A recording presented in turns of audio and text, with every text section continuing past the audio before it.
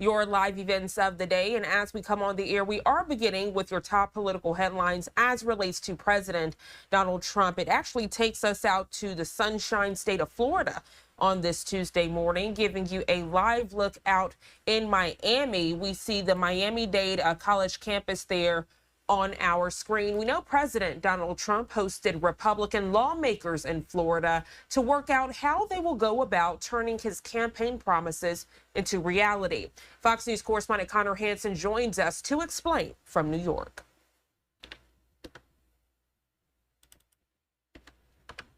President Trump started the second week of his second term in his home state of Florida. House Republicans are holding their annual policy retreat at one of Trump's resorts. There's nothing we cannot achieve as long as the Republican Party remains united. Congress needs to agree on a spending bill by March 14th. President Trump would like to see his top priorities stuffed into one large bill with enough support to prevent Democrats from blocking it in the Senate. We're tracking down the illegal alien criminals. We're detaining them, and we are throwing them the hell out of our country. While the president has already signed several executive orders addressing immigration, he'd like border security to be a key part of the bill. It could also cover energy policy and extend Trump's 2017 tax cuts. I'm also eager to get to work with Congress on the largest package of tax cuts and reforms in American history. We got to get that done. Key to that process will be the new Treasury Secretary, Scott Bessent, the latest member of President Trump's cabinet to be confirmed by the Senate. Bessent was pushed through in a bipartisan vote, 68-29. His background and training are tailor-made for this role, and he has the demeanor and character to be an effective secretary. President Trump's cabinet continues to come together with a final vote on Transportation Secretary nominee Sean Duffy, likely coming Tuesday. This week, we'll also see hearings for more controversial nominees like Robert F. Kennedy Jr. and Tulsi Gabbard. In New York, Connor Hansen, Fox News. All right, Connor, thank you so much for that update. And as he alluded to those confirmation hearings and that Senate vote, we'll have more on that in just a moment. As we stay on your top political headlines this Tuesday morning, 6:01 here on the East Coast, and taking you out to the nation's capital, giving you a live look at the White House. This as the Trump administration says Colombia agreed to accept deportation flights from the U.S. The South American country initially refused to take the detainees, sparking several threats from President Donald Trump. Fox News senior White House correspondent Jackie Heinrich has the details. President Trump's brief game of trade war chicken ended with Colombia's president backing down, offering his presidential plane to repatriate deported criminal migrants. But it wasn't just the U.S. ratcheting up pressure. It affects us. It will affect all people exporting their products. This will put a halt on Colombian commerce with the United States. This will completely affect us. If you come to your own country, how can you not be accepted? It's not logical. But congressional Democrats were quick to criticize Trump. Alexandria Ocasio-Cortez posting, "Remember, we pay the tariffs, not Colombia. Trump is all about making inflation worse for working-class Americans, not better." The New York Post headline that followed, AOC roasted over post about Colombia tariffs and coffee prices that aged like hot milk. Republicans ended the day with a victory lap. We can do this the easy way or we can do it the hard way. But one way or another, the American people have spoken on this. House Speaker Mike Johnson says all nations should be on notice to take their people back or else. In Chicago on Sunday alone, ICE says it arrested 9 Tren de Aragua gang members, one allegedly selling guns, and more. We arrested 2 illegal aliens that had murder convictions that were walking the street. We arrested at least 7 sexual predators, mostly child predators. We arrested people with assault allegations, extreme sexual assault. Meantime, illegal crossings at the southern border are still a problem. Border Patrol agents exchanging fire today with suspected cartel gunmen near Fronton, Texas, blocking a group from crossing the river. DHS tells Fox ICE agents will descend on New York next, and the target list will expand to include 1.4 million fugitives who've already had due process. Tom Homan also says third countries are lining up to take deportees from countries that don't have repatriation agreements with the United States. At the White House, Jackie Heinrich, Fox News. Jackie, thank you so much. And we know this is a fluid situation. So as we get more information in, you'll be the first to know right here on Live Now from Fox, giving you another live look at the White House as we continue to discuss your top political headlines this Tuesday morning. Right now, I want to transition, though, and give you a live look at the U.S. Capitol here at 6:04 on the East Coast. As I mentioned, we are looking ahead this week to several Senate confirmation hearings. We also know there will be a Senate vote today. 6:05 is the time. We're going to go ahead and take our first 2-minute commercial break of the hour. We'll have all of those details when we come back.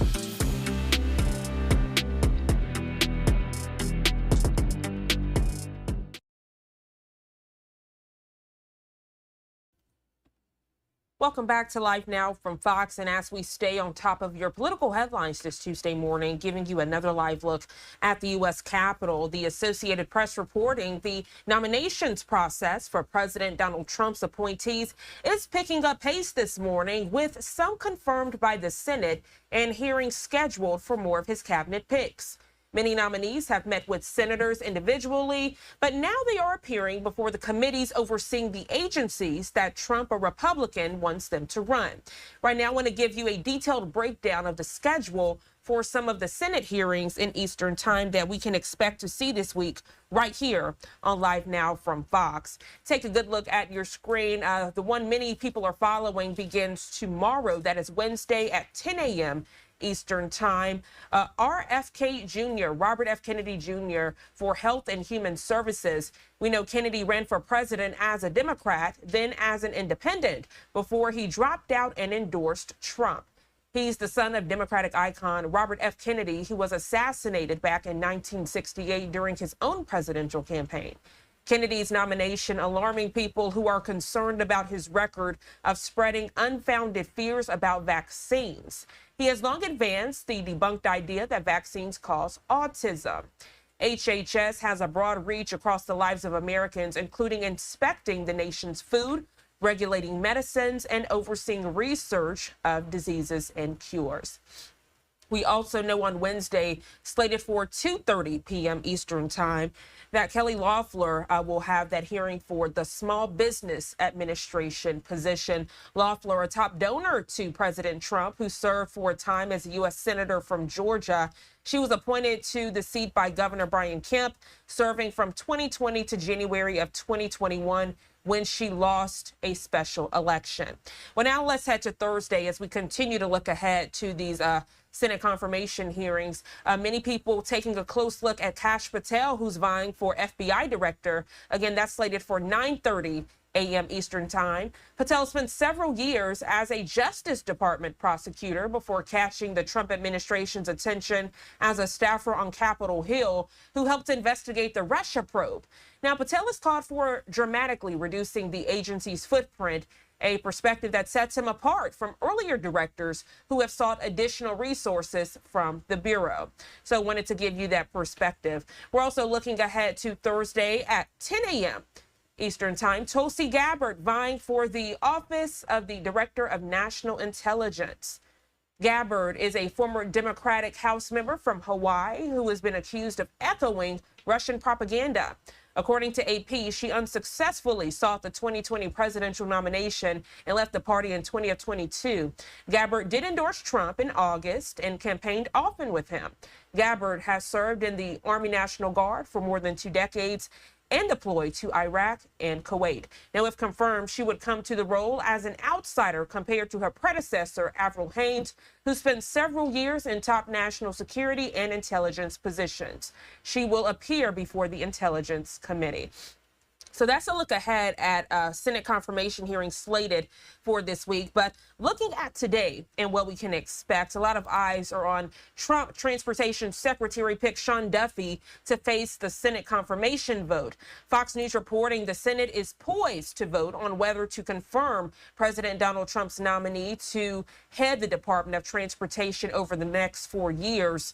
Trump tapped Sean Duffy, a former congressman, a father of 9, and a former Fox News host, to serve as Secretary of Transportation under his administration, calling him a, quote, tremendous and well-liked public servant, end quote. Duffy underwent a grilling by the Senate Commerce, Science, and Transportation Committee earlier this month, eventually advancing to a full Senate vote with unanimous bipartisan support. We know a vote for Duffy's confirmation was held Monday evening, which upon its passing meant the chamber would conclude its debate over its nomination and then proceed to that final vote, which is expected to happen today. That confirmation vote set for 12 p.m. Eastern Time. So a lot to look ahead to today, but also this week as relates to those Senate confirmation hearings. And of course, if cameras are allowed inside, you'll get it in full right here on Live Now from Fox. 6:10 on the East Coast. Let's go to our second 2-minute commercial break. We'll be right back.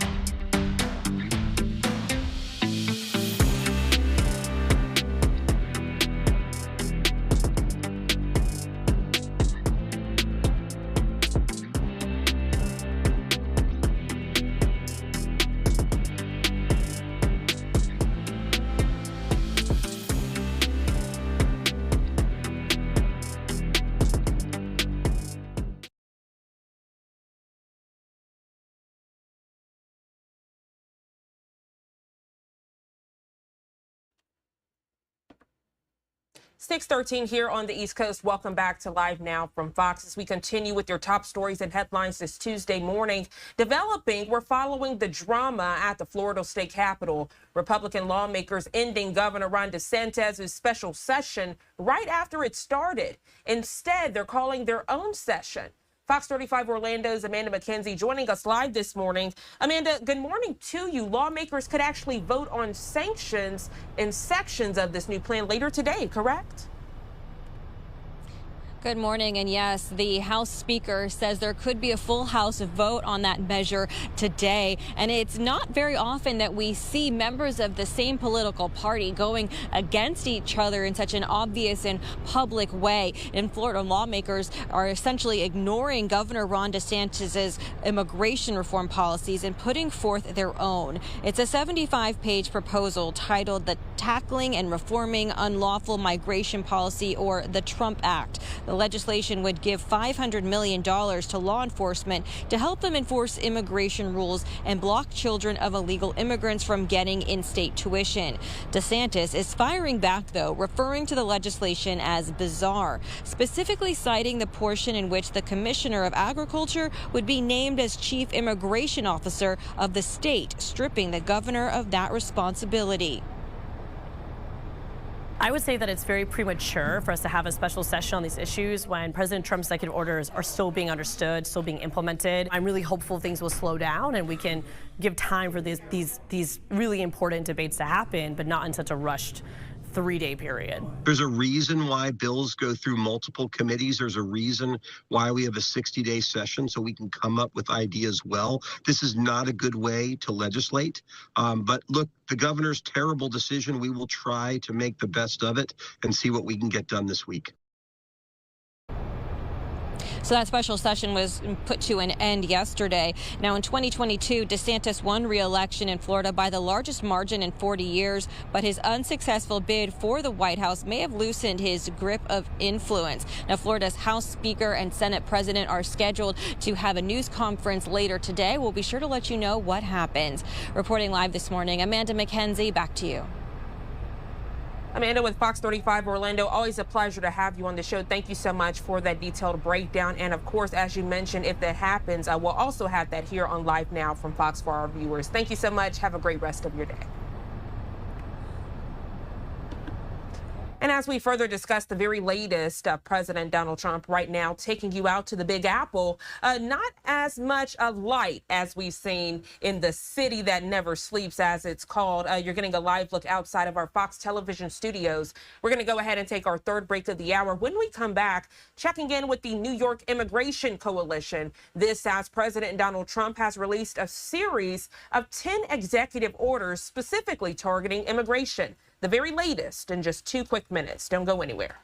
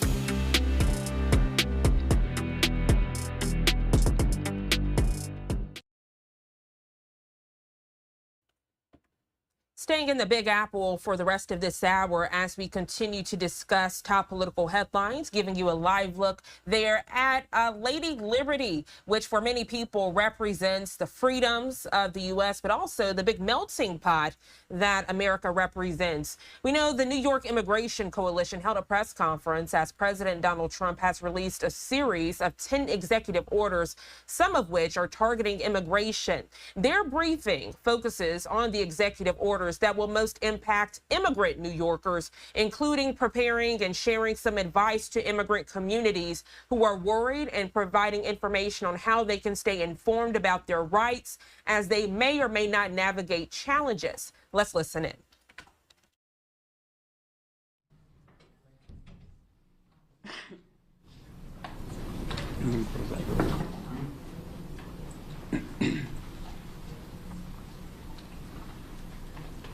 Good afternoon, everyone. My name is Murad Awauda. I'm the president and CEO of the New York Immigration Coalition. The New York Immigration Coalition is the oldest and largest immigrant rights organization in the United States. We have over 200 members across the state of New York, from Buffalo down to Babylon, from the North Fork up to North Country. We have seen this administration come in and on day one issue a slew of executive orders attacking our communities, everything from birthright citizenship to restoring the travel ban to increasing removals. What does this mean and what does this look like? We've been dealing with hysteria of mass deportation, of people feeling that any local law enforcement or any law enforcement that they see may be ICE. And with the deputization of the DEA, ATF, and other federal agencies to support ICE, the level of fear across this city and this state I've never seen before. Deportations destroy communities. They destroy families. This has never been about safety and security. This administration is hell-bent on ensuring that they maximize their cruelty. The intent has always been and will continue to be chaos and panic. And on that, they are succeeding in this moment. Many of the executive orders and the executive actions that Donald Trump signed into order last week will not hold up in court, and they know that. A preliminary injunction was put in place out of Seattle, where the judge noted that he has never seen something so unconstitutional before. The lawsuits have started. The fights are going to continue. And we have an enormous amount of work ahead of us. But the most important thing I want our communities to know across New York is that they have rights. And they can visit our website, nyic.org/KYR, and learn what their rights are. They don't have to open up the door. They can ask through the door, is there a judicial warrant? They have the right to remain silent if they are approached by ICE or any agency asking them any questions in the street. This is a moment where we all have to come together as New Yorkers to fight for our families, to fight for our communities, and ensure that we continue to allow our people to thrive here in the state of New York. I want to pass the mic over to Rosanna Eugenio, our legal director here at the New York Immigration Coalition, to break down the executive orders. Thank you, Murad. Good afternoon, everyone. My name is Rosanna Eugenio, or Rosie Eugenio, and I am the legal director at NYIC. I have the unenviable task of breaking down a slew of executive orders that are unconstitutional in some respects, overwhelming, and communicate the unifying theme that immigrants, according to this administration, are not welcome here. The sheer volume, over 10 executive orders and several more memos related, are meant to overwhelm. They are meant to sow confusion. The accompanying rhetoric and high-profile actions, enforcement actions over the last few days, are also meant to communicate that message. There are a few that will impact New Yorkers specifically and are already impacting New Yorkers that I want to highlight today. The first one is the revocation of the sensitive locations policies under the last administration.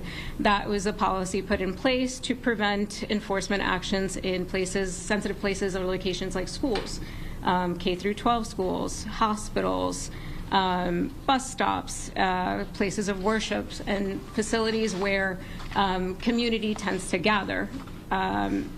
Revoking this policy is meant to create confusion, to sow fear in the community. The idea of a classmate being snatched in the middle of the day, or someone being taken from the bus stop, or a child's parent being taken from the playground is traumatic for everyone. It's traumatic for children, it's traumatic for parents. These kind of disappearances are going to be happening more and more if there is no public attention paid to the results of this enforcement action. It doesn't make communities safer to not have sensitive locations policy in place. What it means is that people will stop accessing services that are desperately needed. We will have victims who are not seeking public safety services. We will have confused parents and school officials, and we'll have traumatized children. That is the practical effect of policies like that. The next policy that I want to talk about is the enforcement priorities. Enforcement priorities have been put into place by various administrations to make use of federal government resources in a more efficient manner. When you don't have enforcement priorities, everyone is subject to detention. It also creates this situation where there leads to increased profiling. How do you tell that someone does not have legal status in this country, or may not have legal status, or is in the process of seeking legal status? You can't tell that by looking at someone, but it will create conditions where there will be profiling of communities, immigrant communities and communities of color. So when everyone has this fear of being subjected to enforcement, it does have a dragnet effect, right? There's a situation out of Newark that was mentioned where a U.S. citizen veteran was caught up in an enforcement action. We also, Murad had mentioned, the personnel involved in enforcement is different. It's not just ICE, it's ATF, it's the other side of ICE, Homeland Security Investigations, it's U.S. Marshals. We don't know who is there for whatever law enforcement purpose. So the practical communication is every enforcement interaction could be one that is scary for any immigrant in the state. So that is something that has changed. Who is carrying out the enforcement, and what that looks like in different communities is different. We also want to look at the stop work orders of different legal services programs. For legal services programs who receive federal funding to communicate rights in courts and to explain the process for someone in courts, many of these legal services programs have received what's called stop work orders. Legal access programs and legal services programs are meant to create efficiencies within the court space. They're meant to communicate rights. They are something that makes the process more efficient, not just for the immigrant who's going through the process, but also for the judges, for the personnel from the government who represent the government. It's a streamline. It makes the process better for everyone. Stopping these programs is not helpful. And it will create more backlogs. We talk a lot about backlogs, right? We talk a lot about these processes that people are waiting years for their day in court. Actions like this executive order will make those processes even longer and harder, and make the courts even harder to access. We also have a stoppage of refugees, and so that will practically affect organizations that are primarily refugee serving. It has a practical effect has an impact in their funding. We also think about the situation in Ukraine and Afghanistan. When people are not able to come to the U.S., they're going to be separated from their families, right? Reunifications will not happen.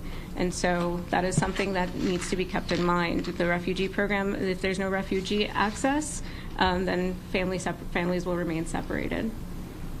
The last I want to talk about is sort of these high-profile executive orders that may or may not have an immediate impact. So things like revoking birthright citizenship.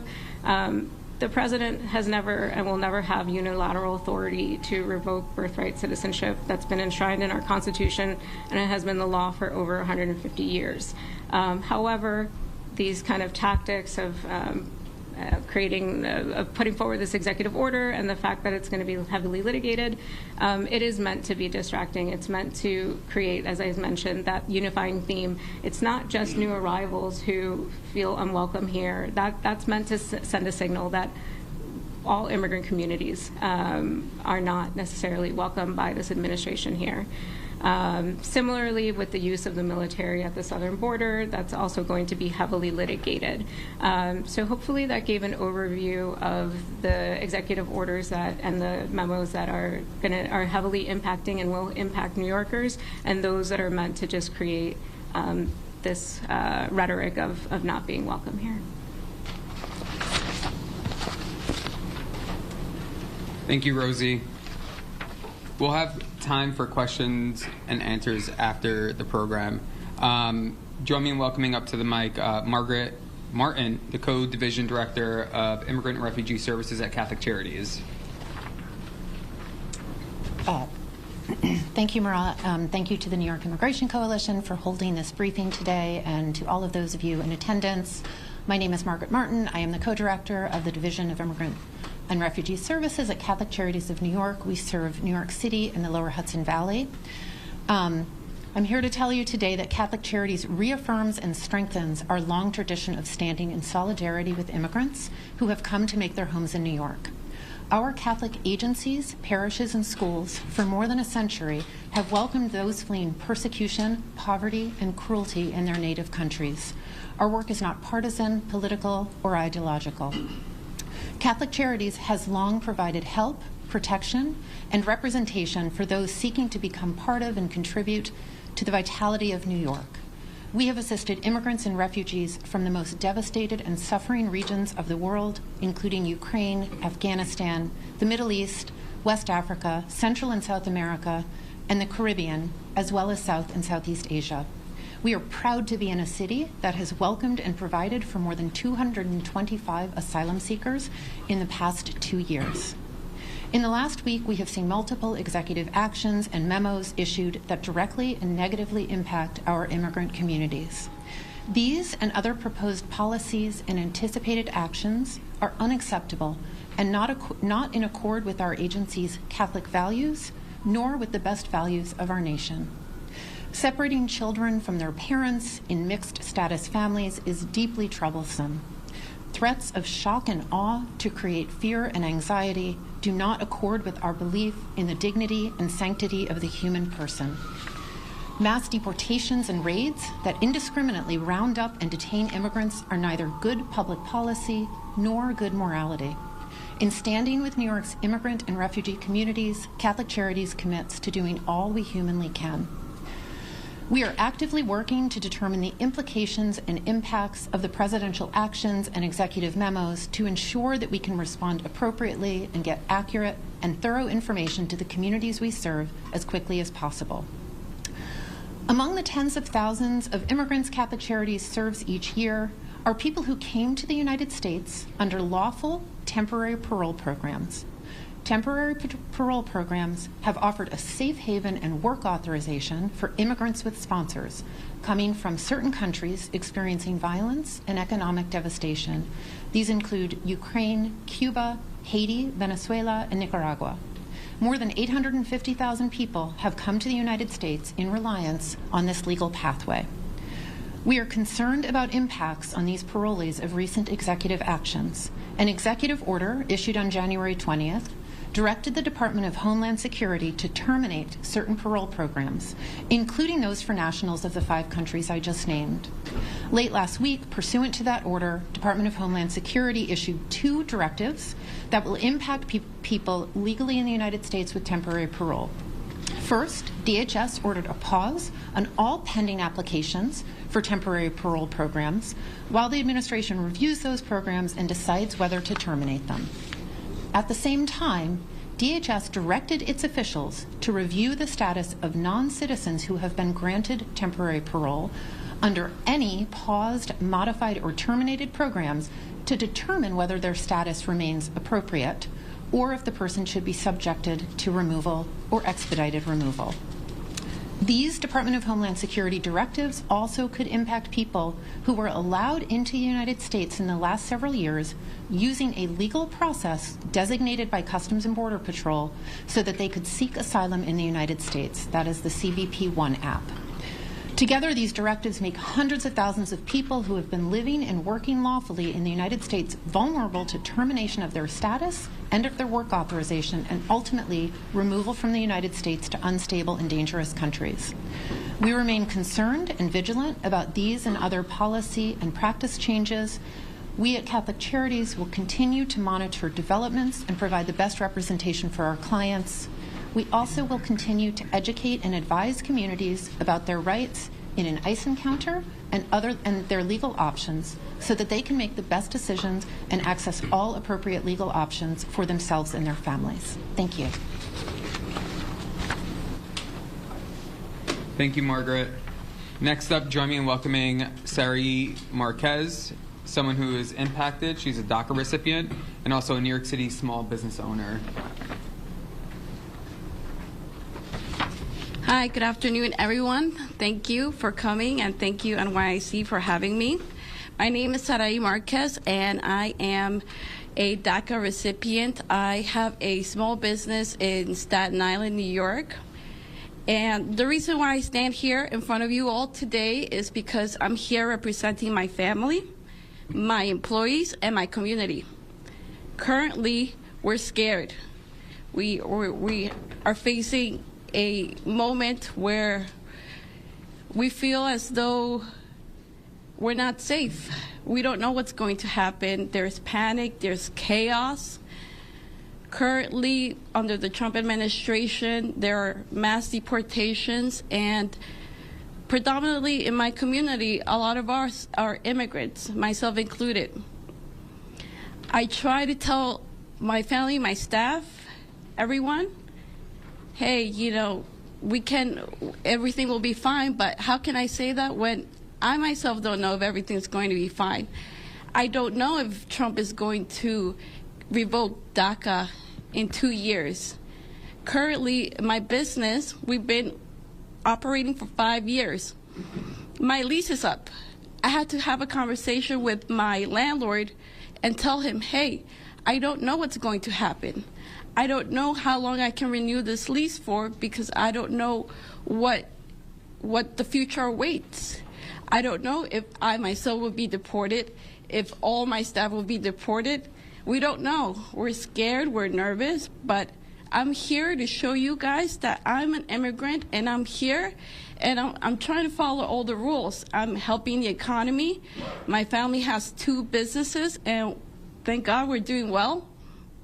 We're hiring people from the community, many who are also citizens or have legal status here.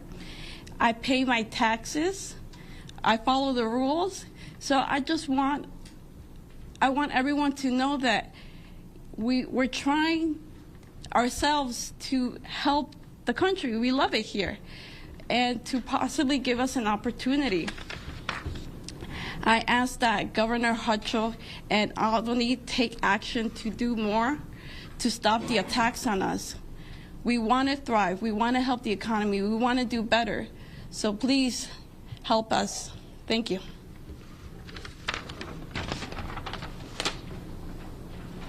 Thank you, Sari. Our best defense in this moment is people knowing their rights. Stay calm. Don't lie, remain silent, don't consent to a search, and if they show up to your door, do not open the door without a judicial warrant, as well as making sure that it's signed by a judge. And for everyone who is out there who's reporting on sightings and everything, visit our social media handles and you'll see some of the guidelines that we have there. Please identify, ensure that you are identifying the right agency. Many people have been doing the right thing and being worried and concerned for their neighbors. but ensure that it is actually immigration enforcement. Document the time, the place, and what's happening. And for those who want more information on what your rights are, visit our website, nyic.org/KYR. I want to thank our partners for joining us here today. Thank you for sharing your story, Sari. Thank you for joining us from Catholic Charities. We'll open it up to questions. Excuse me, will we be able to speak with her separately in Spanish? Yeah. Yes. And also, do you speak Spanish? Yeah. Great. I'm good. Okay. Emily? Do you feel like immigrant advocacy groups and community groups are taking the lead in this time of uncertainty in a way that elected officials are not?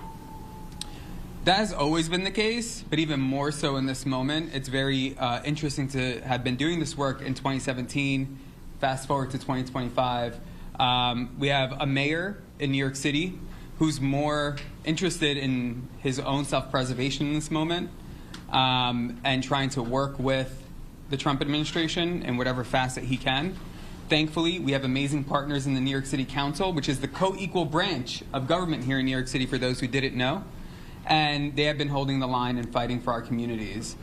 We have many local laws in place, and that's in large part thanks to the partnership we've had with the council for decades at this point. But we need all of our elected officials to stand up and fight back. This isn't a moment where only the immigrant rights advocates should be fighting this fight alone. Every single one of our communities is going to be attacked. Everything that New York City and New York State holds dear will be attacked. And now is the moment for every single one of us to stand up and fight for each other.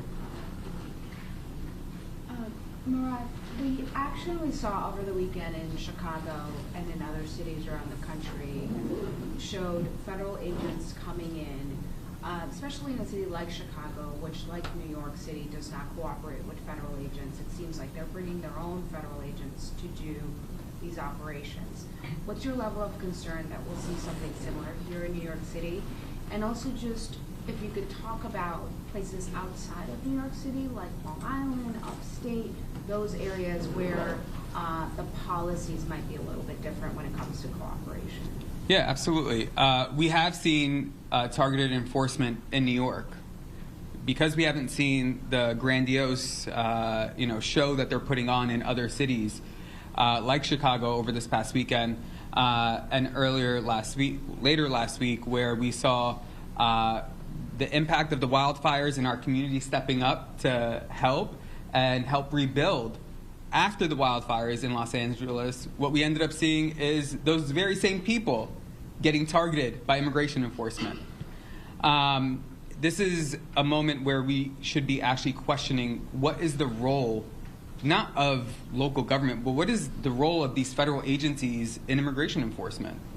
This isn't just thinking about, do they not have other things to be working on? The U.S. Marshal's Office, ATF, DEA. I thought that crime has been at an all-time high, as everyone has been, parroting. It seems like we can pause that work to then focus on making our communities actually less safe in these moments. Here in New York, we did see targeted enforcement on Long Island as well last week on Tuesday or Wednesday in Glen Cove.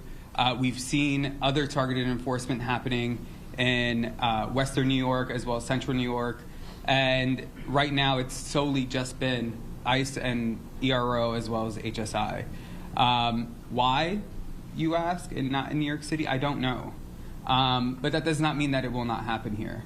So we are preparing for whatever comes down the road and making sure that we are getting our communities as best prepared as possible.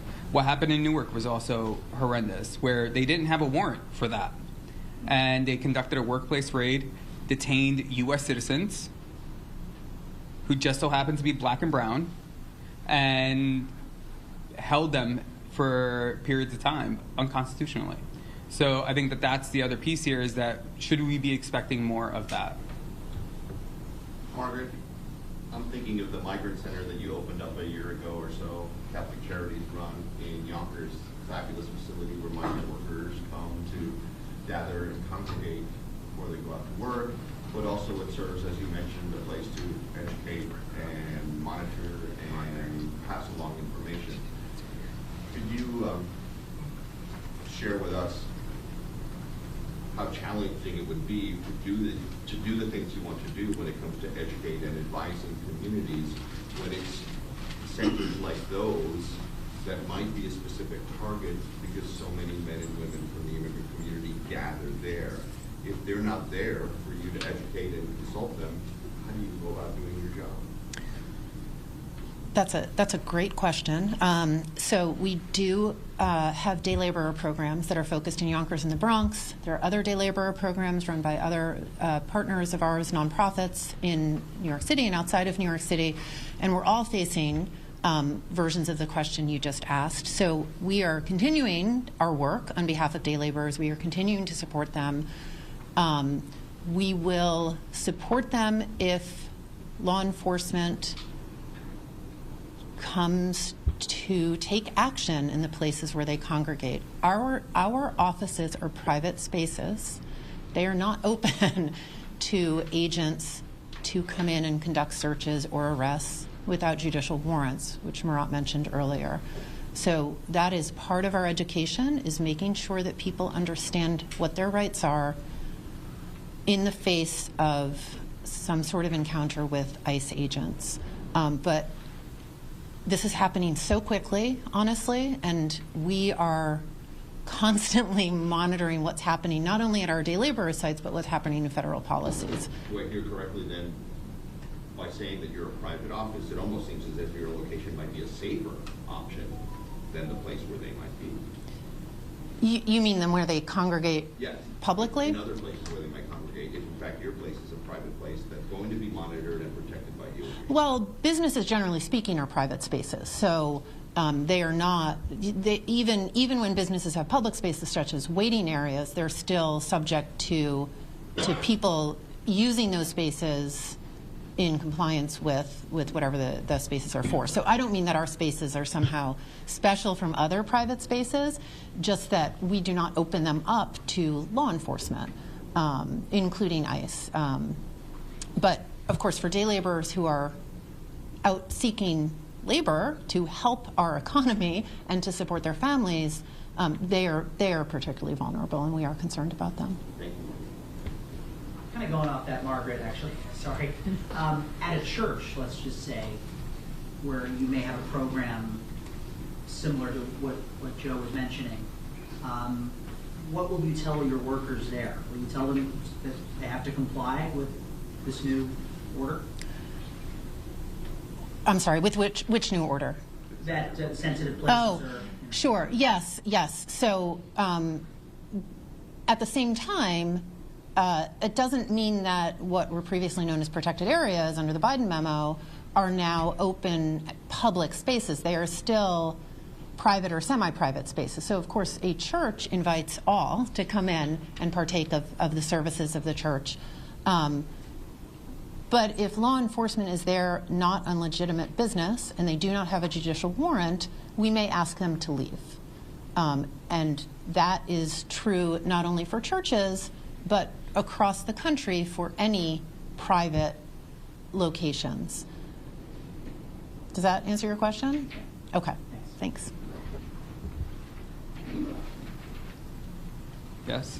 I'm so sorry. No, that's okay. I've worked many times with Teresa Santiago and been at your organization so many times. I know that you have a lot of funds from the federal government. I'm just wondering, how will this affect you? And I'm also concerned about the fact that so many migrants are in upstate working on the farms. I wonder if you had a conversation with Governor Hochul about this, or even with the Trump administration, if there's any engagement at all. Sure. So on the first question, we're continuing to monitor developments about federal funding and how it may impact the services we provide or the services that other nonprofit legal service and other agencies provide. So that is still something we are actively looking at.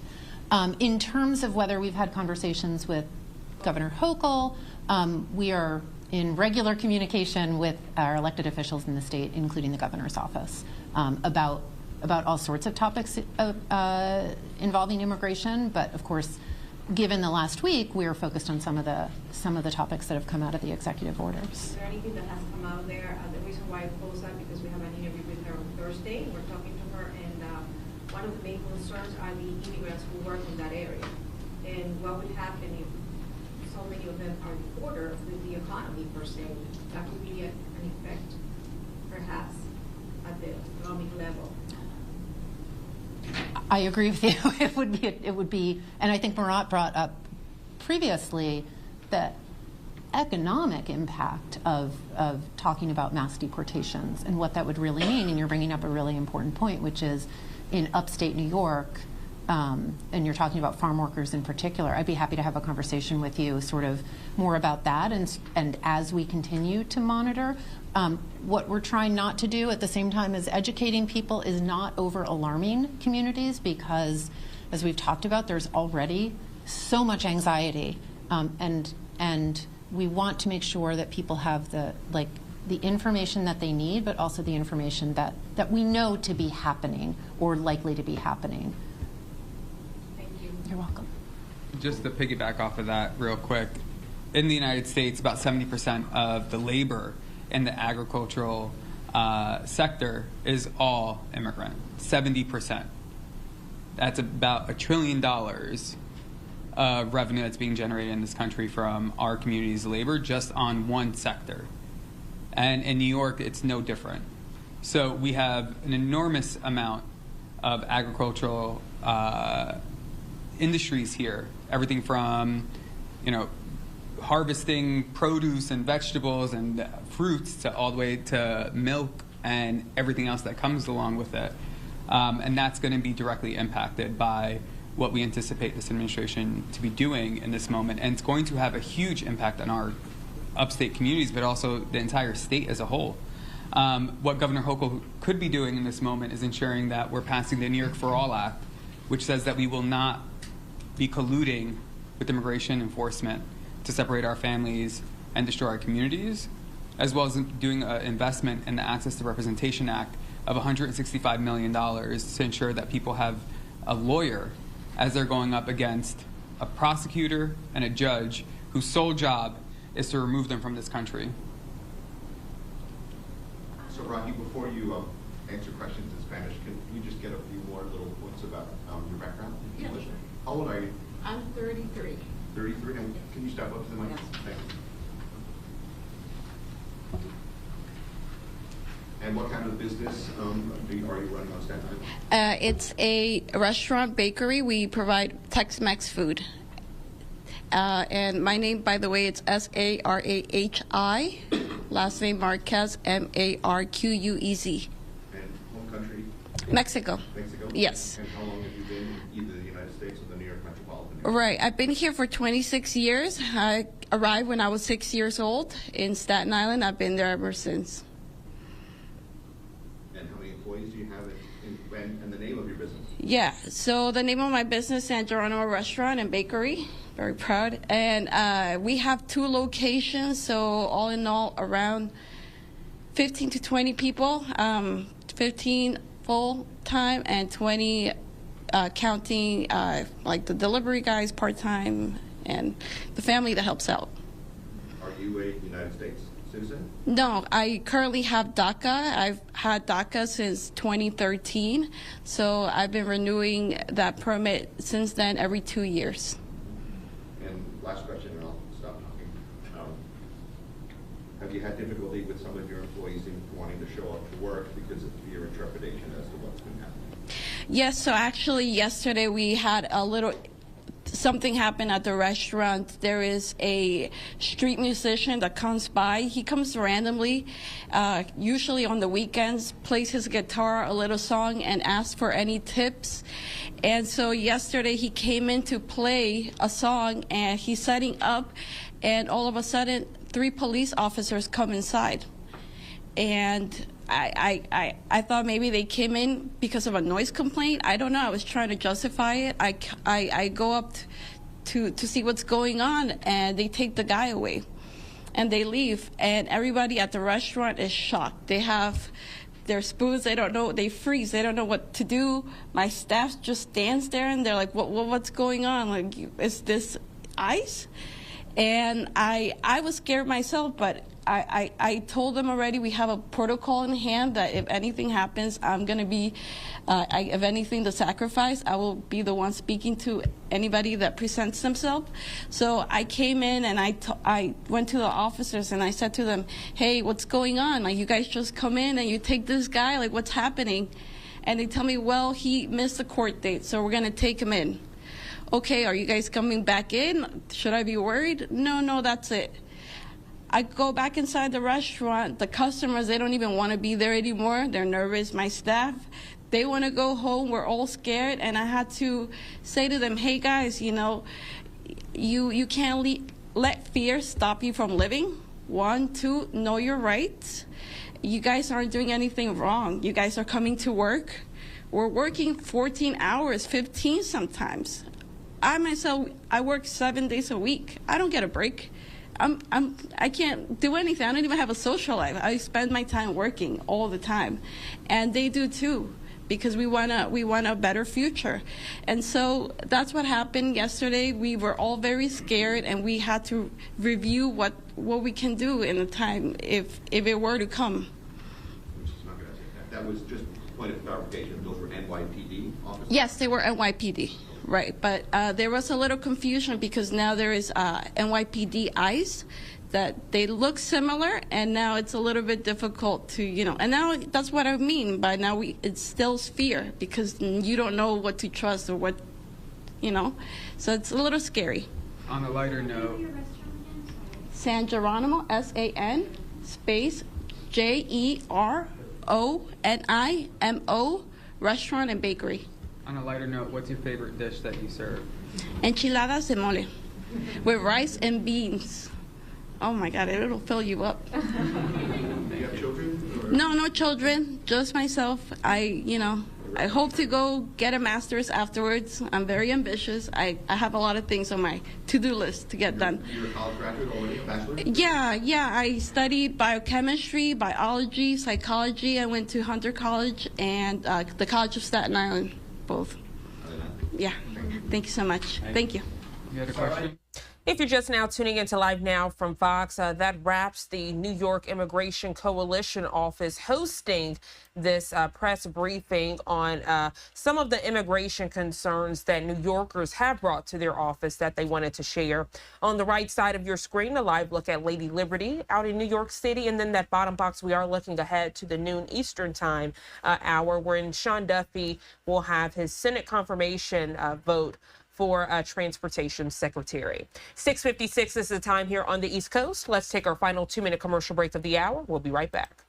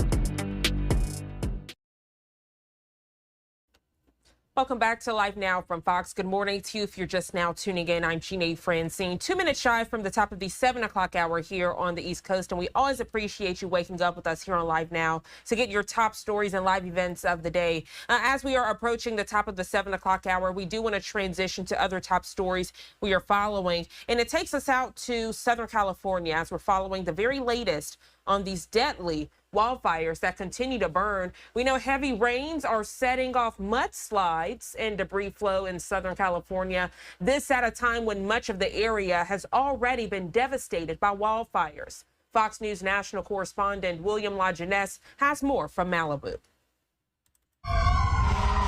Nearly 3 weeks after 2 wildfires claimed lives and wiped out entire neighborhoods, drought-stricken Southern California is finally getting some rain. But with rain comes fear of mudslides, especially in burn areas.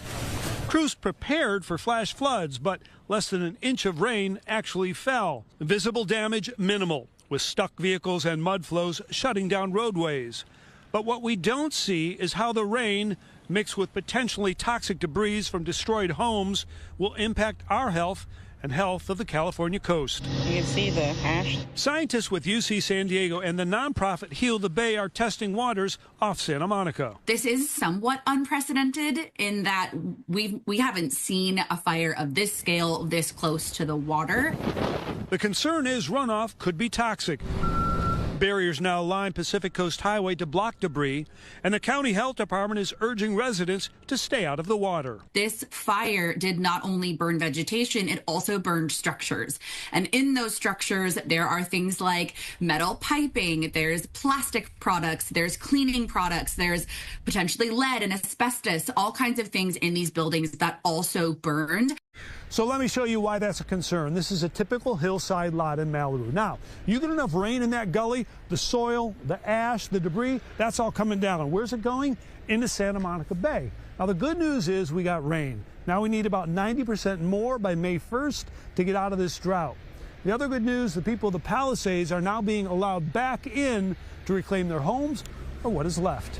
In Malibu, California, William LaJeunesse, Fox News. William, thank you so much for that detailed update. And we know LA Mayor Karen Bass held an update on fire recovery efforts. Take a listen.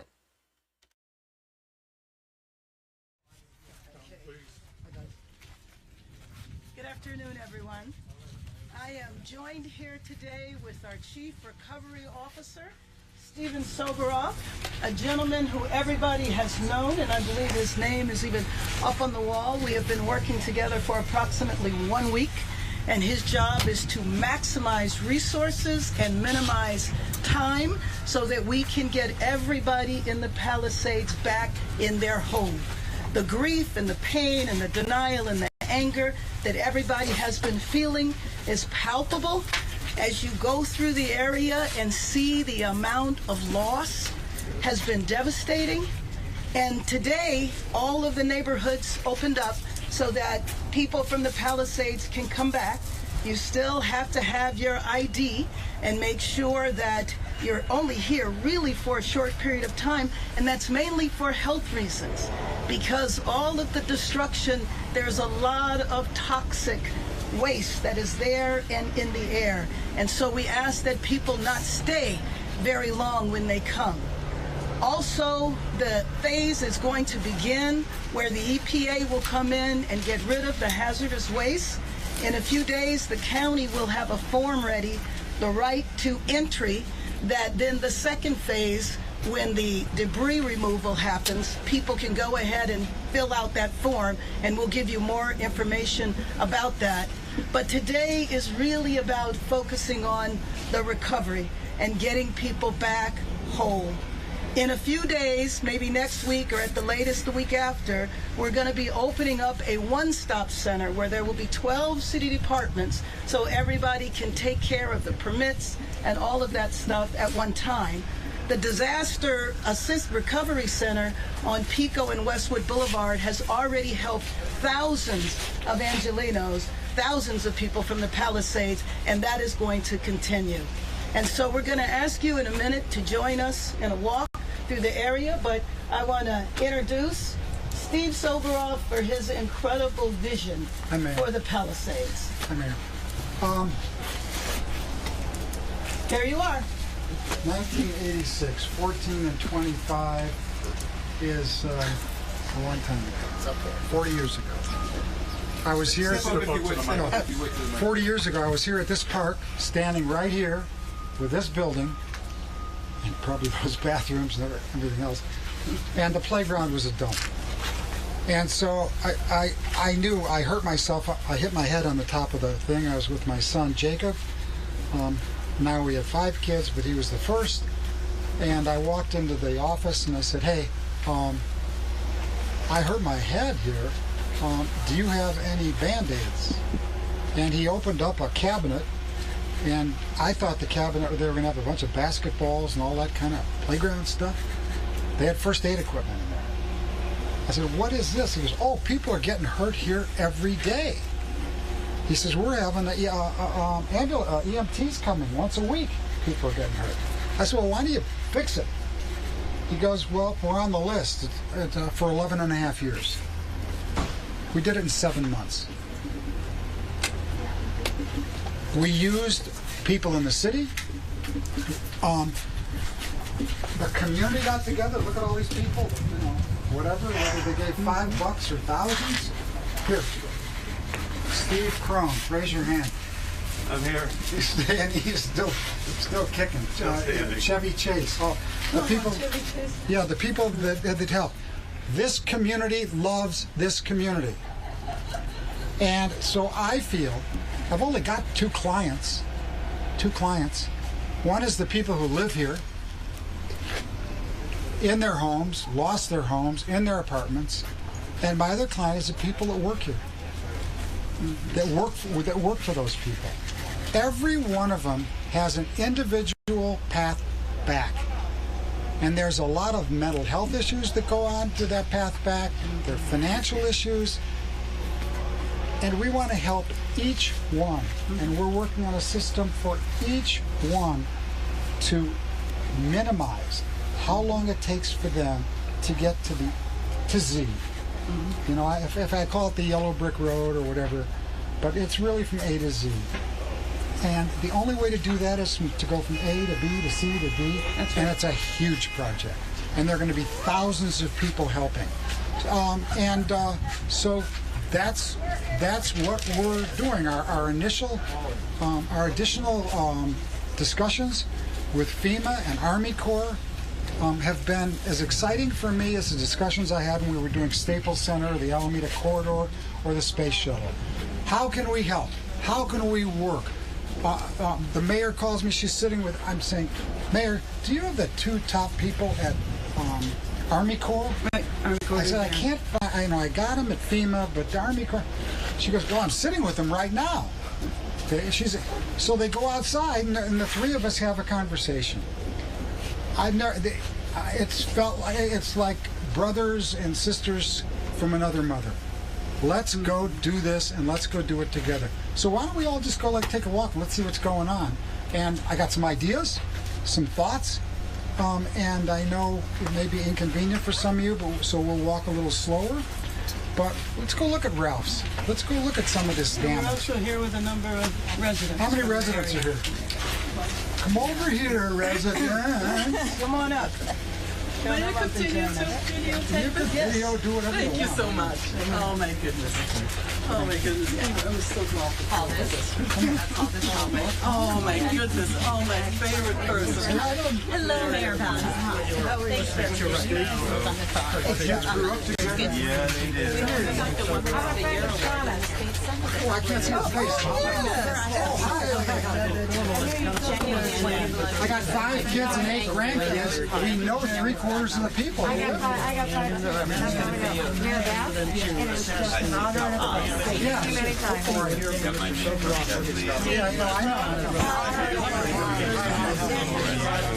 Thank you for all your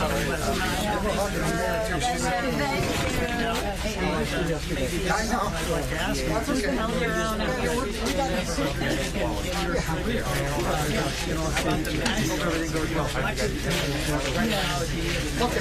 So we'll take. if you're just now tuning into Live Now from Fox, good morning to you. The LA mayor speaking now again. Let's listen in. Go ahead. For talking to us. So with this vision, is there a timeline? Are you talking 5 years, 10 years, longer? I'm 76. 10 years from now, I'm going to be dead, man. Are you kidding? I don't have time to. Well, the whole point is to maximize the resources that we get, especially from the federal government, and minimize the amount of time. So us being organized, getting the community together, people going through the process of getting the hazardous waste done, and then the debris removal will really allow us to expedite. But that's also why we're opening the one-stop center and all. We so don't people have can to get finish there quickly. phase 1, which is the hazardous material removal, to start phase 2. Right. In your house we do, but when your house is done... Oh, Stephen, I'm sorry. When your house is... You see, I'm not used to this. When your house is done, then you'll be able to move right into phase 2, which is the lot clearance. So we want to encourage people to go ahead, start your plans now, and be ready when we're ready. Now, we've got a lot of utility work we don't even know. The mayor's going to be announcing in the next couple days. We have basically an owner's rep for the city. And that owner's rep, the number one owner of the rep is Mayor Bass. But so are all you guys. Right. And they're going to represent you and make sure that everybody does exactly what they say they're going to do. And that's what I did to get that damn place built in 7 months instead of 11.5 years. So this level of organization will help us to do that. Josh? But Mayor Bass, just following up on that, because we just talked to some homeowners who are frustrated because they say, is it going to be 6 months? Is it going to be 18 months? They just want a straight answer. Right. I can answer that real easy. For the last 6 days, 16 of the top website app engineers in America have been putting together a website, an app that we're about to unroll. I want to make sure that it looks like I told them if it doesn't look like the Apple Store website or the Tesla website, where they're not, it's got to be really user friendly. And what you do is you go on the website. There will be probably a photo of your house in real time, because these satellites are flying all the time. And it will give you some environmental information, but it's going to say, what's your question? And you ever watch that show Family Feud? Of course. Okay, so this is going to be, we have gotten the top 4 or 5 questions from 200 different groups. We've been doing focus groups and all these things, so I've missed a couple of meetings. I'm sorry. But now we know the questions that people are answering. So they will just go on, push the button, and it will tell them the answers to the questions in relation to their house. I have my plans. I don't have my plans. Do you have my plans at the city?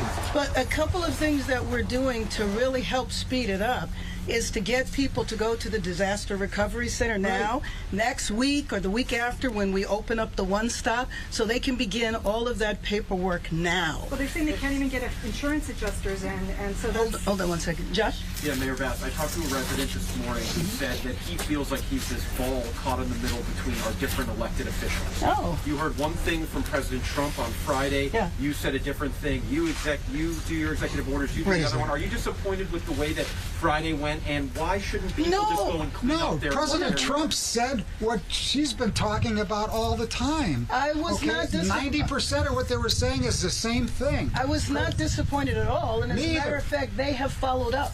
So I think what is difficult for people, what is so difficult for people, is to understand that right now, especially if their place was destroyed, it's really toxic. It's dangerous for them to be there. There will be a time when they can do the cleaning, but the EPA has got to be in charge with this phase of it. And it would be nice if they could say, by next week, on this day, at this time, it'll be done. But you know, Josh, that's impossible to do. Except we're going to the government followed up. What did you say? You said they followed up. Well, they followed up to ask if there were a couple of specific things that we needed for us to respond to right away. I've also continued to be in contact with the administration, communicating with President Trump's chief of staff, and also with members of Congress. There's a congressional delegation here today from Appropriations, which is how we get the resources, and we need them to be here.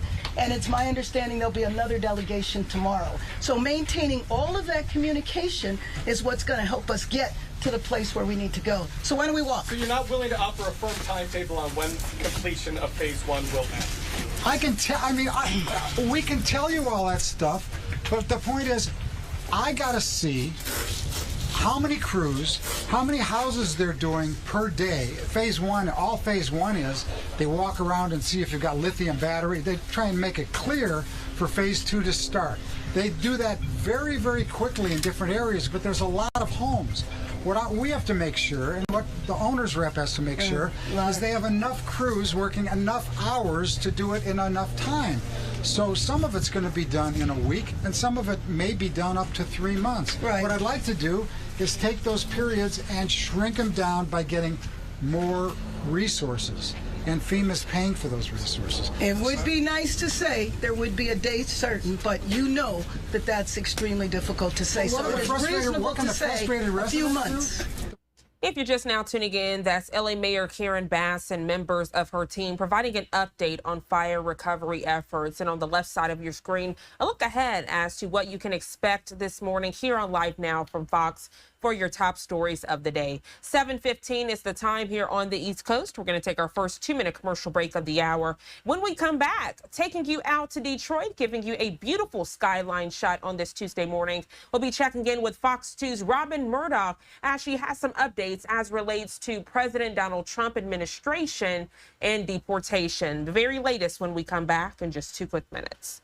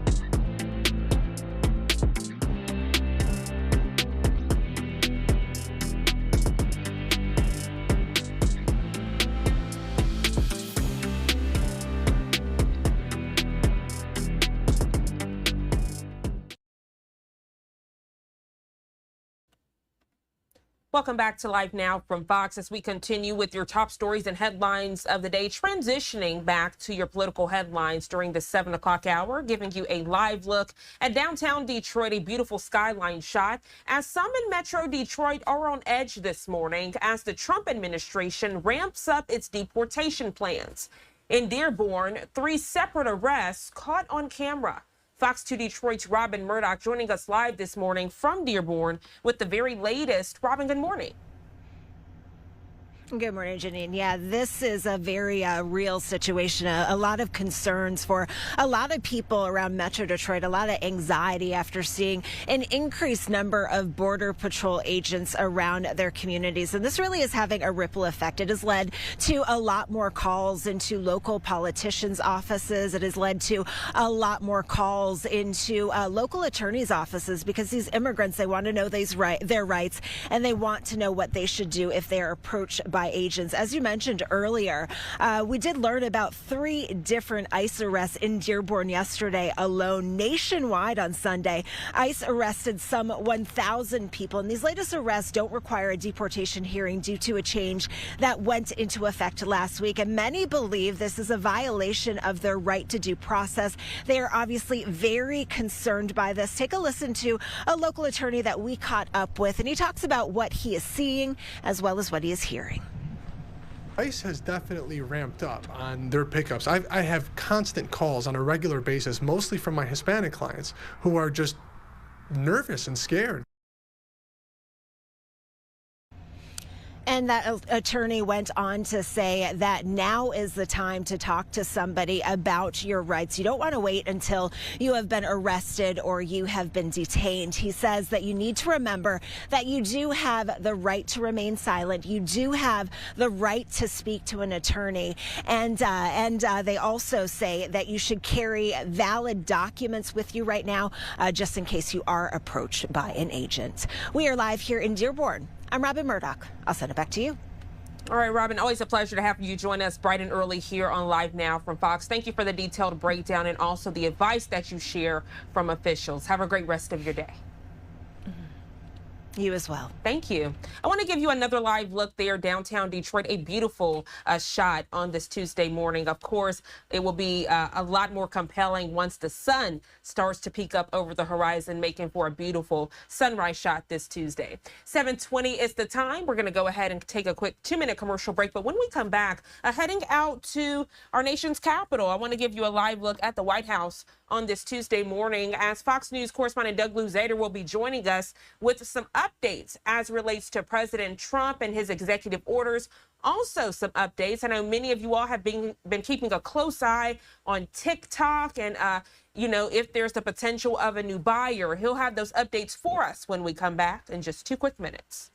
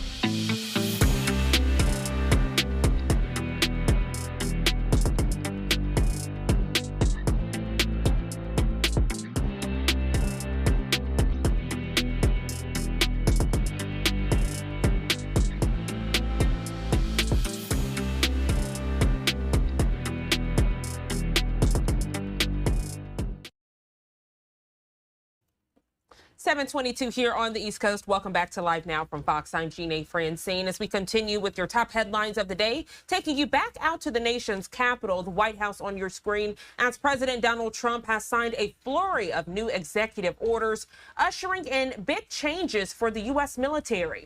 He's also reporting some progress in finding a new buyer for the social media app TikTok. This with growing concerns about U.S. tech dominance. Fox News correspondent Doug Luzader joins us with the very latest in these headlines from Washington.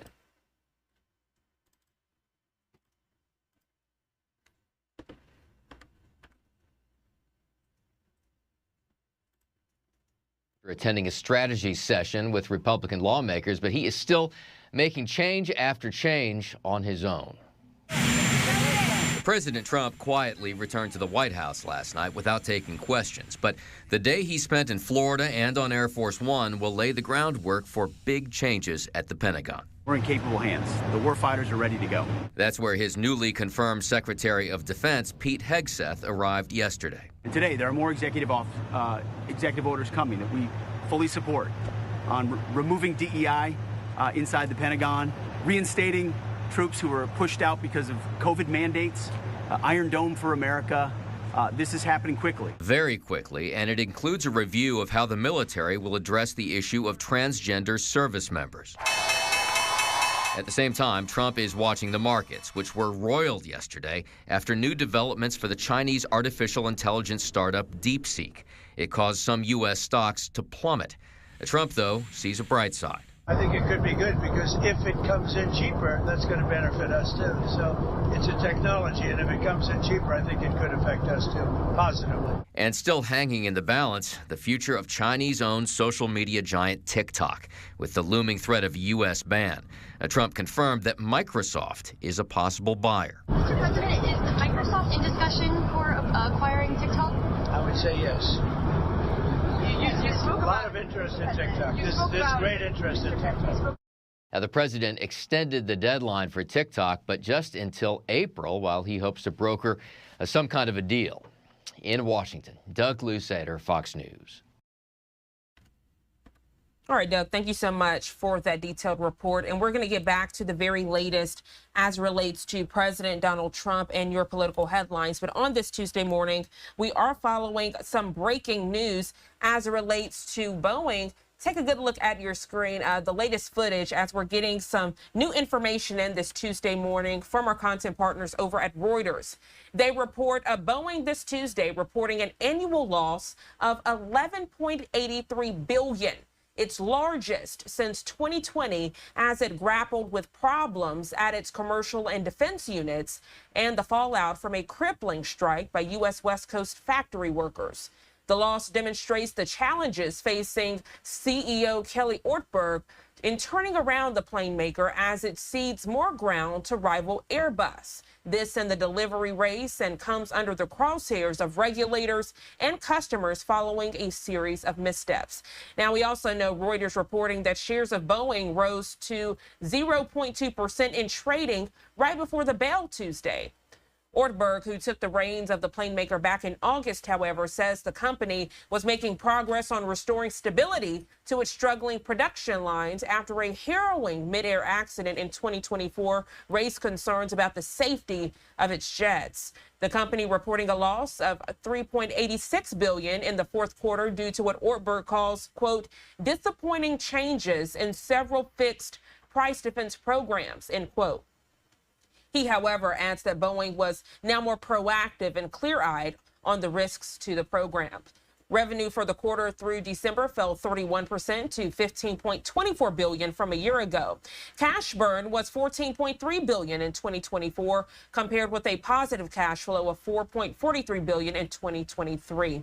After banking record-high profits in the 2010s, Boeing has bled more than $20 billion since 2019 after two fatal crashes of its best-selling 737 MAX, triggering production quality and safety concerns and worries that it had misled regulators during the plane certification process. And then if we look back, we know the COVID-19 pandemic further squeezed the company, while the mid-air panel blowout on a nearly new 737 MAX in early of 2024 dragged Boeing into yet Another crisis.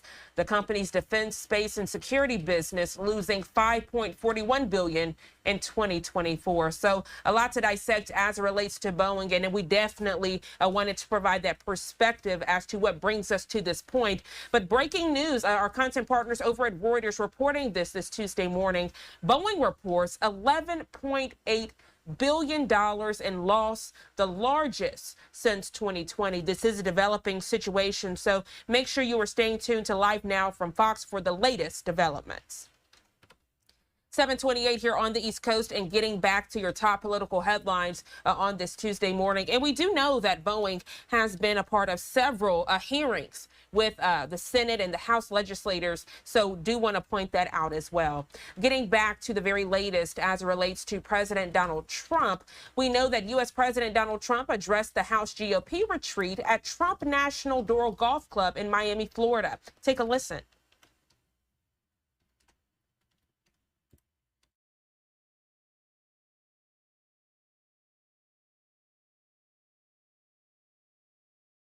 Your tireless work on behalf of our country, along with Congressional Institute CEO Kelly Strickland. Thank you very much. Thank you, Kelly. Thank you very much.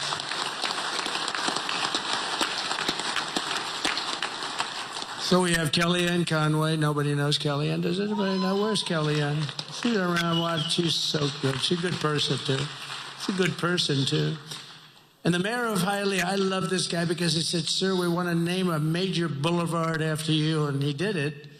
Anybody that names a boulevard after me, I like him a lot. Esteban Bovo and Hialeah, mayor of Hialeah, thank you, wherever you may be. Esteban, where are you? Thank you. Thank you very much.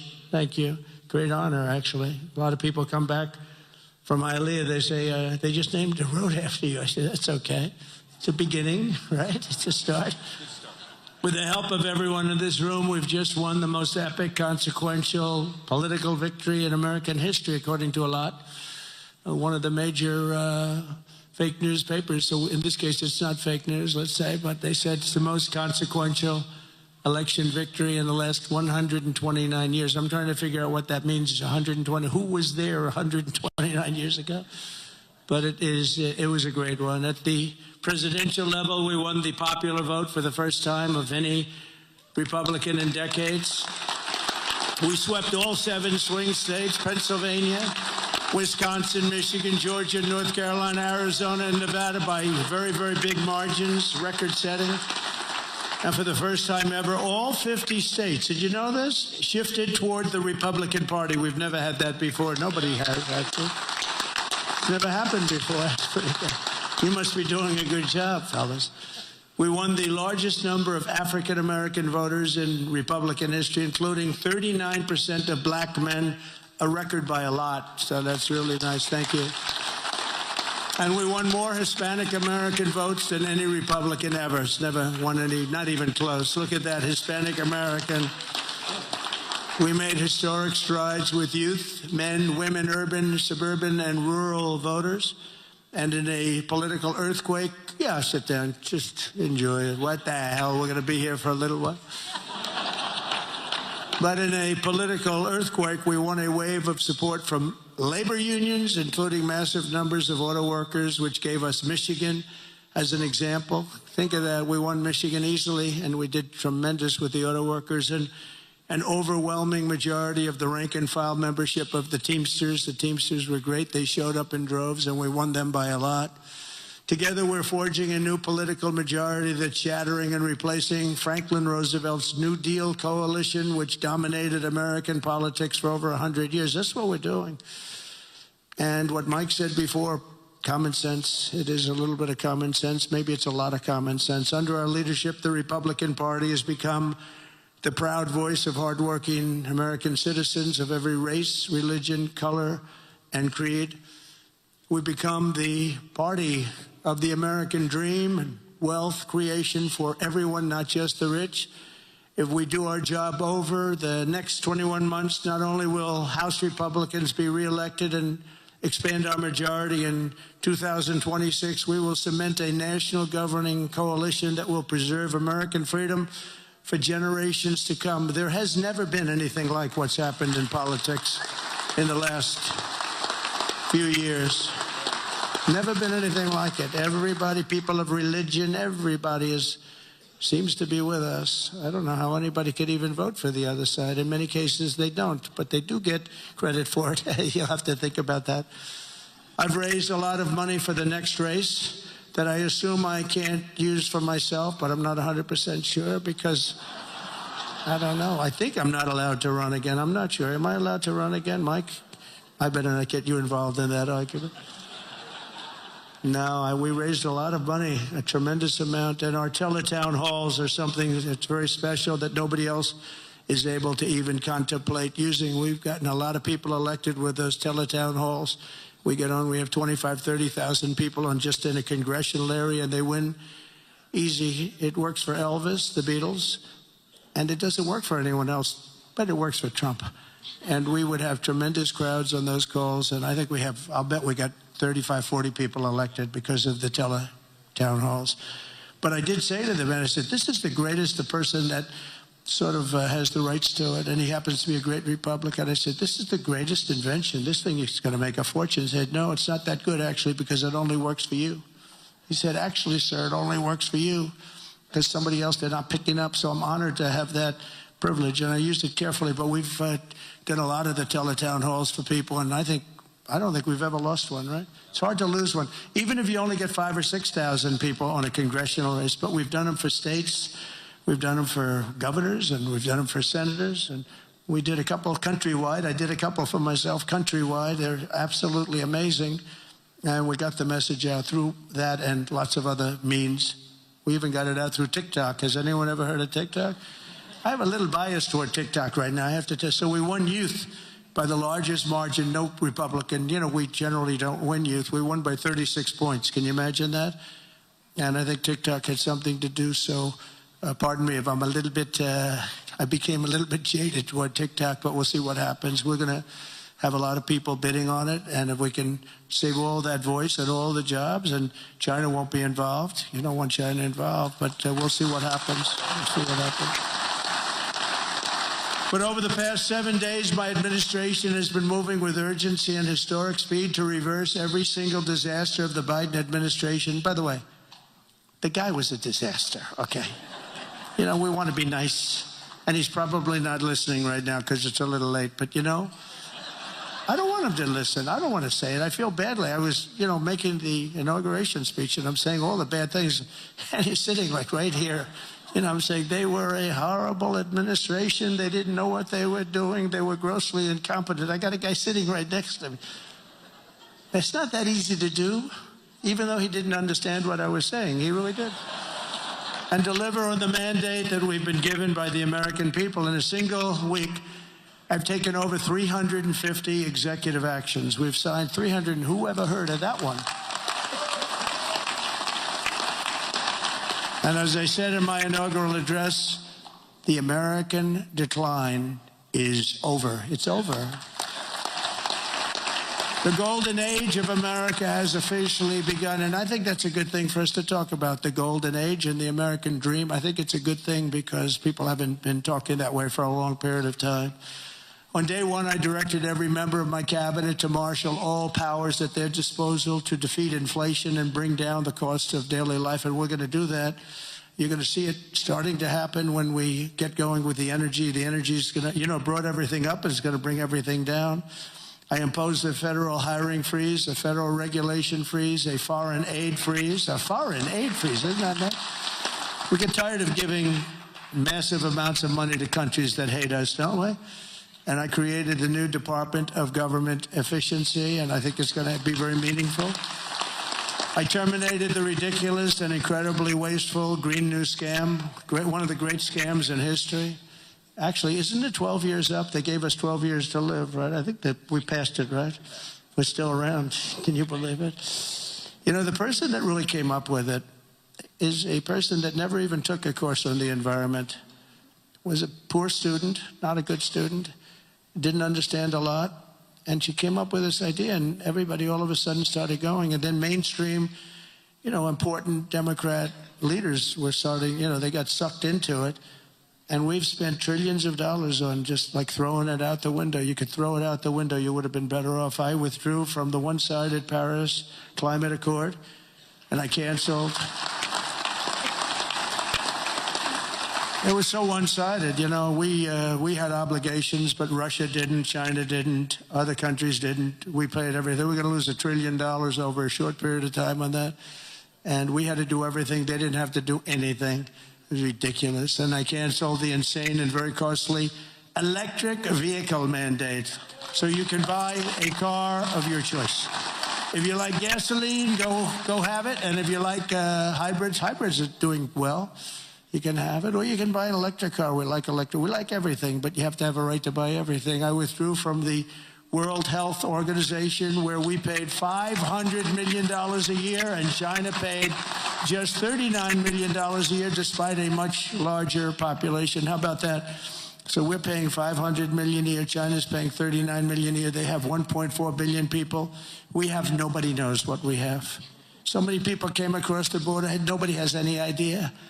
I used to say like 325, but we really don't know. But we're going to know soon. We're going to know. And I tell you, our people are doing Tom Holman and his staff are doing an incredible job getting the bad ones out. I declared a national energy emergency to unlock the liquid gold that's right under our feet, because we will drill, baby, drill. We're going to drill, baby, drill.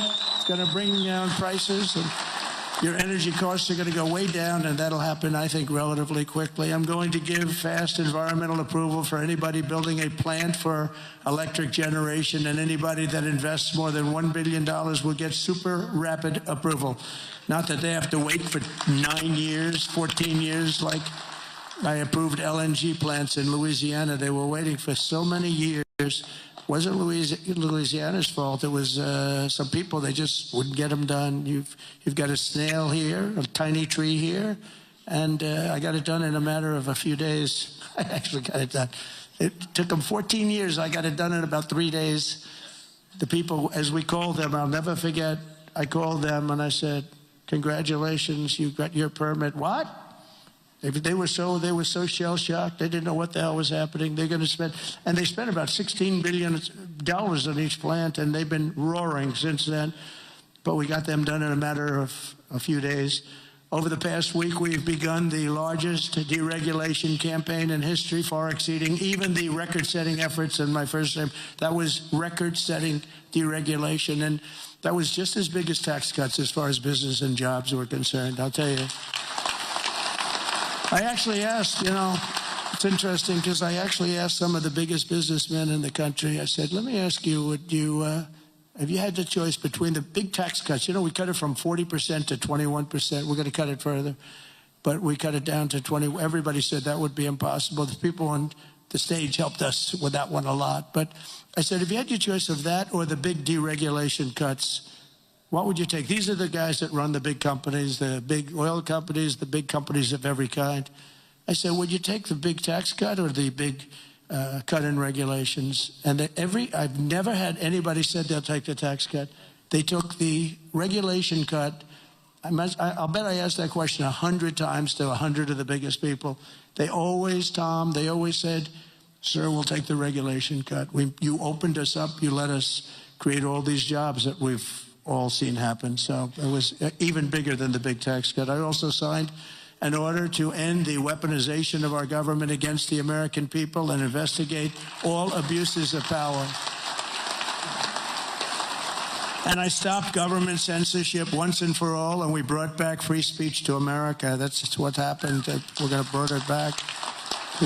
We didn't have free speech. We didn't have free speech. I mean, I was investigated more than any human being in history. Alphonse Capone was a baby.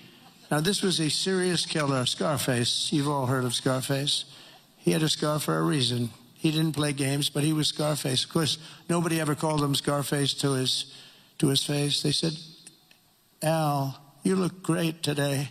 Guy had a scar that was like 2 inches thick that ran from here to here. And they said, Al, you look fantastic. But Scarface was not investigated as much as your president was investigated. And it turned out to be a positive thing for me. Can you believe it? It turned out to be, we got a lot of votes. I think we got a lot of votes because they saw it was weaponization. It was a fight against a political opponent. I ordered the end to all of the lawless diversity, equity, and inclusion nonsense policies across the government and all across the private sector and the military. We got it, we're getting it out, and we've gotten it out pretty much. We did that in 1 week, and it wasn't that easy, but everybody wanted it. People that were strongly in favor of it, I thought, called me and said, thank God you got rid of that. That was so bad. It was so bad we hated it. We abolished 60 years of prejudice and hatred with the signing of one order, all approved by the Supreme Court of the United States. It was a big thing, and the United States has become a meritocracy again. We are a country that's based now on merit for success, merit. If you're good at what you do, you're going to go places. I made it and who would have thought that was going to happen? We didn't even talk about that one because I figured that one was going to be toughest to get. And so we are now, if you do a meritorious job, if you do something where you're just outstanding, you advance, and that's what it's about. It's about competition, and it's about a lot of things, and the other becomes a very dangerous plateau. We were on that plateau too long, and it's one of the reasons that you saw very bad things happening with our country. I made it the official policy of the United States government that there are only two genders, male and female. Gee, that was a tough one. That was a tough one. Some of these people say like 7 genders. I'm trying to say, go and name them. They got some weird stuff going on. No, we have 2 genders. I renamed the Gulf of Mexico the Gulf of America, and we are restoring the name of a great president, William McKinley, to Mount McKinley in Alaska in honor of the incredible people of the state of Ohio who loved their governor and loved the man that became president. He was the big tariff sheriff, they used to call him, and made a lot of money. Our country became very rich, and when he was assassinated, Teddy Roosevelt became president, and he spent all of that money that was made from tariffs. The money was so enormous, and they built the thing called the Panama Canal. You might have read about this lately. It's become a hot subject because China essentially has taken it over, and we're not going to let that happen. We're not going to let that happen. It was the biggest investment to this day ever made by the country. In other words, if you bring it up to modern day numbers, we spent money that we've never spent anything so much. We've never had so many people die. 38,000 people died building the Panama Canal 110 years ago. And they gave it away for $1. It's also one of the most profitable things ever built. You know, these ships are lined up back to Florida trying to get through. We're not gonna let that happen. It wasn't the deal. We didn't give it to China. We gave it to Panama, sort of, I guess. But they haven't behaved properly. Perhaps most importantly, I declared a national emergency to stop the invasion of our southern border. We're going to stop that invasion. We've already done it. And today in Tijuana, you probably saw, I got a call from Tom Homan and some of the people. They said, sir, it's unbelievable. There is nobody. You have this huge area. It's a gathering area. It's always been packed with these people. What they did to our country is so unbelievable. That they could do this to our country is so horrible. But he said there's nobody there. And then they actually put it on television. I got to see it. And there was literally not one person, this vast area where people stay there all day long and they just walk right into our country. They just unchecked, no way, no check-in for ideas like voter ID. They don't want voter ID because they want to cheat. They wanted these people to come in because they want to cheat too. But who could allow this to happen? But there wasn't one person standing in this massive an area that's like 5 football fields that was packed for years under these horrible people that wanted to kill our country. We halted all illegal entry. We have successfully ended catch and release, and we're deporting 100% of all new trespassers apprehended at the border, and nobody's coming in, and nobody's coming now because they know they're not going to be able to come in. So we've really stopped something that was very, very serious. But we have to get the bad ones out. We have many murderers many very bad people in our country that they've allowed because of a ridiculous, actually stupid, open border policy. I've also deployed troops to the border, and for the first time in history, we're locating and loading illegal aliens into military aircraft and flying them back to the places from which they came. And very importantly, America is respected again. We're respected again. Isn't that nice? You know, after years of laughing at us like we're stupid people. And as you saw yesterday, we've made it clear to every country that they will be taking back our people that we're sending out, the criminals, the illegal aliens coming from their countries. We're taking them back, and they're going to take them back fast. And if they don't, they'll pay a very high economic price, and we're going to immediately install massive tariffs. It'll be placed on them and other sanctions, but the tariffs, I told you, most beautiful word in the dictionary. I also told you that I said that the first time, and I got just absolutely decimated by the fake news, you know. I said, it's the most beautiful word, and the fake news said, what about religion?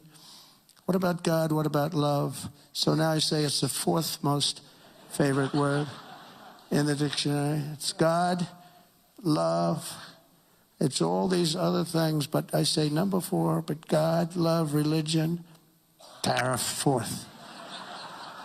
Another couple of weeks, it'll be like 10. Hopefully it's going to stay in the top 10, but the fake news went after me, Tom, because I didn't say the first 3. And now now that I say it, immediately say it, I'm sure they're going to find some others.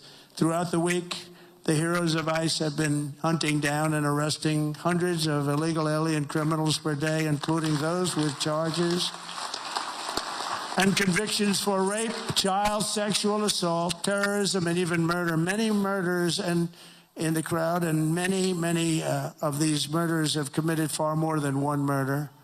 This is not going to work out, and we're going to get them the hell out of here. And members of the savage Venezuelan prison gang known as Tren de Agua and MS-13, including 50 violent individuals who were rounded up in Aurora, Colorado, which the Venezuelan gang took over. The governor, who's a radical left governor, was petrified. He didn't know what to do. He said, no, it's not that bad. They've only taken over a couple of apartment houses. See, they went into the real estate business. They did it unconventionally. They did it with guns. We have to go out and borrow or use cash to buy. They just did it with guns. They took over. He said, no, it's not that bad. They only took over a couple of buildings.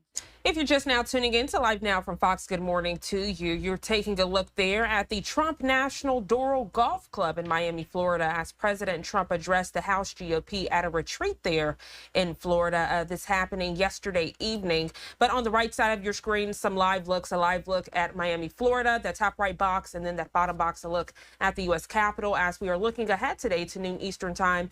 Sean Duffy will have that Senate confirmation vote where he is vying for the Department of Transportation head position. 7:50 here on the East Coast. We're going to go to our third break of the hour. If you are compelled to continue to listen to President Trump's remarks, you can do so on our YouTube page at Live Now from Fox. We have this speech in full. We'll be right back in just 2 quick minutes.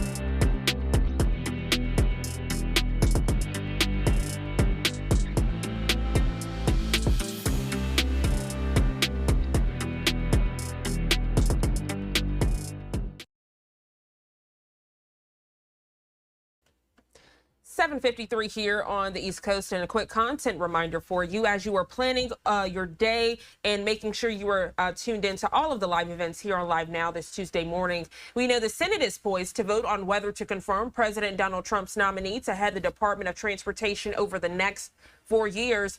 Trump tapped Sean Duffy, a former congressman, a father of 9, and a former Fox News host, to serve as Secretary of Transportation under his administration, calling him, quote, tremendous and well-liked public servant, end quote. So as we are looking ahead here on Live Now from Fox, we will carry that, of course, that confirmation vote set for 12 p.m. Eastern time. 7:54 here on the East Coast as we go to our final break of the hour, giving you a live look at the U.S. Capitol in Washington, D.C. We'll be right back.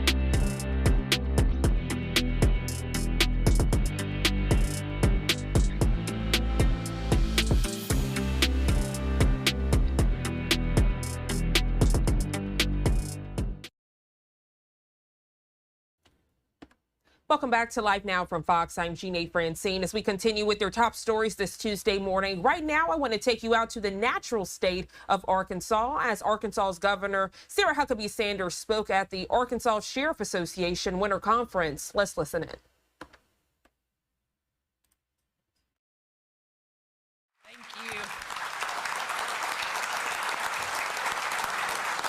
Thank y'all so much. I won't ask what caused. Long story. I hear maybe you lost a bet, so Long story. if you want to take some more bets, maybe I'll see if I can come up with some good ideas. But it is great to be here with you, and love that we're having some fun already here for the lunch. And thank you for joining us here in Little Rock, Lieutenant Governor. Good to see you as always. Been a busy few weeks, so glad to see you here at home. I know that everybody in this room has a lot of things that have been keeping you busy all over the state of Arkansas. We wish, in fact, you were less busy than you are, but we are so glad that you took time out of your schedules to be here today. I'd also like to thank Sheriff Jones for the kind introduction, but more importantly, the great work that you do leading the Sheriff's Association and helping make our entire state safe. So thank you so much for your effort and for your work. One of the privileges that I have of being governor is the opportunity to travel around our entire state to all of the communities that each one of you call home. I've been fortunate enough to go to all 75 counties, some of them many, many, many times, and I've gotten to see a lot of you face to face when I make those stops. Those visits often remind me of a story from when my dad was governor. Many of you may remember, and I apologize because I'm a couple minutes late today, but you'll remember that my dad became governor not too long after Bill Clinton was governor. Many of you who have been around Arkansas for a long time know that Bill Clinton was world famous for always being a little bit late to things. My dad was the exact opposite, always early. In fact, he's left me a couple of times for showing up a few minutes late. I think there's only one person in the entire state that ever got a free pass to be late, and that was my mom, because he was as scared of her as the rest of us. But when my dad first became governor, he was asked to attend a community meeting in a really small town here in Arkansas. When he drove up, he saw that the parking lot was completely empty. He tracked down the janitor and asked him where everybody had gone. The janitor simply replied, "Oh, we always tell the governor's office that our event starts 2 hours before they actually do. That way, they might actually show up on time." Being a little bit late is probably one of the only ways I'm more like Bill Clinton than my dad. But for this group, I always want to be sure to show up. That's because every day our sheriffs and police wake up, you tell your families goodbye, knowing that tragedy could strike at any moment. It's the kind of day in and day out bravery and commitment to service that protects our people and makes our state as great as it is.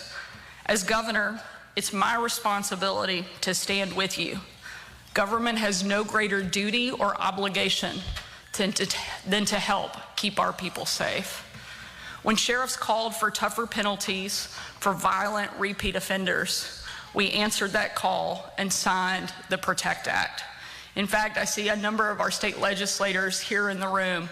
Without them, that would not be possible. Senator Gilmore, who's in the back, helped lead that charge, and we are so thankful for your leadership and the partnership that we have with our state legislature to enact the PROTECT Act. Thank you for your efforts and your work.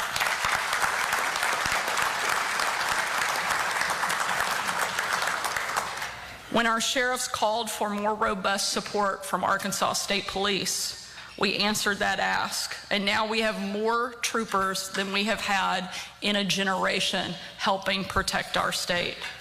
And when sheriffs asked us to finally put an end to the prison bed shortage plaguing Arkansas and burdening our county jails, we answered and announced a new 3,000-bed prison in Franklin County, and we're getting started and we'll get the job done.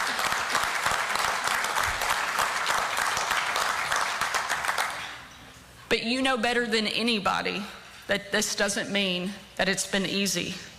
Frankly, government hardly ever is. But we know it's the right thing for our communities, for our sheriff's departments, and for all of the people that we serve here in Arkansas. It's a tough fight, and I'm glad to know that we have a group of fighters in our corner, the Arkansas Sheriff's Association. All I ask is that you help us spread the word. Arkansas has kicked this can down the road for long enough, and we can't afford to do it anymore. It's past time that we invest in our prison system and deliver a safer, stronger Arkansas, and with your help, we will.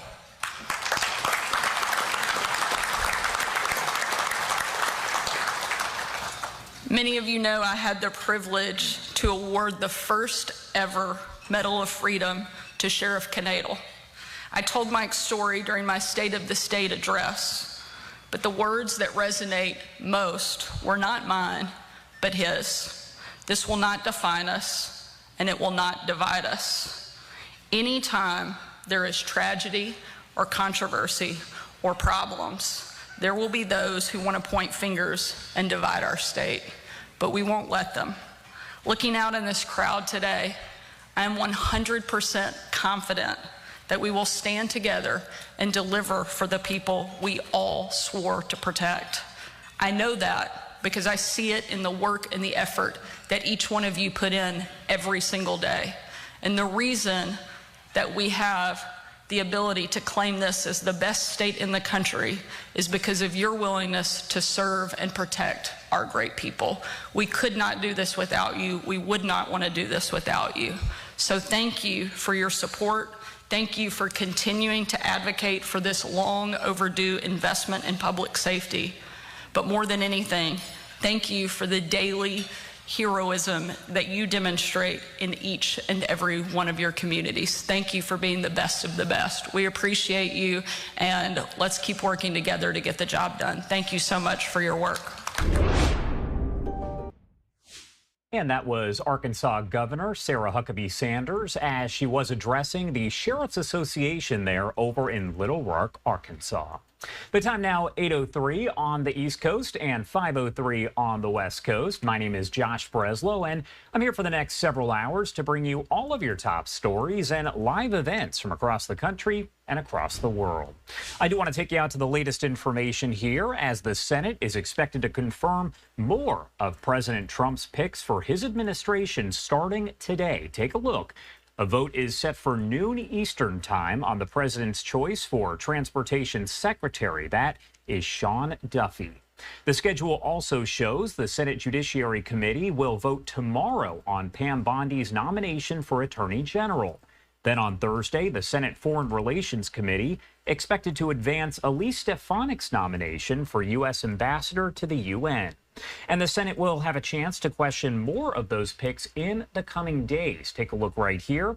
Robert F. Kennedy Jr., the president's choice for Secretary of Health and Human Services, will appear before the Senate Finance Committee tomorrow. That committee will be the one to vote on whether to advance his nomination to the full Senate.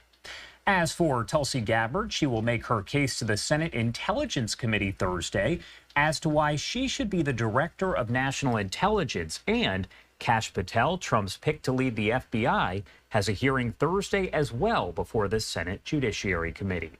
Want to discuss all of this, so let's bring in Karen Holt, professor of political science at Virginia Tech. Thank you so much for taking the time to be here with us. We appreciate it. And I did want to ask you here about those confirmation hearings overall and exactly what we should expect, because we know that the hearings that will take place this week do include some controversial, as they've been called, figures here. We're talking about Tulsi Gabbard and RFK Jr. So overall, what should we expect? Well, I think the three people that you just showed on the screen are probably those that are going to have the most conflict in their confirmation hearing. And that includes, of course, former Congresswoman Gabbard, as well as RFK Jr. and Kash Patel. The others will go through. There will be some comments on things they should do, other comments on what the senators would prefer they did differently or whether they were appropriate for the job. But I think in general, a new president typically faces support from existing senators. They tend to say across parties is that a new president deserves to pick the people that surround him and give him advice. The three you just focused on are the ones we probably should expect the most conflict. And I do have to ask, because we know that Pete Hegseth, the defense secretary there, he was approved by J.D. Vance, essentially had to cast that tie-breaking vote over the weekend. Does that give us any sort of indication as to what we should expect possibly for RFK Jr. and Tulsi Gabbard when it does come time to confirm them? Well, it potentially could, although to some extent, Mr. Hegseth was a somewhat different nominee in terms of all of the range of allegations that involved him.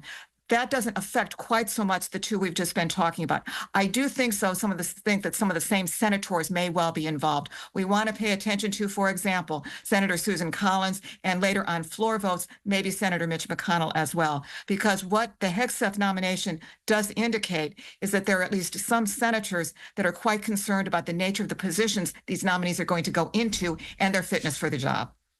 What about Pam Bondi? Do you think there's any sort of issue there? Obviously, the vote is going to take place later this week. Are there concerns that there might be a lack of approval there, or is that one likely to kind of sail on through as well? You know, sailing through, of course, is in the perception of the viewer, but I think that Bondi will be confirmed. There may be a little bit more pushback on Bondi, given her close ties to Mr. Trump, as well as her lack of experience at the national level. But I do expect her to be confirmed going forward. Yeah, and a lot of questions here for you because there are so many questions, but a handful of Republicans did vote against Hegseth, and a handful of Democrats voted for Kristi Noem. Does that say anything about, and to you, just in your expertise, the state of either party, or is this kind of what you would expect? I think to some extent, it isn't that unusual. That, as I said before, there will be some members of the opposite party that will say, yes, there is no reason not to vote to confirm this nominee. I also think in the case of the Republicans that voted against Mr. Hegseth, there were very deep concerns about his background in terms of the range of charges of sexual harassment and so forth. But at least as important, I believe, is the fact that he doesn't have management experience over large organizations. And the Defense Department is clearly a quite challenging operation. As far as the speed at which Trump's picks are being confirmed, when you look at that as a whole, is that fairly standard? We're talking about a week or so after the inauguration of President Trump. Is it normal to see this amount of time before the confirmations happen, or does it kind of depend overall on the situation and the administration? Is there something that is considered quote unquote normal when you talk about time? Well, there's nothing normal anymore in U.S. politics, and we've seen that for a variety of reasons. It does look as though this time around, Mr. Trump is on path to have a much quicker confirmation process. Why is that? Because at least the nominees were in place before the inauguration in virtually all cases, and in many of those cases, there had been hearings before inauguration. So to that extent, much like Mr. Biden before him, the Trump confirmation hearings are going in a pretty standard pace, though we must say this is a far quicker pace than, for example, former President George W. Bush or President Obama experienced with Senate confirmation processes. What other Trump picks are we waiting to see confirmed? Again, what you're looking at on your screen are some of the ones that we're going to see the votes on this week. We have Sean Duffy at noon today, Pam Bondi tomorrow, and then Elise Stefanik Thursday. What others are we waiting for when it comes to confirmation? Well, there are a whole range of Senate-confirmed appointments. The ones that will occupy a lot of our attention are, of course, the cabinet picks. One is also waiting to see some of the ambassadorial nominations. But what I'm looking at as well is the director of the Office of Management and Budget, Russell Vought, because he will have full oversight and control over much of what goes on in the executive branch, although OMB has already been issuing a whole range of guidance before getting the confirmed director in place. So I'm looking for that one in particular coming forward, too. Are there any of President Trump's picks that actually stand a chance of not being confirmed, or do we expect all of them to be confirmed? Do we have any idea? One rarely has any idea, and one has to be a much better gambler than I will ever be. But I would say of the ones that are remaining, I think probably the one that perhaps is most vulnerable is Tulsi Gabbard. And that's for a variety of reasons. She has some things in her background that senators have drawn attention to. She is not a member of the Senate, which makes a difference, and she's a former Democrat. I think all of those things and the questions that have been raised about her range of experience and her dealings with Russian propaganda, as well as with the former Syrian leader Assad, are raising questions that members of the Senate have, as well as her past opposition to surveillance without a warrant under the Foreign Intelligence Surveillance Act. All of those things add up to her possibly being the most conflictual of the nominees. All right, Karen Halt, thank you so much for taking the time to join us and discuss this a little bit further. Anything else you want to add before I let you go? Other than to say this is a very busy week in the Senate, and probably all of us should be paying attention to the things that are happening, but it's hard to keep track of everything. But lots to watch. Yeah, there is a lot going on. Thank you so much. We appreciate it. Good to be with you. Thanks. And I do want to take you back out to this graphic that shows you what to expect as far as different hearings that are going to take place this week. Robert F. Kennedy Jr., of course, hoping to lead the Health and Human Services Department. That hearing is going to get underway tomorrow at 10 a.m. Eastern Time. Then Kash Patel, who hopes to lead the FBI, that'll be Thursday at 9:30 a.m. Eastern Time. And Tulsi Gabbard, that is also set for Thursday at 10 a.m. Eastern. You can watch those unfold right here on Live Now from Fox. We will have all of your live coverage, as we always do. Want to pop this up as well so you can see what votes are expected. Sean Duffy, Transportation Secretary, that will be today at noon. Pam Bondi tomorrow, and then Elise Stefanik on Thursday. Do want to head to a quick 2-minute commercial break. The first one of the hour here at 8:13 on the East Coast and 5:13 on the West Coast. My name is Josh Breslow, and you're watching Live Now from Fox.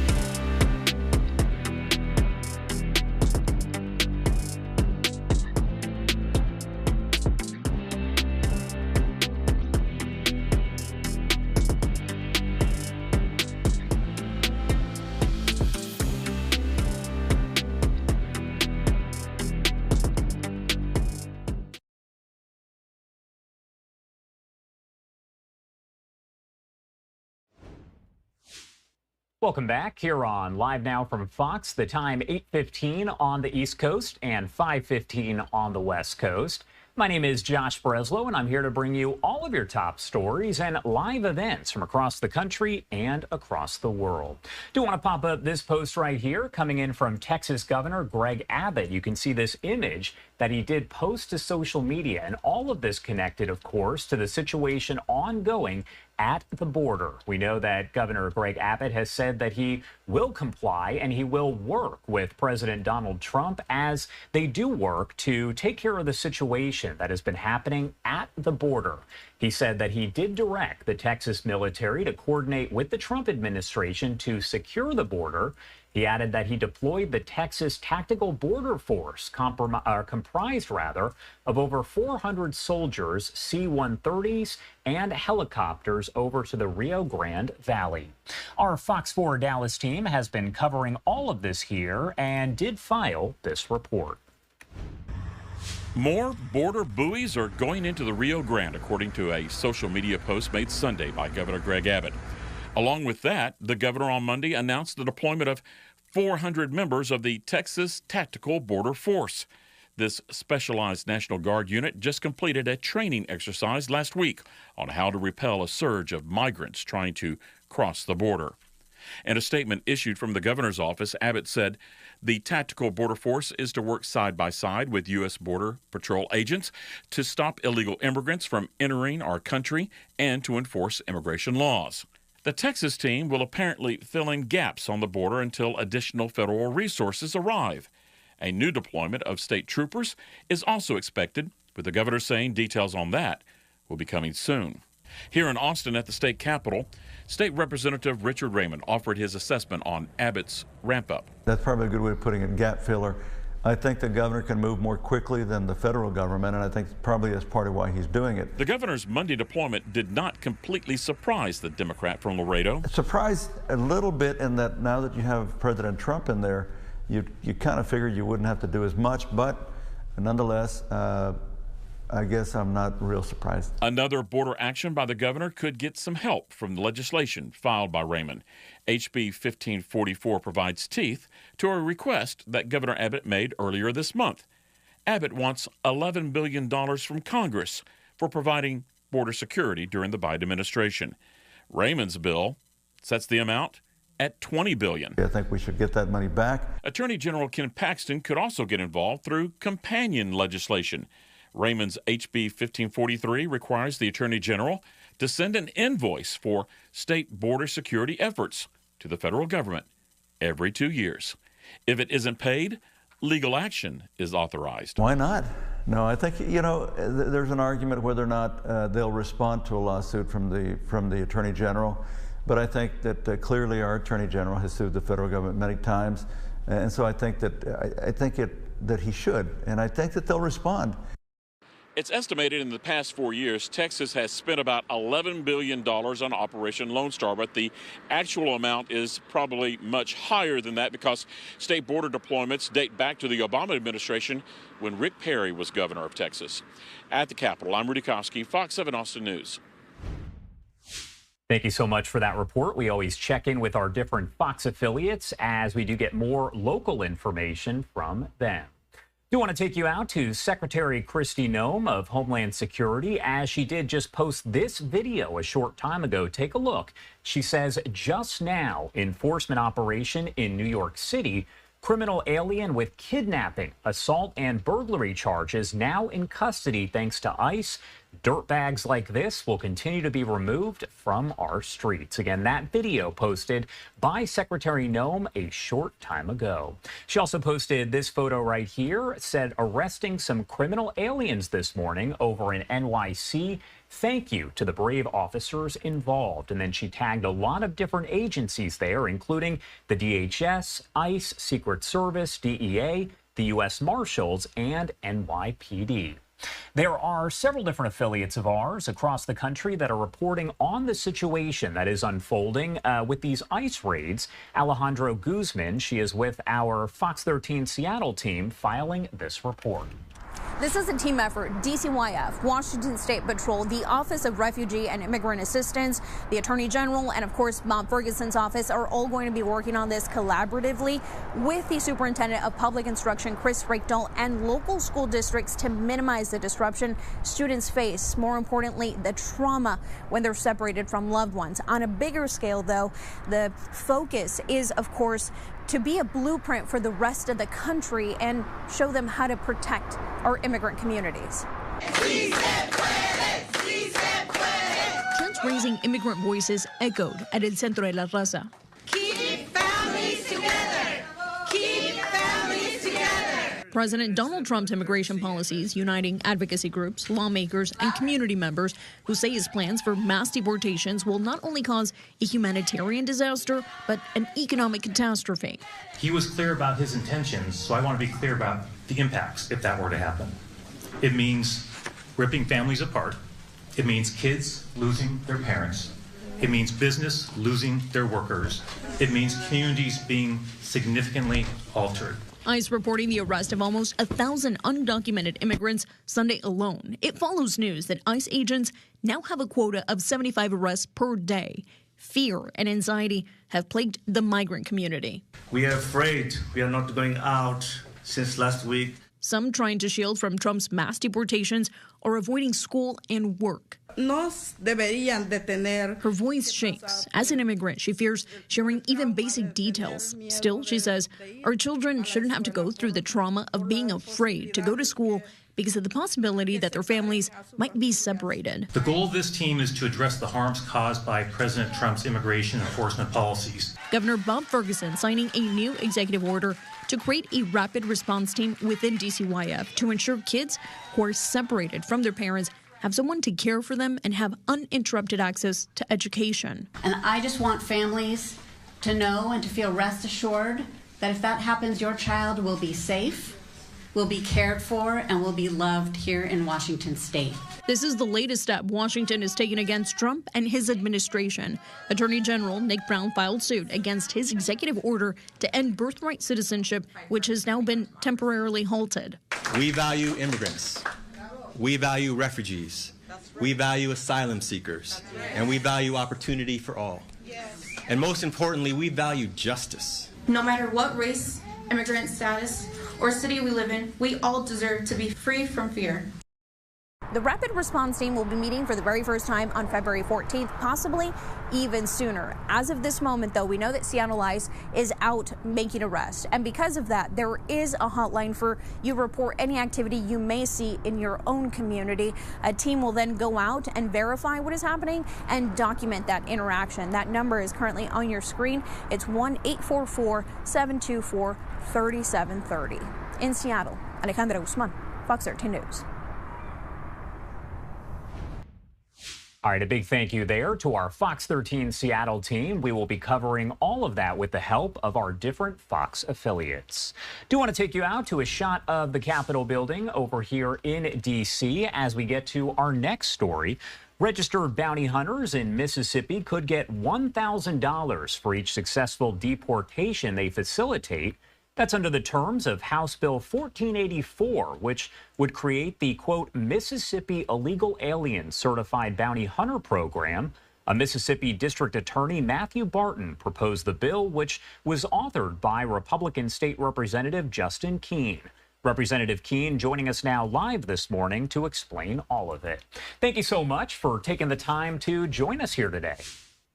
Yeah, thank you, sir. I appreciate being here. Of course. Well, first off, I want to do a broad overlook here at this legislation. Can you break down exactly what it is and what it would really do? Well, this piece of legislation was brought about to fill a gap. We all have seen over the last 4 years kind of what the Biden administration has done to the ICE department. He's basically tried to shut it down to where it's non-functional. So House Bill 1484 was created to give us a neighborhood watch sort of gap for people that deal with criminals on a day-to-day basis. That's what bounty hunters, law enforcement, bail bondsmen do. So it's an information gathering to our higher up law enforcement community to then push that information to ICE so they can then act on that information. And what you're looking at, I brought this up a little bit earlier, but this is a post from Secretary Kristi Noem as she says arresting some criminal aliens this morning in NYC. Thank you to the brave officers involved. Why did you want to make sure to be a part of this? Why was it so important for you? Well, my family has a background in law enforcement, as do I. On top of that, I feel like as a representative here in the district, and for the state of Mississippi, we're supposed to represent our constituents, what their wants. And after you see the referendum vote that President Trump got, he basically ran on this as one of his number one agendas. So this is an opportunity for Mississippi to kind of take that step to support him and to illustrate to the voters that we're trying to do, and we hear what you're saying. As the author of this piece of legislation, do you see it getting enough support to move forward? I do. I had some conversations with people as recent as last night. The committee is aware of the bill, and there's been numerous conversations to kind of work this forward. What we would like to have happen is, to have multiple people at the table so that multiple different ideas can come forward so that the best piece for Mississippi and for the nation can then, be put into legislation. As it does move forward, I did want to ask you, are there any maybe misconceptions that you feel that people have about this legislation or maybe the situation as a whole? Well, I think the initial knee-jerk reaction for a lot of people is they see this and it says Illegal Alien Bounty Hunter Program, and they just assume that people are going to run rampant and just start scooping up individuals and start hauling them off. If you look at how Tom Horman has gone through this process, it's very tactful. They're going after the worst of the worst. They have files and information on people with criminal backgrounds here in the States that aren't supposed to be here, or they also have a criminal background from the country in which they came from. So this is no different. We want licensed legal people to go through a vetted process and then specifically target those that should not be here, that are a detriment to our national safety, our neighborhoods, and our schools, and so forth. My last question for you here, and this kind of is on the same topic there, but some people who maybe do not support this or fully understand it, what message do you want to get across? What would you say to them in the hopes of maybe changing their minds? Well, I would argue on that side, which we've had very little opposition, if at all. It's been overwhelmingly supportive here at home. Within our state, just our state auditor put out a report last year. In that report, he said that we are spending statewide $100 million in our state funds towards illegal aliens. So there's a lot of money that we can recoup and use for different programs. I think it's now open to the public that nationwide, President Biden did not really put America first. We've got a lot of citizens that were homeless, veterans, and people of that nature that have been doing without, and they have seen illegal aliens come into our country and be able to be very well off on the taxpayer dollar. So financially, there is something to gain at a national level and a state level, but ultimately, this is a safety first issue for a lot of people.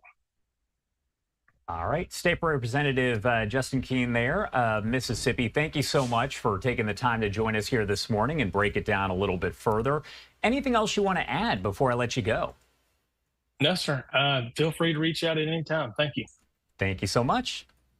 And the time now, 8:29 over on the East Coast and 5:29 on the West Coast. My name is Josh Breslow, and I'm here to bring you all of your top stories and live events from across the country and across the world.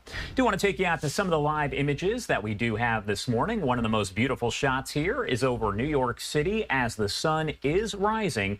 You can see the sun reflecting off those skyscrapers. Also have a beautiful shot of the White House, kind of zoomed in right there, as we will continue to cover the latest on the different hearings and votes that are underway this week for President Donald Trump's picks to fill his administration. A lot of them upcoming, so we'll make sure to bring you all of them.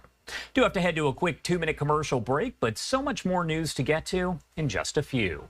You're watching Live Now from Fox. We'll be right back.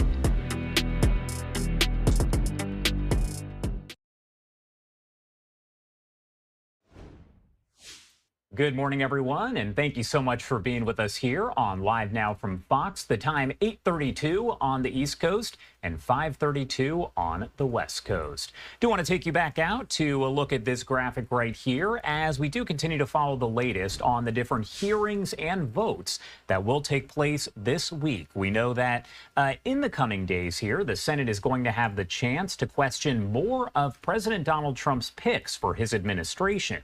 Robert F. Kennedy Jr., the president's choice for Secretary of Health and Human Services, will appear before the Senate Finance Committee. That is going to be tomorrow at 10 a.m. Eastern Time. Now, it's important to note that that committee will be the one to vote on whether to advance his nomination to the full Senate. He will then have a hearing with the Senate Committee on Health, Education, Labor, and Pensions. That's set for Thursday, though they will not have a vote on the nomination. As for Tulsi Gabbard, she will make her case to the Senate Intelligence Committee Thursday at 10 a.m. Eastern Time as to why she should be the Director of National Intelligence. In the middle right there, Kash Patel, Trump's pick to lead the FBI, has a hearing set for Thursday as well. That is at 9:30 a.m. Eastern Time and will be before the Senate Judiciary Committee. We also have several votes that are expected to take place, one of them set for noon Eastern Time today, so in just a few hours, on the president's choice for Transportation Secretary. That is Sean Duffy. The schedule also shows the Senate Judiciary Committee will vote tomorrow on Pam Bondi's nomination for Attorney General. And on Thursday, the Senate Foreign Relations Committee expected to advance Elise Stefanik's nomination for U.S. Ambassador to the United Nations. No question, a very busy week, and it's going to be a very busy few days, so you can watch all of it unfold live, raw, and unfiltered here on Live Now from Fox. In the meantime, Connor Hansen has much more on the situation unfolding there in Washington as many of these picks go before the Senate. President Trump started the second week of his second term in his home state of Florida. House Republicans are holding their annual policy retreat at one of Trump's resorts. There's nothing we cannot achieve as long as the Republican Party remains united. Congress needs to agree on a spending bill by March 14th. President Trump would like to see his top priorities stuffed into one large bill with enough support to prevent Democrats from blocking it in the Senate. We're tracking down the illegal alien criminals. We're detaining them, and we are throwing them the hell out of our country. While the president has already signed several executive orders addressing immigration, he'd like border security to be a key part of the bill. It could also cover energy policy and extend Trump's 2017 tax cuts. I'm also eager to get to work with Congress on the largest package of tax cuts and reforms in American history. We got to get that done. Key to that process will be the new Treasury Secretary, Scott Bessent, the latest member of President Trump's cabinet to be confirmed by the Senate. Bessent was pushed through in a bipartisan vote, 68-29. His background and training are tailor-made for this role, and he has the demeanor and character to be an effective secretary. This week, we'll also see hearings for more controversial nominees like Robert F. Kennedy Jr. and Tulsi Gabbard. In New York, Connor Hansen, Fox News. Connor, thank you so much. And President Donald Trump has signed a flurry of new executive orders, ushering in some big changes for the U.S. military. He's also reporting some progress in finding a new buyer for the social media app TikTok, with growing concerns about U.S. tech dominance. Doug Luzader has more this morning from Washington. President Trump is back at the White House now after attending a strategy session with Republican lawmakers, but he is still making change after change on his own. President Trump quietly returned to the White House last night without taking questions, but the day he spent in Florida and on Air Force One will lay the groundwork for big changes at the Pentagon. We're in capable hands. The warfighters are ready to go. That's where his newly confirmed Secretary of Defense, Pete Hegseth, arrived yesterday. And today, there are more executive orders coming that we fully support on removing DEI inside the Pentagon, reinstating troops who were pushed out because of COVID mandates, Iron Dome for America. This is happening quickly. Very quickly, and it includes a review of how the military will address the issue of transgender service members. At the same time, Trump is watching the markets, which were roiled yesterday after new developments for the Chinese artificial intelligence startup DeepSeek. It caused some U.S. stocks to plummet. Trump, though, sees a bright side. I think it could be good because if it comes in cheaper, that's going to benefit us too. So it's a technology, and if it comes in cheaper, I think it could affect us too, positively. And still hanging in the balance, the future of Chinese-owned social media giant TikTok, with the looming threat of a U.S. ban. Trump confirmed that Microsoft is a possible buyer. Mr. President, is Microsoft in discussion for acquiring TikTok? I would say yes. You spoke a lot of interest in TikTok. There's great interest in TikTok. Now, the president extended the deadline for TikTok, but just until April, while he hopes to broker some kind of a deal. In Washington, Doug Lusader, Fox News. Doug, thank you so much. And DeepSeek, a Chinese company, says it's developed a large language model that can compete with U.S. giants, but at a fraction of the cost. DeepSeek quickly topped the charts on Apple's App Store Monday, which analysts say is impressive considering the U.S. government has restricted Chinese access to top artificial intelligence chips. I want to bring in Todd Ruoff, CEO of Autonomous, Wall Street veteran, and artificial intelligence expert. Thank you so much for taking the time to join us and help discuss this just a little bit further. Thanks for having me. Of course. Well, I want to start from the beginning here because a lot of folks over the past several days have heard DeepSeek, but they don't know exactly what it is, what it means. Can you break it all down for us? Sure. Yeah. DeepSeek is a one-year-old startup, and this is really being seen as the first real threat to what at least America has perceived as their untouchable prowess in AI.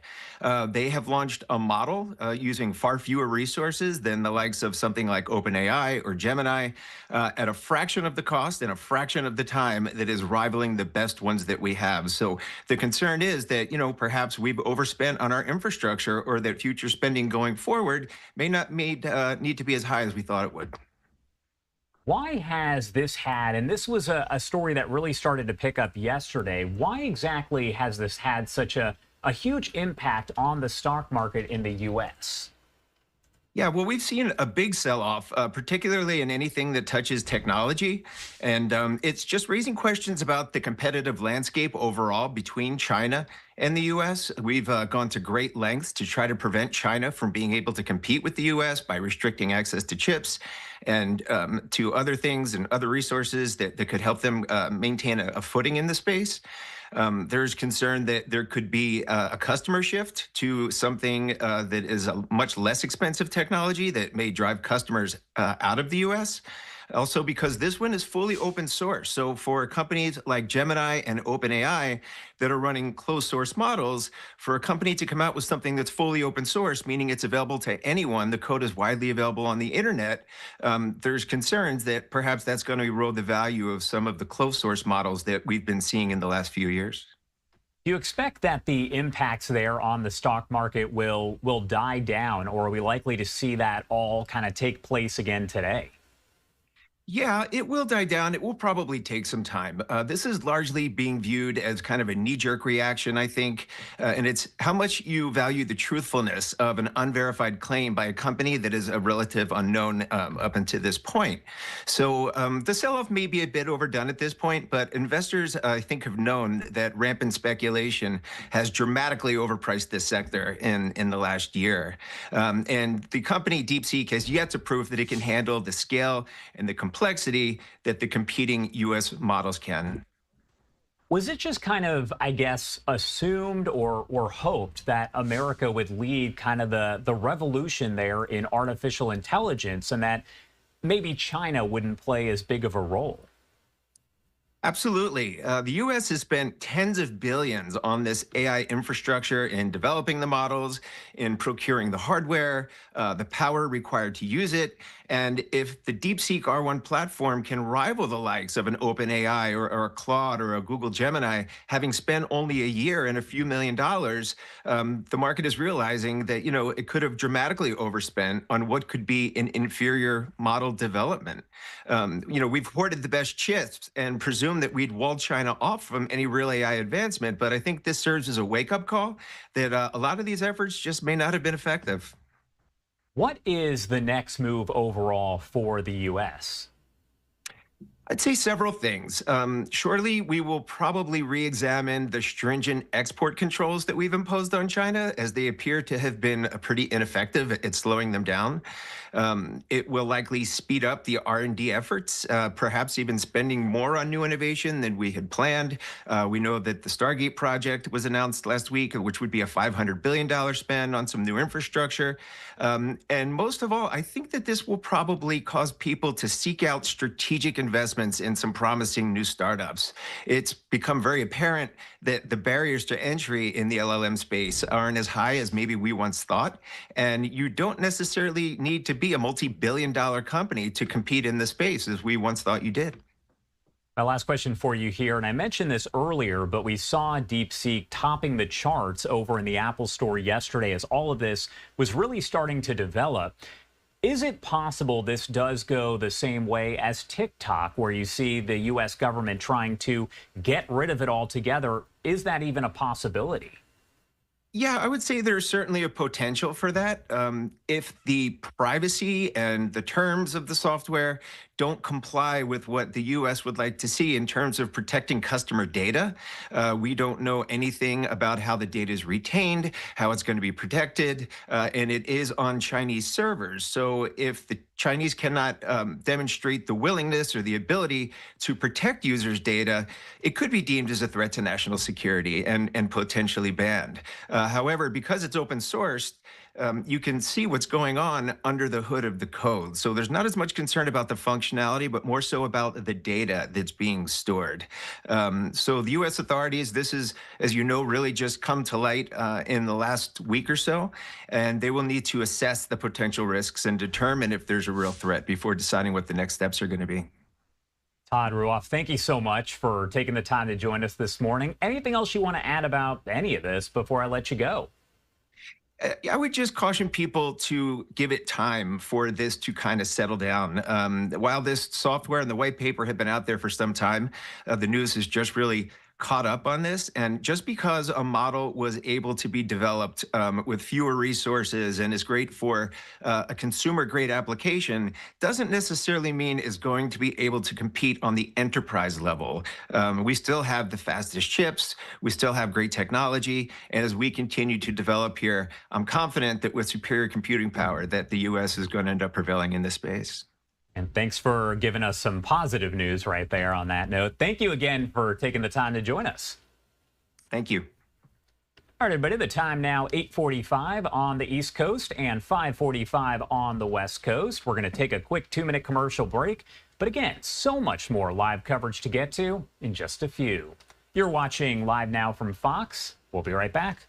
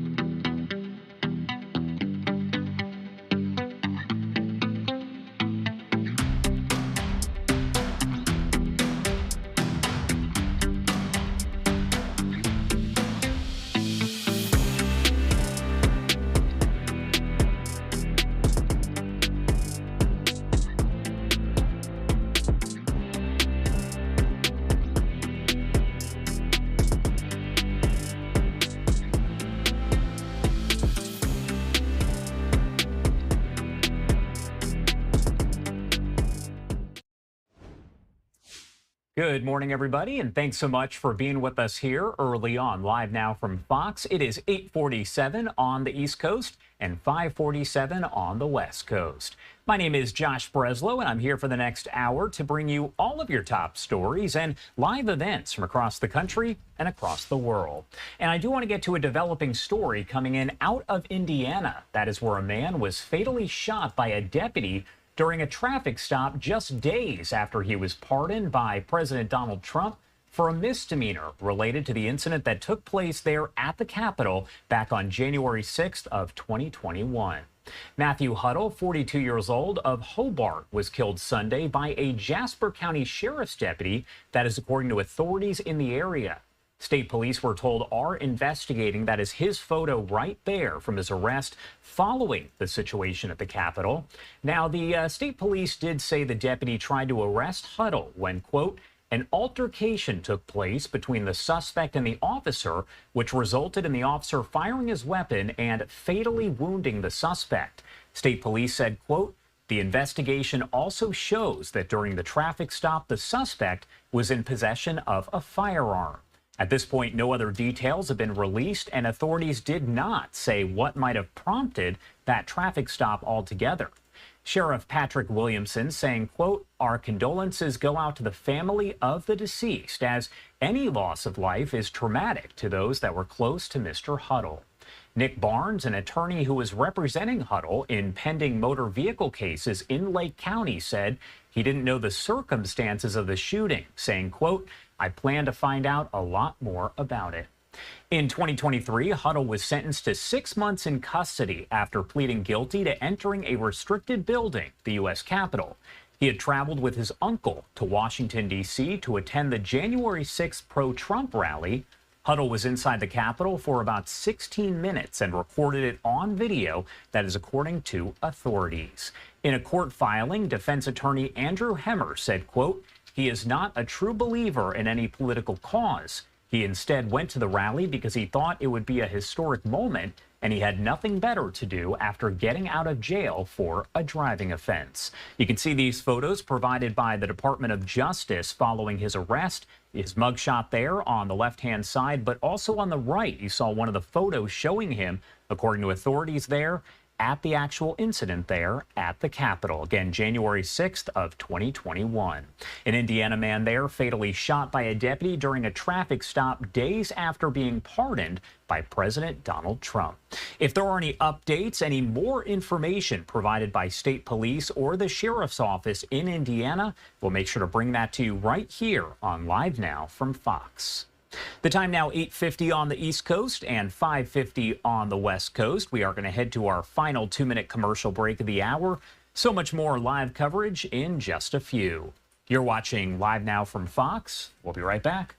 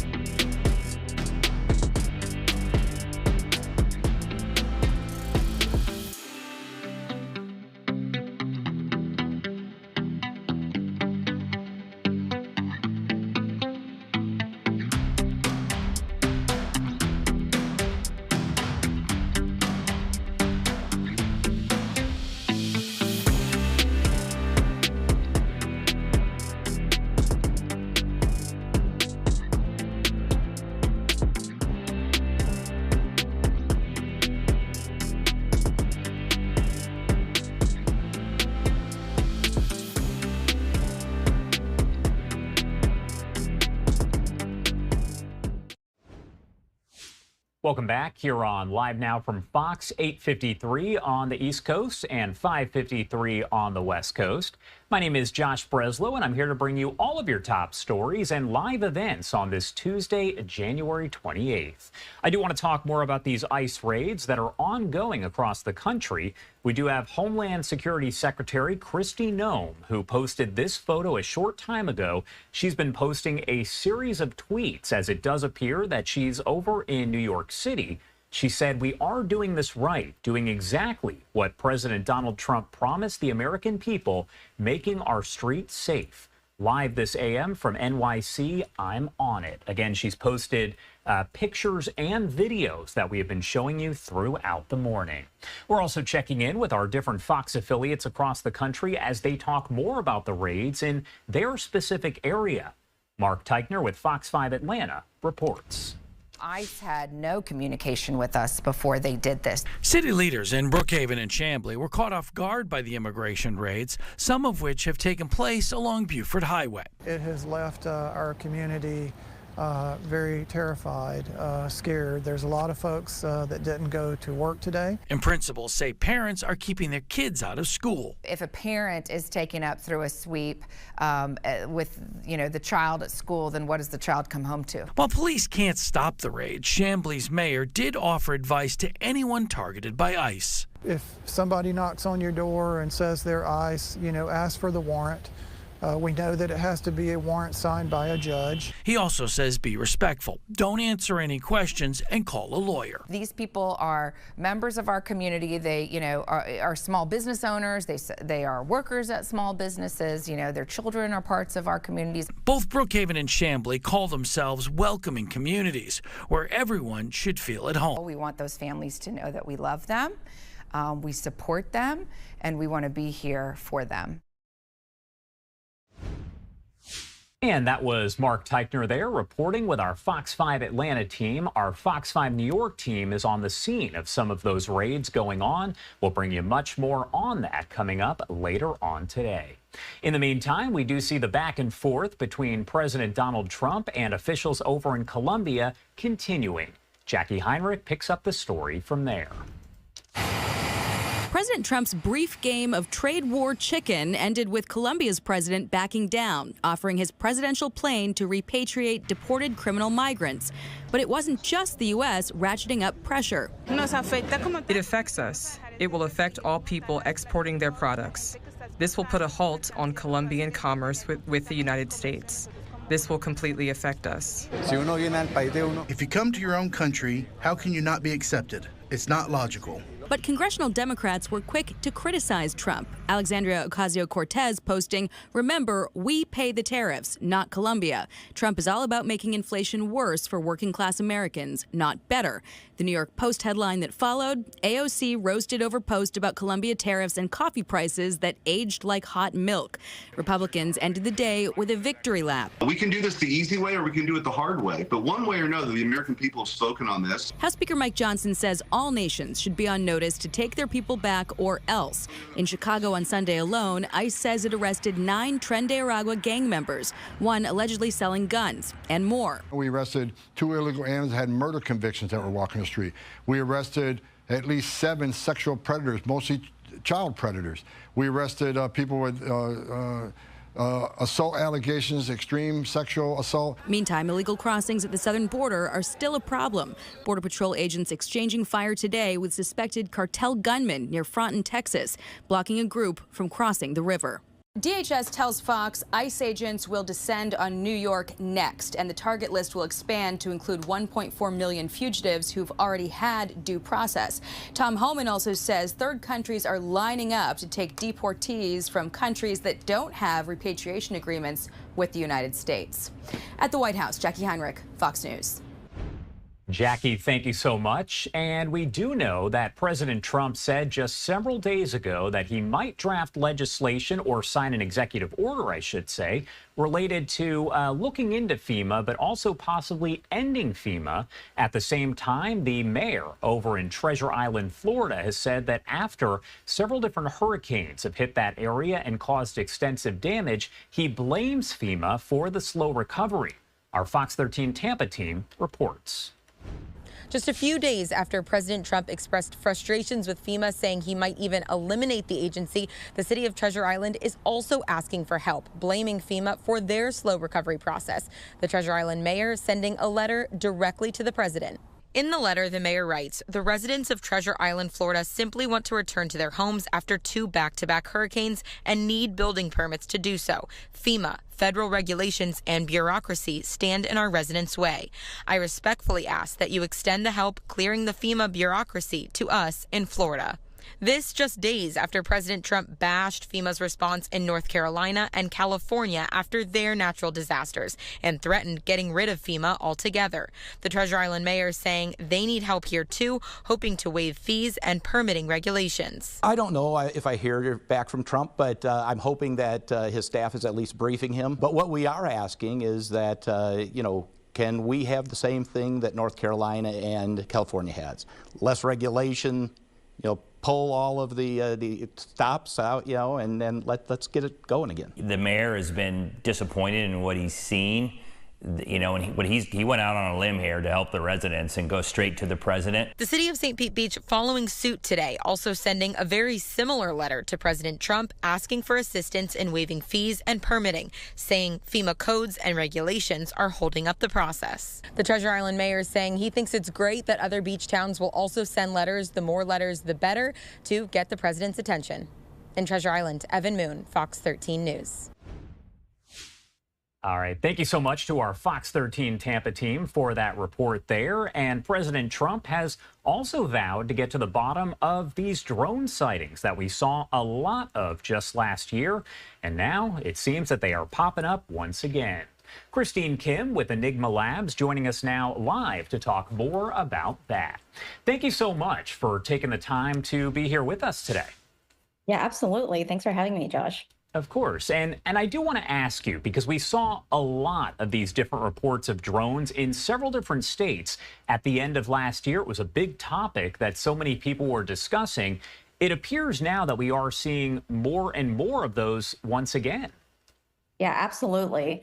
While the sightings of singular drones are pretty common, people are really alarmed and they're confused by the frequency, the quantity, the size and shape of these, quotes, drone sightings. And just by way of background, Enigma, we are an aerial alert network. And basically, if you see anything mysterious in the skies, people report it to us.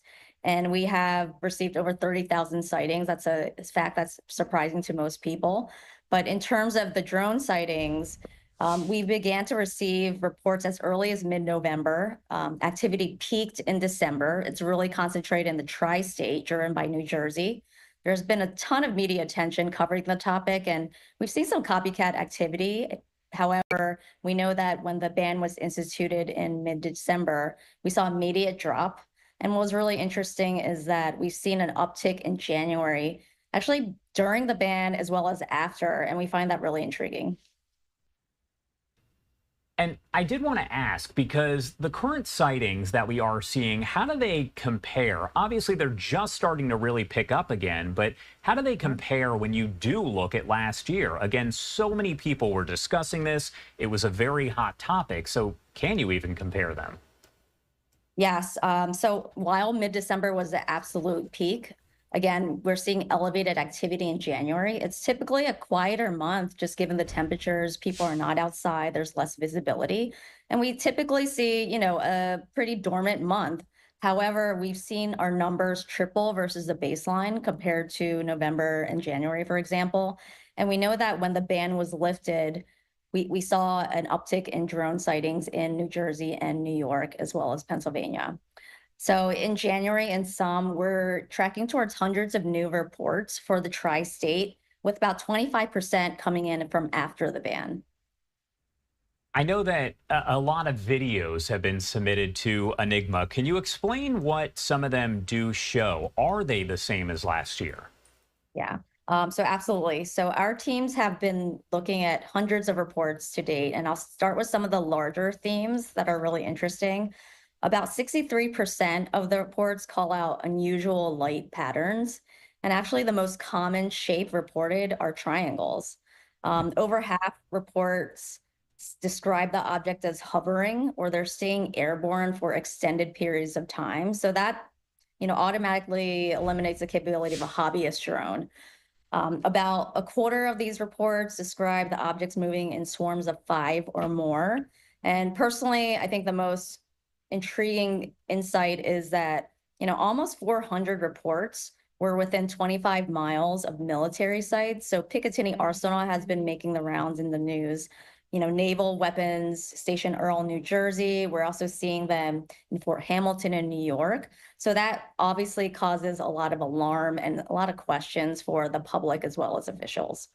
And how do people go about maybe reporting these to Enigma Labs or just reporting them in general? Yeah. So we're really excited that there are more eyes in the sky. That's really our mission. There's a lot up there and worthy of investigation. And anyone can submit a sighting to us, whether it's on our free app or on our website, enigmalabs.io. And really what sets us apart, we're not here collecting videos, but one common pain point in investigating UAP research is that there's no reliable data at scale. And we're really excited that all these citizen reporting is happening at the grassroots level, and then thousands of people are reporting their sightings to us. And what does Enigma do with these numbers? Obviously, you're compiling data, you're putting it all together. What's done with the numbers overall? Yeah, great question. We get that question often. We make it public and queryable for the public to find sightings near them. We also make it available to researchers, people who are investigating this phenomena, and really anyone aligned to our mission, we would love to partner with. So many people out there, as we mentioned, do have a lot of questions about the drone sightings overall. There's a lot of misinformation that is spread. What message do you want to get across to the people who are watching right now about all of this? Yeah, absolutely. This is an exciting time for skywatchers. They're calling this a Super Bowl event for them. And for us, we're here to solve that greatest mystery of our time. And the message is, one, look up. There are things out there worthy to investigate, record if possible, and send it to Enigma. And then lastly, we're really here to educate the public. I think this exercise has been really intriguing in that, most people don't know what a plane looks like versus a drone, what light and formations there are. Many people confuse SpaceX launches for UAP, vice versa. So we're really here to educate the public as well on what is a star, what is a planet. And our app actually has a feature where you can identify those objects in real time. And a lot of officials and experts that I've talked to have said that partially it's possible that some of the reports are because people aren't always looking in the sky, but now when you hear about this, tend to look up a little bit more, take that video, so it makes sense that the numbers would go up. Is there anything else you want to add about any of this before I let you go? Yeah, we're really excited that more people are looking up. Yes, we want people to look at their phones and record these objects, but I think a lot of people, the question is, does my sighting matter? It absolutely does. The more quality data we have, the more we can get to the bottom of this mystery. All right, Christine Kim there with Enigma Labs. Thank you again for taking the time to join us. We appreciate it. Thank you. Bye, Josh. 9:06 on the East Coast and 6:06 on the West Coast. Again, as more of those drone sightings do continue, we'll make sure to bring you updates right here on Live Now from Fox. As we're seeing more of them again, it's possible that we could get more of those news conferences we saw late last year from officials in places like New York, Pennsylvania, New Jersey, and other locations. If that is the case, you can watch them live, raw, and uninterrupted here on Live Now from Fox. Do have to head to a quick 2-minute commercial break, but so much more live coverage to get to in just a few. You're watching Live Now from Fox. We'll be right back.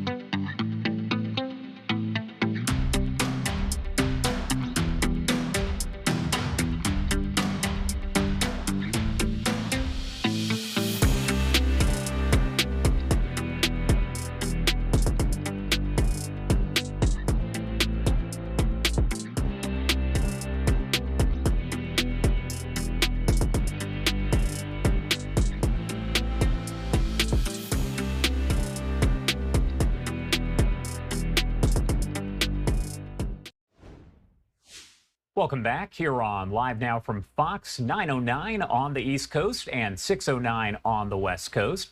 My name is Josh Breslow, and I'm here to bring you all of your top stories and live events from across the country and across the world. Do want to take you out to some of the live images that we do have here at this hour. And I always say this is one of my favorite shots, and it looks like they moved the camera just a bit. But you can see the beautiful skyscrapers over there in New York City. The sun was reflecting off the buildings. However, right now it looks like it is a little cloudy.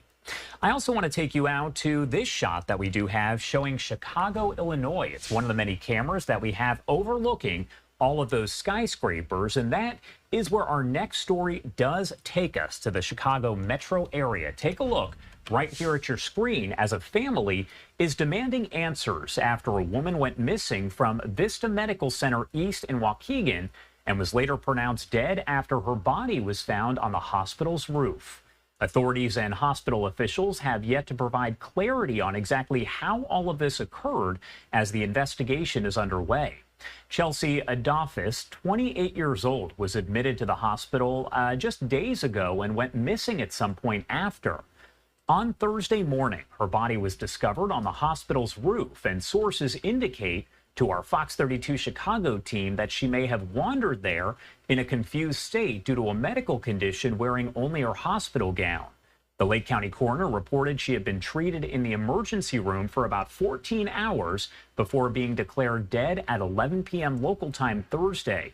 An autopsy was later conducted Friday, though it appears that she may have died from hypothermia. The coroner holding a news conference here late yesterday to break down all of the information and appeared to be placing some blame. Let's listen in, raw and unfiltered. On January 23rd, around 11:10 p.m., the Lake County Coroner's Office was contacted by the Emergency Department of Vista Medical Center to report the death of Chelsea Adolphus, a 28-year-old black female resident of Waukegan, Illinois. First and foremost, on behalf of the Lake County Coroner's Office, I would like to express my condolences to the Adolphus family.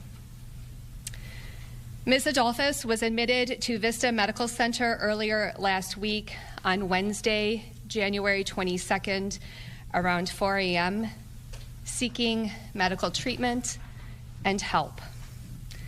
Around 2 a.m. on January 23rd, she left her room and was discovered almost 7 hours later on the rooftop of Vista Medical Center at approximately 8:45 the same morning. She was wearing only her hospital gown. Ms. Adolphus was taken back down to the Vista Emergency Department, where it was determined that her body temperature was around 50 degrees Fahrenheit. The staff in the emergency department attempted to resuscitate and rewarm Ms. Adolphus for 14 hours. Unfortunately, she was pronounced dead at 11:03 p.m. The Lake County Coroner's Office responded to the scene. Additionally, the Waukegan Police Department had not been notified of the incident and were notified by the Lake County Coroner's Office. The Waukegan Police Department also responded to the scene. On Friday, January 24th, my office performed an autopsy on Ms. Adolphus with the preliminary findings of hypothermia. Final determination of the cause of death is pending toxicology results. American Healthcare Systems and the Vista Medical Leadership Team has been issued a preservation letter by my office ensuring all paper, video, digital, and electronic evidence is not destroyed, overwritten, or deleted. Since at least December of 2023, as the coroner of Lake County and as a nurse anesthesiologist who has previously cared for patients at Vista Medical Center East, I have voiced my concerns about the lack of care and safety measures in place at this facility. The Illinois Department of Public Health confirmed those concerns by revoking Vista's Level 2 trauma designation for 5 weeks for not having appropriate blood supplies and clinical staff available for patients. Most recently, Vista Medical Center furloughed 69 employees, including sitters who are staff members that sit and watch to monitor to ensure patients are safe when they are most vulnerable. I had warned during a February 2024 press conference that lives were at stake. In high-stakes industries like healthcare, we rely on evidence-based practices, transparency, and effective oversight as protective measures to make certain people do not die. A death is not the threshold by which we should be measuring the necessity for a call to action. American healthcare systems must be held accountable to provide safe, quality healthcare to Waukegan and its surrounding communities. It has repeatedly fallen short by failing to meet its financial obligations to vendors, clinical providers, the city of Waukegan for its water bill, in addition to $1 million owed in back taxes. Vista recently reported it has applied to the state of Illinois for safety net designation. Safety net hospitals receive additional subsidies when they meet certain thresholds of Medicaid or charity care. While safety net hospital designation from the state of Illinois could help with healthcare costs and improve access to the community, unless there is transparency, money should not be given to private equity entities at the taxpayer's expense, especially to a company with such a poor track record. Hospitals are a public trust, and the public needs to trust in the hospital that serves its community. Once again, I would like to express my condolences to the Adolphus family. 28-year-old Chelsea Adolphus came to Vista Medical Center for help. Accidental loss of life because of lack of appropriate basic safety measures cannot happen again. More delays and excuses puts Vista patients at risk. It is past time for all stakeholders to step up and find solutions that ensure safe, quality health care at Vista Medical Center.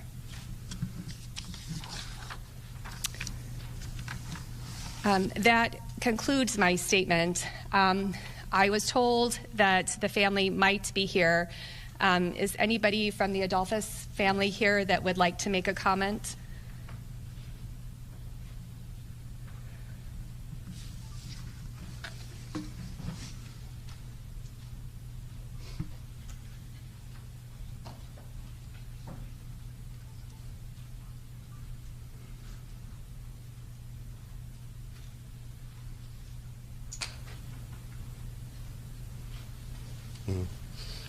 Good afternoon, everybody.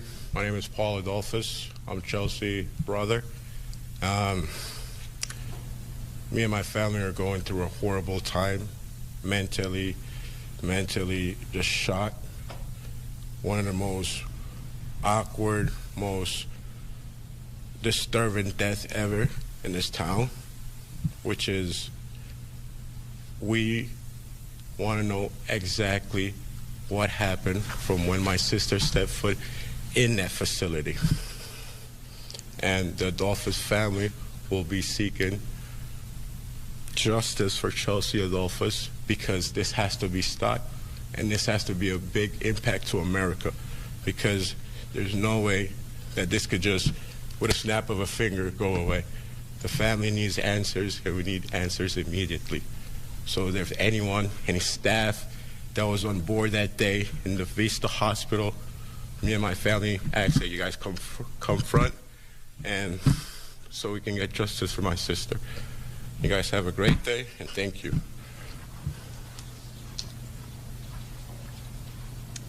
Thank you, Mr. Adolphus.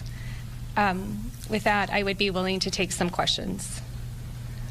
Do you, or has your office any idea how she wound up outside in the roof in the first place? And was the door locked and she was prevented from getting back in, I assume?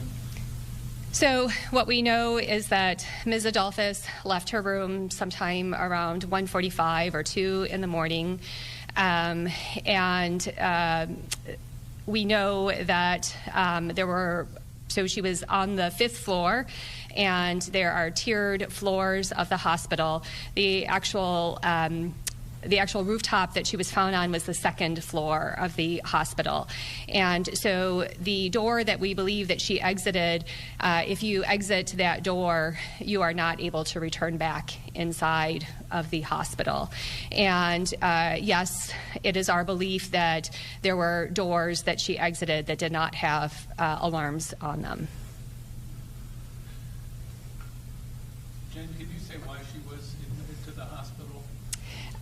This is still an active investigation, and so that information we're not releasing at this time. Can you say, was there any evidence that she told anybody at the hospital, I'm leaving, I'm checking myself out, anything like that? I know that an announcement went out overhead. I've been told by a staff member that an announcement went out overhead that there was a patient that was missing, which would not be typical of a patient that was being discharged. Do you know why it took so long for someone to find her? Were nurses not doing like their hourly rounds? How does that work there at the hospital?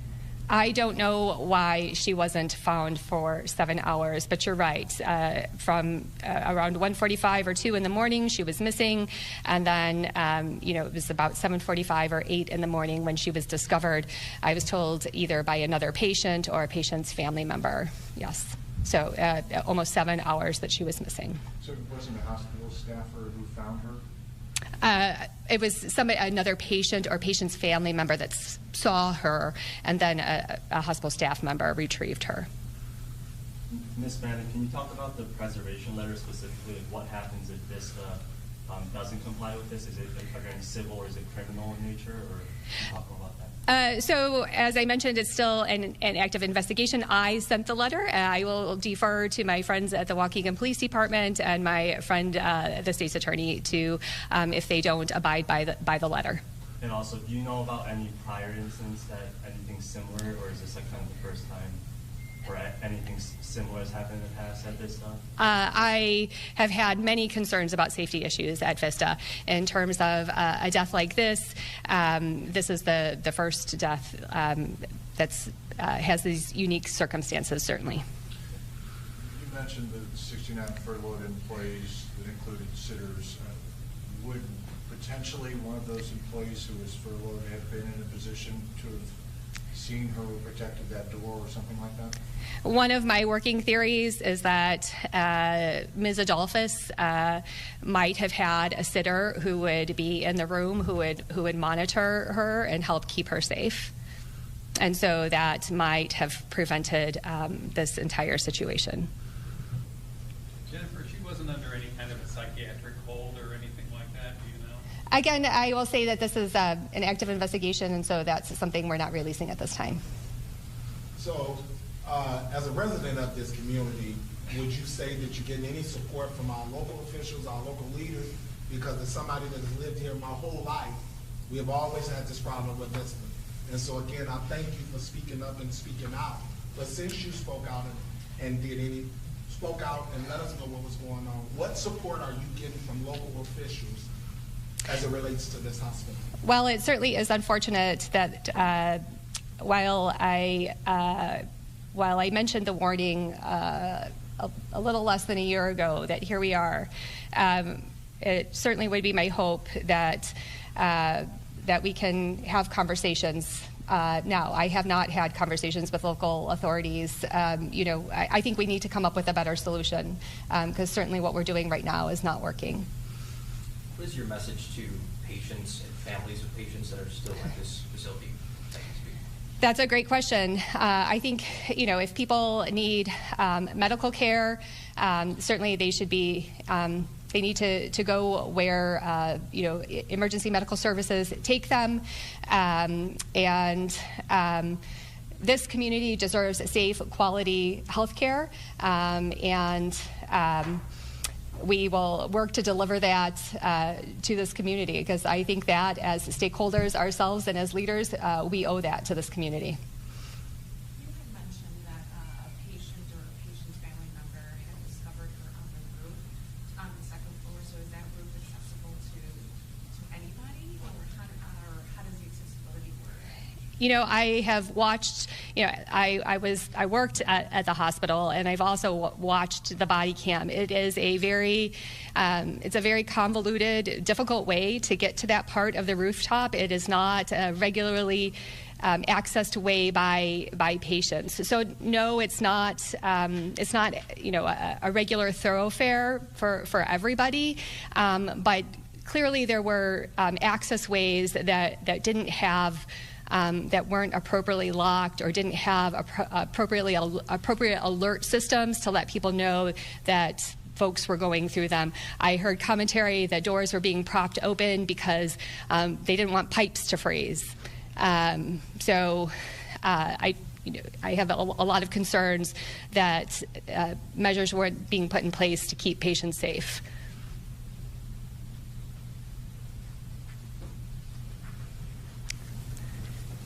Member Roberts. Thank you. My question is do you feel it's safe to have the hospital open as it is now? Well, one of the things that I intend to do, actually, after this meeting, I was waiting for our autopsy findings and to get some of the medical records. I intend to write a letter to the Illinois Department of Public Health, alerting to them to this case and the findings that we have as of right now, asking the Illinois Department of Public Health to look further into this. Last year, when the level 2 trauma designation was revoked, I know that IDPH was at Vista for an extended period of time, so that will be up to them to investigate further, but I intend to send them a letter indicating that personally, in my opinion, I frankly think that as a result of this incident, this is a clear and present danger. Mr. McLemore. Yeah, I want to know who the security firm over the hospital, because that door was left open and they're supposed to check that. So who is the security firm? At this moment, I can't comment on that. I can't comment on that. Go ahead, Mayor. Quick question, and again, to the family, our condolences. But is it possible that other things might have happened in the hospital that may not have been brought to awareness, that might have caused other deaths that that just wasn't reported? Or are they going to do an investigation on other incidents that might have happened there? I can't speculate as to what I don't know. I think that's entirely plausible. I have had concerns about the behavior that's been going on there for some time. There's been repeated behavior that has had me concern the fact that they haven't been paying their taxes. I know that they owe money to the city of Waukegan, $200,000 for unpaid water bills, an unpaid bill to the city of Waukegan for police services that were rendered, vendors, clinical providers who haven't been paid, another anesthesia colleague that hasn't been paid. So there have been repeated behaviors that have me question and concerned about the care that they're providing to the patients and clients that are served in this community.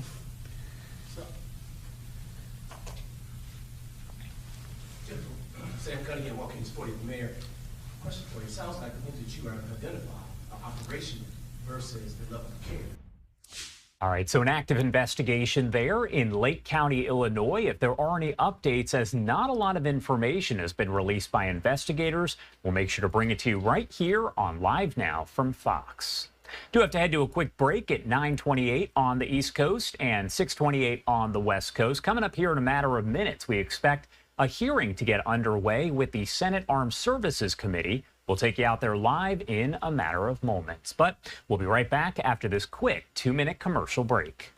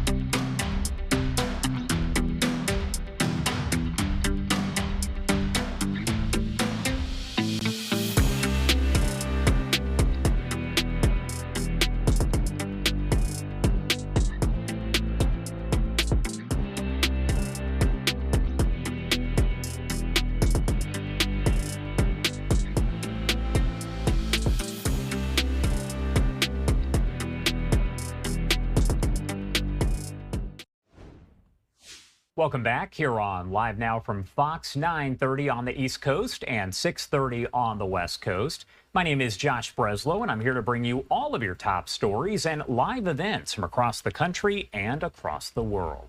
I do want to take you out to this post from WSVN. They are the Fox affiliate over in Miami and Fort Lauderdale, Florida. They say right now that police have detained 40 Chinese migrants after they were discovered in the back of two separate vans in Coral Gables, Florida. The bust happened at Old Cutler Road and Kendall Drive. That was around 8:30 a.m. local time, so about an hour ago. It's unclear, they say, if a traffic stop led to the discovery or if authorities had prior knowledge of the migrants' whereabouts. 7 Sky Force, their helicopter there, did hover above the scene where police cruisers blocked in the white van that was transporting the migrants. We are working to get some of that video for you from WSVN. Trees are obstructing the aerial view, but several people were seen sitting on the side of the road awaiting further instructions from law enforcement. Now, it's important to note that 2 weeks ago, 31 Chinese migrants were discovered in a U-Haul van along a road there near Ridgewood Road that is also in Coral Gables. Detectives said a security guard tipped off authorities saying there was a possible kidnapping in that area, and that is when agents discovered and found the 31 Chinese nationals. Again, that was 2 weeks ago. We're told that 5 people were taken into custody, and it's still unclear whether that was a smuggling or human trafficking incident. But again, today, as you can see in this post coming in from WSVN, police detaining 40 Chinese migrants after they were discovered in the back of 2 separate vans in Coral Gables, Florida. As we get more details on this and that video we were talking about, we'll make sure to bring it to you right here on Live Now from Fox. I do want to head over to Washington, D.C. right now. As I mentioned, the Senate Armed Services Committee is meeting to discuss the Pentagon, the Department of Defense. I do want to pop up the audio here and listen in. That many of my colleagues' ideas for improvements and reform will have an enthusiastic reception in this new Pentagon team. I appreciate my friend Ranking Member Reid for holding a hearing in the previous Congress on the Planning, Programming, Budgeting, and Execution Reform Commission. I expect we can continue to make progress in this new Congress. As a matter of fact, Mr. Reid and my colleagues, we need a game changer, and we need it right now. The committee took steps last year to remove unnecessary steps from the acquisition process and get defense innovators more powerful hiring authorities. We can and should continue on that positive trajectory. I recently released the Forged Act and published this white paper entitled Restoring Freedom's Forge, America's Innovation Unleashed. And I must say, I appreciate the positive comments and response that we've heard from industry and from government officials. The white paper lays out in specific detail my plan to implement smart spending practices at DoD. The Forged Act proposes the most comprehensive set of budgeting and acquisition reforms in decades. It focuses on 5 areas. First, we must cut the red tape that burdens our defense workforce. Our regulations are full of outdated and excessive compliance requirements. Addressing this is exactly the type of work that DOGE is contemplating, and I hope we can make progress in this area. Contracting regulations total more than 6,000 pages. Financial regulations add up to more than 7,000 pages. I'm interested to hear our witnesses address how this committee can reduce the statutory and regulatory burdens even as we retain the core elements of good policy. Second, we should harness one of our nation's core advantages, our world-class tech sector, which is built by American entrepreneurial spirit. Government unique requirements have made it nearly impossible for commercial companies and startups to do business with the Department of Defense. We need to reward commercial innovation by making it possible for innovative companies to work with the Pentagon. Third, we must create competitive pressure by rapidly qualifying new suppliers to help build our weapon systems. More than 20,000 suppliers have exited the Navy's shipbuilding industrial base in the past 20 years. And that's just the Navy's industrial base. 20,000 suppliers gone. I hope our witnesses will address how we can lower barriers to second sources and how we can adopt technologies like 3D printing, which can dramatically reduce costs and expedite production schedules. Fourth, we must enable senior officials to manage programs by reducing the bureaucracy's ability to veto their decisions. A typical acquisition must satisfy nearly 50 documentation requirements and get 50 external sign-offs. We need to be careful about the taxpayers' money, but that is excessive. We need to give program managers all of the tools they need to success while retaining an appropriate level of checks and balances. Finally, we should modernize the defense budget process by allowing money to move as fast as technologies and threats change. It currently takes at least 2 years to request and receive funding. Meanwhile, the commercial sector deploys new generations of technologies in less than 2 years, and the Pentagon is continually lagging behind. We cannot keep conducting business as usual. I repeat, we need a game changer in this regard, and we need it now, because the United States is entering the most dangerous period we've faced since World War II. Our adversaries are rapidly innovating and leveraging commercial technologies. In response, we must expand our capacity to produce and sustain high-end weapons like ships, aircraft, and missiles. At the same time, we must adopt autonomous, adaptive, and networked or swarming systems. This is not an either-or effort. We must produce traditional and innovative systems quickly and at the scale of relevance. Doing so will ensure that we can deter our adversaries from taking action against us and our interests. In other words, peace through strength. I look forward to discussing those initiatives and more with our witnesses. And again, I welcome all three of them to our hearing, and I recognize my friend, Ranking Member Reed, for his remarks. Thank you very much, Mr. Chairman. And let me join you in welcoming our witnesses, Mr. James Gertz, Mr. Shiham Shankar, and Mr. Nathan Diller. Thank you, gentlemen. You bring unique and important perspectives to this discussion, and this is a very serious and important discussion. For many years, this committee has examined various challenges for the defense acquisition system. Time and time again, we have heard the system is too slow, too rigid, and too outdated to keep pace with the changing world. As such, the committee has worked hard and made progress towards streamlining the acquisition system. Importantly, we have helped provide the Department of Defense with significant flexibility in the acquisition authorities, including initiatives like middle-tier acquisition, rapid acquisition authority, and other transaction authority. These authorities are intended to enable the department to tailor acquisition strategies and contracting approaches to fit the needs of each program. Indeed, lengthy, risky programs demand more rigor and oversight, whereas less risky, non-developmental programs may move quicker with fewer bureaucratic checks on the process. I would ask our witnesses for their views on the successes and shortcomings of these acquisition authorities. Responsible regulation is key to the success of the acquisition and innovation ecosystem.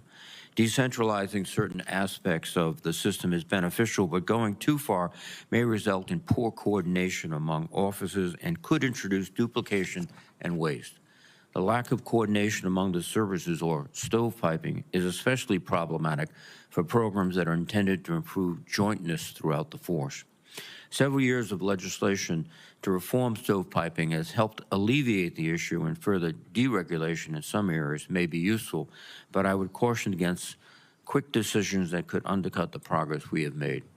Many existing statutes and regulation exist because of past failures by the department or poor behavior from industry, and it is important that we remain uncompromising stewards of taxpayers' dollars. And I would ask for the witnesses' views on this issue also. Further, we must remember that our acquisition network is only as strong as our workforce. To meet growing demands, the acquisition workforce must grow accordingly to include contracting officers, subject matter experts, and skilled technicians in the defense industrial base. In this regard, I am concerned that we have already begun to see attacks on the department's civilian workforce. The Trump administration has taken pride in its threat to slash the bureaucratic workforce, arguing a false equivalence between fewer personnel and greater efficiency. Ironically, reducing the acquisition workforce is likely to increase the contracting timeline and eliminate positions that support acquisition professionals will inject new inefficiency into the network. I would appreciate our witnesses' thoughts on the interdependencies of the acquisition workforce and their recommendations to make sure that acquisition workforce is appropriately sized and trained. Finally, I would like to point out that innovation is more than technology. Improving the Defense Department's innovation strategies will require more than overhauling systems or increasing funding. It will require bold thinking by leaders at every level of the enterprise. I am reminded of a quote attributed to Winston Churchill. "Gentlemen, we have run out of money. Now we have to think." Successful innovation requires creative people to not only adapt to new technologies, but to adapt processes to new situations where technology is not yet available. Now we must think. To help us do so, I look forward to hearing from this insightful panel of experts, and I hope we can work together to develop a better understanding of how the Department of Defense can adapt quickly to a changing world. Thank you again to our witnesses, and I look forward to your testimony. Thank you, Mr. Chairman. Thank you very much, Mr. Reed. And let me say we're going to hear from our witnesses now, and then we'll have a 5-minute round. We will have a round of 5-minute question and answer. I'm going just so that this senator will understand and be prepared, I'm going to yield my 5 minutes to Mr. Sheehy because he has to preside in a few moments. So after the opening statements, Mr. Sheehy will ask questions and then be followed by the ranking member. And then we'll go forward with Senator Fisher and on down. Mr. Sankar, we're delighted to have you, and you are recognized for as much as 5 minutes. Well, thank you. Chairman Wicker, Ranking Member Reed, members of the committee, thank you for the opportunity to testify today. Mr. Chairman, I want to commend you on your proposal. I was fist pumping in the air when I was reading it. This is exactly the kind of reform that we need to win. I've spent nearly 2 decades at Palantir fighting the bureaucracy to deliver cutting-edge technology to our warfighters. And my message today is simple, that defense innovation and procurement are broken at precisely the moment we need them to deter and defeat our adversaries, and for reasons that are profoundly un-American. The root of the problem is that the Pentagon is a bad customer. It's also the only customer. The defense market is functionally a monopsony, where a sole buyer shapes the market with prescriptive requirements, complex regulations, and 5-year plans worthy of Stalin. The Cold War is over, and everyone has given up on communism except for Cuba and seemingly the DoD. The monopsony has created a divide between defense and commercial sectors. I call this the Great Schism, but you can think of it like the Berlin Wall. On the commercial side of the wall, companies are free to compete and to innovate. On the defense side, a dwindling number of contractors toil away for the monopsony. More and more, they resemble state-owned enterprises instead of the innovative, founder-driven companies that they once were. The companies fit enough to climb the wall and defect to the free world did so long ago. Mr. Chairman, if we're going to win again, we need to tear down this wall. And your report helps us do just that. First, cut the red tape. Defense procurement is constrained by mountains of regulations that paralyze leaders and punish creativity. This is not what was intended, but this is reality. And the road to hell is paved with good intentions. For example, the DoD 5000 series, it was 7 pages when David Packard wrote it in the 70s. It's now 2,000 pages. That's an 11% compounded growth rate, one of the few areas the department outperforms the market. Eliminating burdensome regulation must be a priority because no amount of process can save us, but it can destroy us. Second, unleash innovation. To do that, we need to reverse this great schism. During the Cold War, 6% of defense spending on major weapons went to defense specialists. Chrysler made cars and missiles. General Mills made cereal and torpedoes.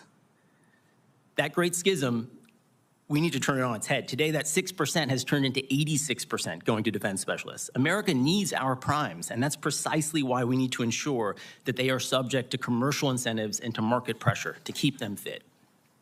We can fix this by ending the cost-plus mentality, which makes us slower, poorer, and dumber. SpaceX reduced launch costs by 85%. That simply isn't possible in a cost-type domain. We also need to stress a commercial-first mindset in procurement. FASA is already the law of the land. Perhaps we should just enforce it. Third, increase competition. Yes, please. But also, we need to increase competition inside of government. During the early Cold War, the services competed against each other to develop the best ballistic missiles. The Navy's Polaris and the Air Force's Minuteman ultimately won, but not before the Regulus, Jupiter, Thor, Atlas, and Titan were developed in some form. Today, the bureaucracy would disparage that contest as duplication. I see a competitive market with multiple buyers, pressure to innovate, and no single point of failure for the department. Fourth, enable decisive action. We are a nation born of founding fathers. We understand the importance of great creative leadership. In place of the cargo cult that worships process, let's empower our people. We wouldn't have ICBMs without Shriver, the nuclear Navy without Rickover, the Apollo program without Gene Kranz. I challenge you to name a comparable figure overseeing most major programs today. And it's not for a lack of talent.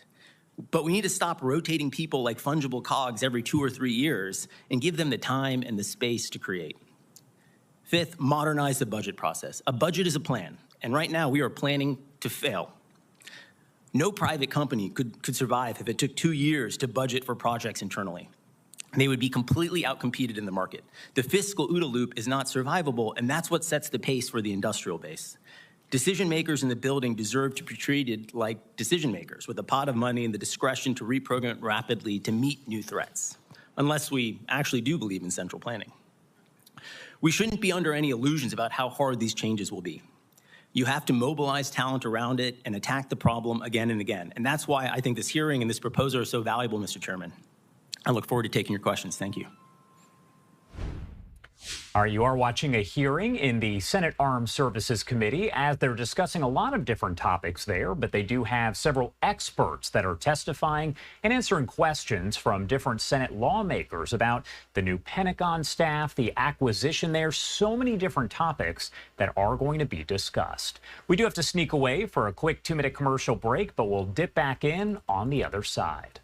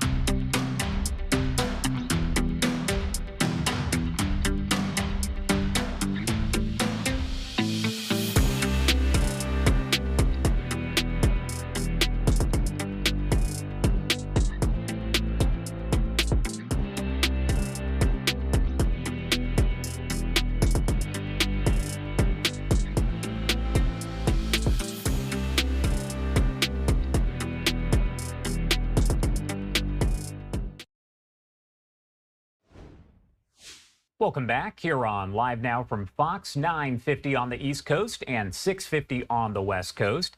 My name is Josh Breslow, and I do want to take you out to another live image that is now popping up here as we are just moments away from yet another Senate hearing. This is going to be the Senate Commerce Committee, and it's called Examining the Panama Canal and its Impact on U.S. Trade and National Security.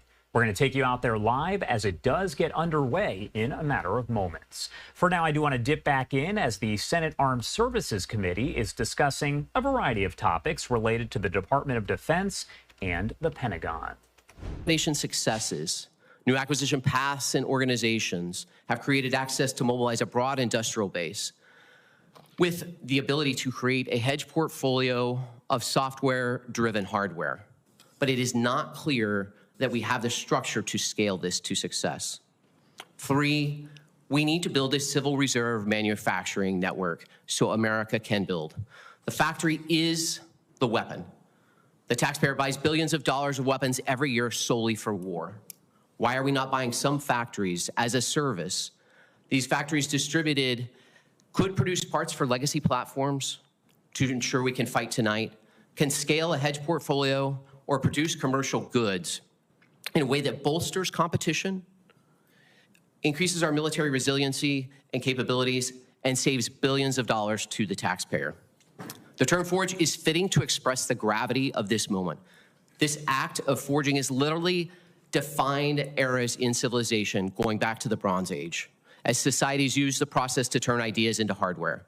The title Forge Act is appropriately to communicate the emergency situation that we are in America today, as our eroded capacity of turning ideas into hardware is creating this national crisis. Fortunately, visionaries mobilized a whole-of-nation effort in World War II. It is time for Freedom's Forge 2.0. And while we're in an emergency state, I am optimistic because I believe the ingredients are present for a generational shift in manufacturing and defense innovation that could be more notable than going from the Stone Age to the Bronze Age. I'm confident America will forge that peaceful and prosperous era together. Ladies and gentlemen, it is time to build. Thank you very, very much, Mr. Diller. Mr. Gertz. Chairman Wicker, Ranking Member Reed, distinguished members of the committee, it's good to be back here with you again, and it's quite an honor to be here for this discussion.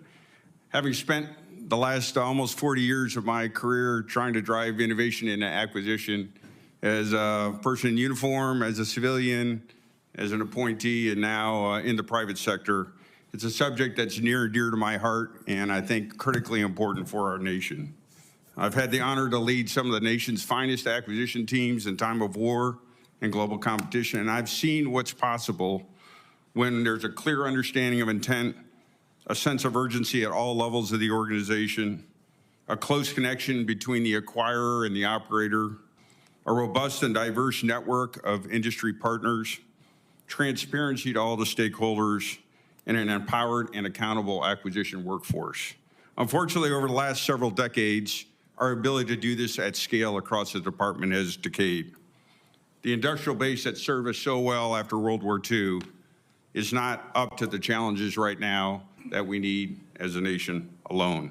The accumulation of decades of statutes, regulations, processes, special interests, all well-intentioned, about which permeate the bureaucracy, have hobbled our ability to adapt and change. The risk-averse culture that's driven has diffused accountability across multiple organizations, departments, and the workforce so that it's unclear who's actually accountable to deliver, and they are not empowered to actually deliver the results we need from them. The challenges facing the department and the nation are many. The nation needs to be innovative, productive, and agile while also ensuring they're relentless stewards of the taxpayer dollar. Rather than trying to rebuild the industrial base we once had, I believe we need to focus on building the future industrial network that we need that gives us the ability to scale and the ability to be agile in this time of global competition. Harnessing our collective capabilities, talents, and innovations into such a dynamic and aligned network will help overcome the limitations and linear thinking, risk-averse approaches that have been impairing the nation's competitive capability since. I'm thankful that this committee is placing such an emphasis on this issue and am optimistic with the tenets of the Forge Act. We have a systematic issue and we've got to attack it systematically. We've tried over the last couple decades tweaking, making some changes here, making some changes there. But if we're really going to act at the scale and with the speed we need as a nation, we need to overhaul both our approach to the industrial base, focusing on this industrial network, as well as leveraging a clearly accountable and empowered acquisition workforce. Thanks for the opportunity to appear before you, and I look forward to your questions. All right, so just getting through the expert opening remarks there, the perfect time to head to our final 2-minute commercial break of the hour. But I also do want to remind you that coming up, we do have this hearing that is going to get underway on the Panama Canal. We'll start that once it does begin. Let's head to that final 2-minute commercial break, but a lot more live coverage in just a few.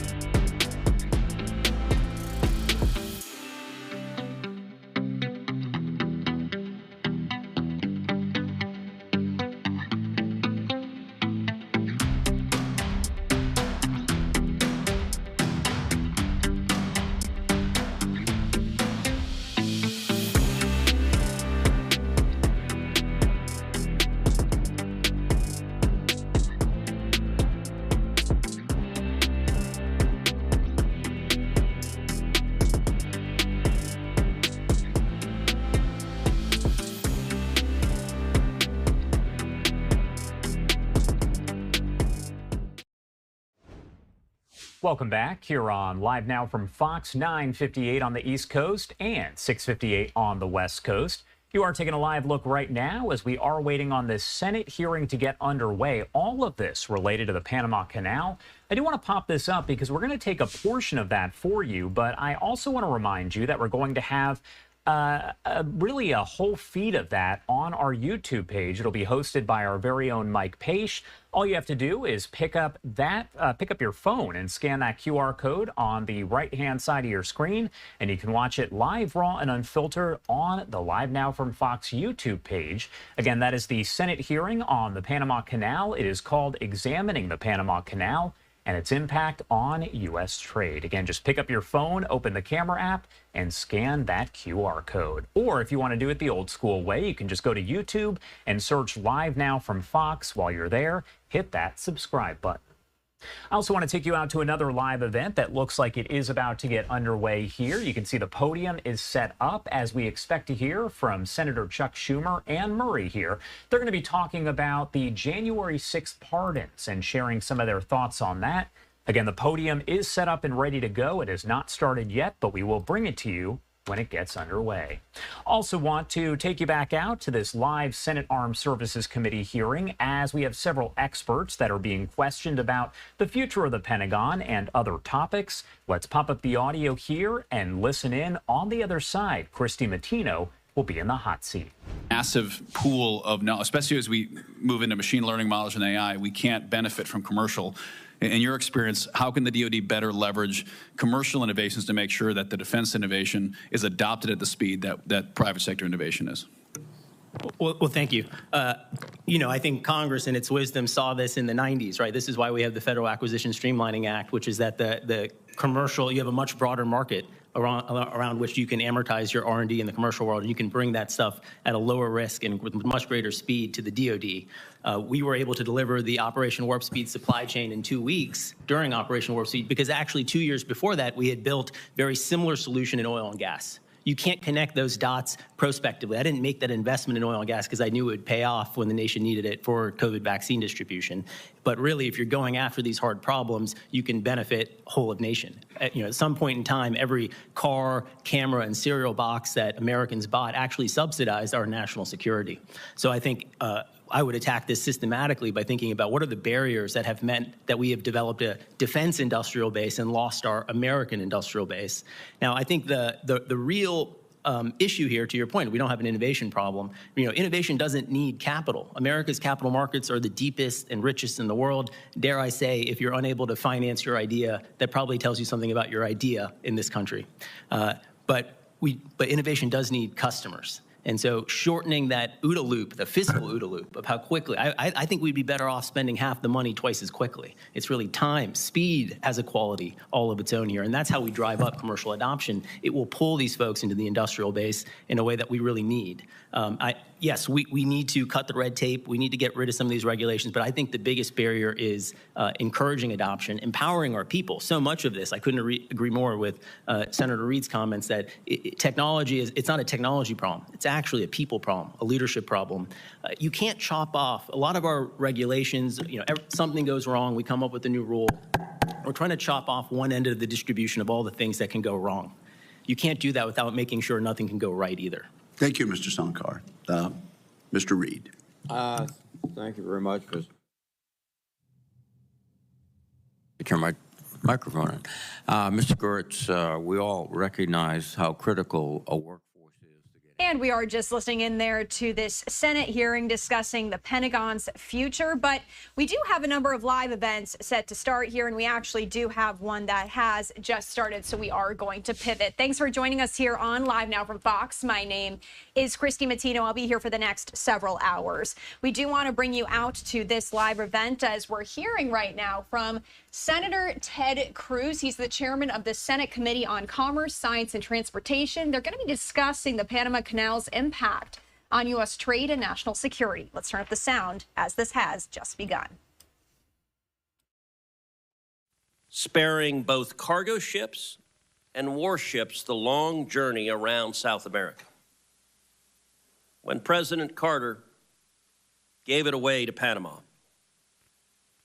Americans were puzzled, confused, and many outraged. With the passage of time, many have lost sight of the canal's importance, both to national security and to the U.S. economy. Not President Trump. When he demanded fair treatment for American ships and goods, many in the media scoffed. But the Panama Canal was not just given away. President Carter struck a bargain. He made a treaty. And President Trump is making a serious and substantive argument that that treaty is being violated right now. This committee has jurisdiction under the Senate rules over the Panama Canal, and today we will examine evidence of potential violations. President Trump has highlighted two key issues. Number one, the danger of China exploiting or blocking passage through the canal. And number two, the exorbitant costs for transit. Chinese companies are right now building a bridge across the canal at a slow pace so as to take nearly a decade. And Chinese companies control container ports at either end. The partially completed bridge gives China the ability to block the canal without warning. And the ports give China ready observation posts to time that action. This situation, I believe, poses acute risks to U.S. national security. Meanwhile, the high fees for canal transit disproportionately affect Americans because U.S. cargo accounts for nearly 3/4 of canal transits. U.S. Navy vessels pay additional fees that apply only to warships. Canal profits regularly exceed $3 billion. This money comes from both American taxpayers and consumers in the form of higher costs for goods. American tourists aboard cruises, particularly those in the Caribbean Sea, are essentially captive to any fees Panama chooses to levy for canal transits. And they have paid unfair prices for fuel bunkering at terminals in Panama as a result of government-granted monopoly. Panama's government relies on these exploitative fees. Nearly 1/10 of its budget is paid for with canal profit. As those fees cascade through the American economy and the federal fisc, the Chinese Communist Party advances its global economic contest against the United States and takes a militaristic interest in the canal. While President Trump has rightly focused on these key issues, there are additional problems. In the last 2 years, the Canal Authority generated record revenue, even while transits were depressed by drought conditions. And the only comfort to delayed and overcharged ships is that Panama may invest in more freshwater reserves in the future. Even as it takes advantage of the global maritime system, Panama has emerged as a bad actor. Panama has for years flagged dozens of vessels in the Iranian Ghost Fleet, which brought Iran tens of billions of dollars in oil profits to fund terror across the world. And Chinese companies have won contracts, often without fair competition, as the infamous Belt and Road Initiative has come to Panama. China often engages in debt trap diplomacy to enable economic and political coercion. In Panama, it also seems to have exploited simple corruption. We have 4 panelists with us today. At Ranking Member Cantwell's request, we also invited the Deputy Administrator of the Panama Canal to appear today. She declined that invitation. I understand this witness claimed her absence was due to a scheduling matter, but I also recognize that defending the Panama Canal Authority is an unenviable task. This committee may be obliged to compel her testimony at a future hearing. It will not escape senators' notice that Professor Kontorovich is appearing virtually today. That will be a very unusual practice before this committee. The professor was ready to fly from Israel to D.C. to appear in person, but he was unable to because too few American carriers have resumed direct flights to Israel. While European airliners are willing to fly to Israel, service to America has been prohibitively long and expensive. Israel is America's closest ally in the Middle East, and U.S. carriers are refusing to fly there. Late last week, Delta Airlines announced it would finally restart direct flights to Tel Aviv in April. And I very much hope that United Airlines and American Airlines will very quickly follow suit and resume direct flights to Israel. Turning back to the topic at hand, I'm grateful to President Trump for raising public awareness about the state of the Panama Canal and the threats to American interests. We cannot afford to let American shippers be extorted.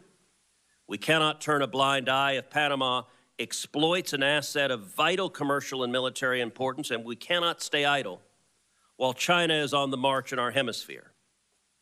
I expect and hope the testimony today to enlighten on all of those issues. I will now turn to Ranking Member Cantwell for her opening statement. Thank you, Mr. Chairman, and thank you for having this important hearing and the witnesses that are here today and virtually. Access to the Panama Canal is essential. Maintaining America's supply chains, lowering inflation costs on consumers and goods, and ensuring our national security.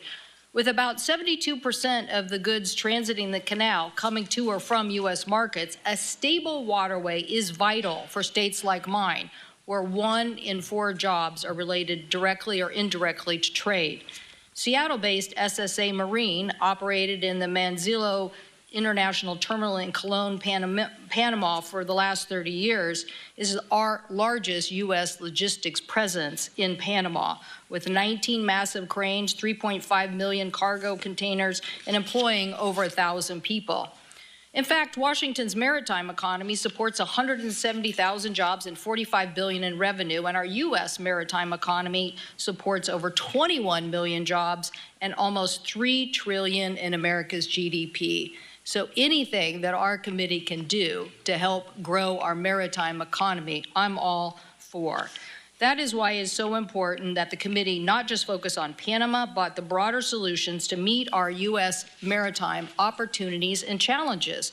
This committee passed the Ocean Shipping Reform Act, led by our colleagues, Senator Klobuchar and Senator Thune, to address shipping costs and stop carriers from practices that delayed U.S. cargo or increased costs. This law also gave the FMC, our two commissioners that are here today, the ability to do better investigation. So I look forward to hearing about their investigation on the Panama Canal and these cost issues. And many members of this committee have worked on the infrastructure bill to do dock replacements in places like Alaska, rail improvements, pier infrastructure, safety improvements, container yard expansion. And I know that my colleagues who represent these maritime investments need a maritime workforce and continued investment. Many of our colleagues, Mr. Chairman, have great ideas. Senator Kelly and Young from the Senate, Representatives Garamendi and Kelly from the House, and they've been working with maritime stakeholders on these larger bills. But, Mr. Chairman, if this committee doesn't embrace this larger agenda, it's going to get decided in the Finance Committee. So I hope that we can get some of these issues and show that this committee is the committee for maritime jurisdiction. A bill that provides a comprehensive strategy to rebuild America's supply chain supremacy, sea-left capacity that we need to defend our interests in the South China Sea and the Indo-Pacific region, and to revitalize our nation's ports and shipbuilding capacity. A revitalized U.S. maritime strategy would not only be good for our economy, but critical for national security. At the same time, we face cyber threats from our foreign adversaries, and Panama is a perfect example, which brings us to the hearing today. I am concerned about Chinese-owned ports in Panama and their proximity to the canal. I'm also deeply concerned about the installation of Chinese equipment from Huawei and Chinese companies near the canal. This is why this committee successfully worked to get $3 billion in rip and replace at the end of last Congress. So if we're trying to get them out of U.S. ports and areas, we shouldn't certainly allow them in vessels and back doors in places like Panama. Mr. Chairman, I'd like to ask unanimous consent to enter into the record a letter from the two most recent U.S. ambassadors to Panama who make the case for continued U.S. investment in infrastructure and cybersecurity. Without objection. These ambassadors, thank you, Mr. Chairman, these ambassadors know better than anyone that America's adversaries have built backdoors into communication technology, software, supply chains, both software and hardware. So whether it's a crane over the port or a bridge, we cannot tolerate Huawei, TikTok, artificial intelligence, or other adversaries using a government backdoor. Mr. Chairman, I'm a very big fan of the five biggest technology interests and basic democracies forming a technology NATO. We should be saying to the world, nobody should be buying technology or equipment that has a government backdoor. These are complex issues, and we need solutions. I will be requesting that the Department of Defense provide a classified briefing to all members of our committee about foreign adversary threats to the Panama Canal, including these adjacent areas. I received an initial classified briefing from the U.S. Southern Command and have spoken to former U.S. Southern Command leader, General Laura Richardson, on these issues. I also plan to go as a delegation or by myself to Panama and visit the Panama Canal Authority. I invite other members to do so, hopefully this spring.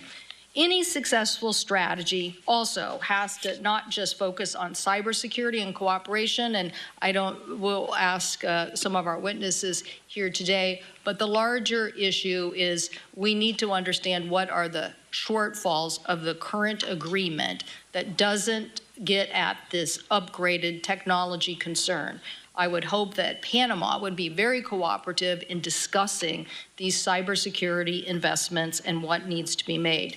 As we all know, the Panama Canal is, as an authority, independent, and the Chinese government don't start the shipping rates, but the authority has been grappling with historic rainfalls, climate change, and the solution, I believe, is for us to work together, as the Army Corps did before, on solutions in making sure that instability in water is not the cause of increase in rates. We need to work on these solutions.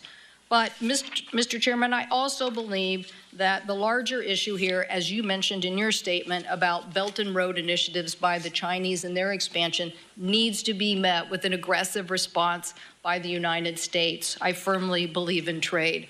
But again, easy for me to say, or maybe for Texas, when you're coming from a very trade-dependent state. But the issue is we didn't have an ambassador there for 5 years in Panama. For all my colleagues who hold up ambassadors, you should rethink your strategies when you do this, because holding up ambassadors and not dealing with these issues put us behind the 8 ball. Expanding exports to 95% of the world's consumers and roughly 3.5 billion people, I believe, is a good idea. I hope we can have a more aggressive strategy in Latin America. I think the proposals by Senator Cassidy and Bennett, the Americas Act, is an also like-minded thing of Latin American countries that we could join together in sort of a U.S., Mexico, Canada free trade agreement. And I also believe that a free trade agreement of the Americas that link modernization of all our FTAs in Latin America and the Caribbean would help, along with an aggressive strategy on saying no government backdoors and making the kind of investments that the Export-Import Bank can do to counter China. So, Mr. Chairman, thank you for organizing this important hearing. Such investments ensure resilient supply chains, boost exports, lower consumer costs, and most importantly, protect our national security. Thank you, Mr. Chairman. If you are just joining us on Live Now from Fox, we're listening in here as Senator Ted Cruz, as well as the Senate Committee on Commerce, Science, and Transportation are holding this hearing looking at the impacts of the Panama Canal on American economy. This discussion is going to go on for quite some time here. So while they are in between speakers, we are going to use this time to go away for a 2-minute break. We'll be right back.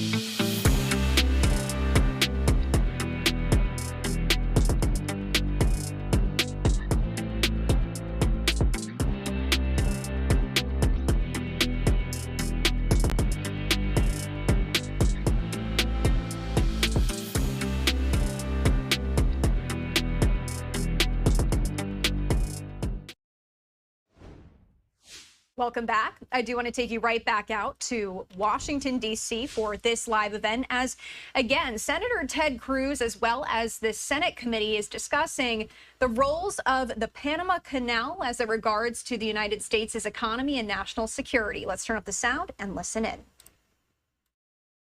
Peace management and Panama government's policies affecting maritime operations. Since 2015, Chinese companies have increased their presence and influence throughout Panama. Panama became a member of the Belt and Road Initiative and ended its diplomatic relations with Taiwan. Chinese companies have been able to pursue billions of dollars in development contracts in Panama, many of which were projects directly on or adjacent to the Panama Canal. Many were no-bid contracts labor laws were waived, and the Panamanian people are still waiting to see how they've been benefited. It is all more concerning that many of these companies are state-owned, and in some cases even designated as linked to the People's Liberation Army. We must address the significant growing presence and influence of China throughout the Americas and in Panama specifically. American companies should play a leading role in enhancing the canal's infrastructure. By supporting U.S. firms, we reduce reliance on Chinese contractors and promote fair competition. Additionally, confirming a U.S. ambassador in Panama is critical to advancing our national and economic interests. The FMC will continue to monitor the canal's pricing practices and consider broad reviews of Panama's maritime sector. The FMC has the authority to impose significant remedies, including fines and restrictions on Panamanian flagged vessels entering U.S. ports. In closing, the Panama Canal is vital to our economy, with over 75% of its traffic bound for our ports. Safeguarding the ACP's independence and addressing the challenges posed by the broader government are essential to maintaining U.S. competitiveness in the global economy. I look forward to your questions. Thank you, Chairman. Our next witness is Commissioner Daniel Maffei of the Federal Maritime Commission. He was also in Panama with Chairman Sola. Mr. Maffei, I look forward to your opening statement. Thank you very much, Chairman Cruz and Ranking Member Cantwell and members of the committee. I do want to say that in addition to Chairman Sola and myself, Commissioner Max Vekic is also here from the Federal Maritime Commission, which I just think underscores the importance of this issue to us. More than 110 years after its opening, the Panama Canal does remain absolutely vital to maintaining resilient supply chains for both American importers and exporters. Because the canal is essentially a waterway bridge over mountainous terrain above sea level, it does depend on large supplies of fresh water to maintain the full operations. Panama has among the world's largest annual rainfalls.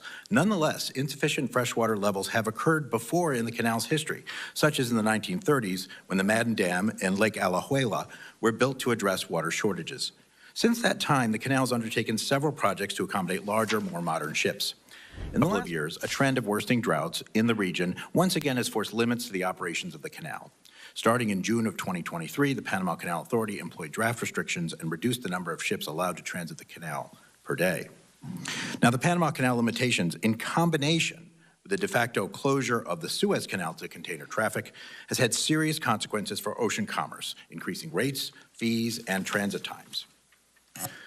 In the first half of 2024, U.S. importers and exporters expressed Panama Canal-related concerns to the FMC, including doubts about the future reliability of the canal and questions about how the Panama Canal Authority was determining which ships could transit the canal and how long they would have to wait. The FMC has statutory authority under the laws concerning foreign shipping practices to investigate and potentially take appropriate counteraction if it finds that a foreign country through its laws or regulations has contributed to, quote, conditions unfavorable to shipping in the foreign trade, unquote. Given the statutory mandate and consistent with FMC's mission, I and then Commissioner Luis Sola started to look deeper into the causes of the issues facing the canal. The first step was to meet with Panamanian officials and other stakeholders, as the chairman has pointed out, about the conditions adversely affecting the canal's operations, about what was being done to address these concerns, and about whether any aspect of the canal's operations might result in conditions unfavorable to U.S. shipping that should be addressed under the Commission's authority. So we traveled to Panama, actually it was in July of 2024, and we met with then recently elected President Jose Molino and officials in his administration. We also met with the Panama Canal Authority, as well as private sector stakeholders. We had very candid discussions on key issues such as Panama's plans to ameliorate the water level challenges, the bidding processes used to allocate transits during times of restrictions, and our concern the Canal Authority was bringing in far more revenue during the crisis than it had before limits were forced by the water shortages. Both the government of Panama and the Canal Authority did answer our questions very substantively. The Canal Authority informed us they were already making changes to that allocation system. Now, fortunately, Panama's 2024 rainy season has for now alleviated the most acute water supply issues at the canal, and normal transit volumes have been restored. That said, while the Panamanian government and Canal Authority have, with the advice of the U.S. Army Corps of Engineers, developed credible plans to mitigate future water shortages, they also warned that it is likely that at least one more period of reduced transits will occur before these plans can be fully implemented. Now, since our meetings, the FMC has continued to monitor Panama's progress in this front and examined other policy changes announced by the Canal Authority. I do have continuing concerns, particularly about the auction-like slot allocation procedures, not so much as they are applied right now because transits are not being rationed, but when another low rainfall period occurs. As we learn more about Panama and the Canal Authority, how they would handle another drought and receive more input from American importers and exporters, the Commission does remain positioned to take appropriate action if warranted.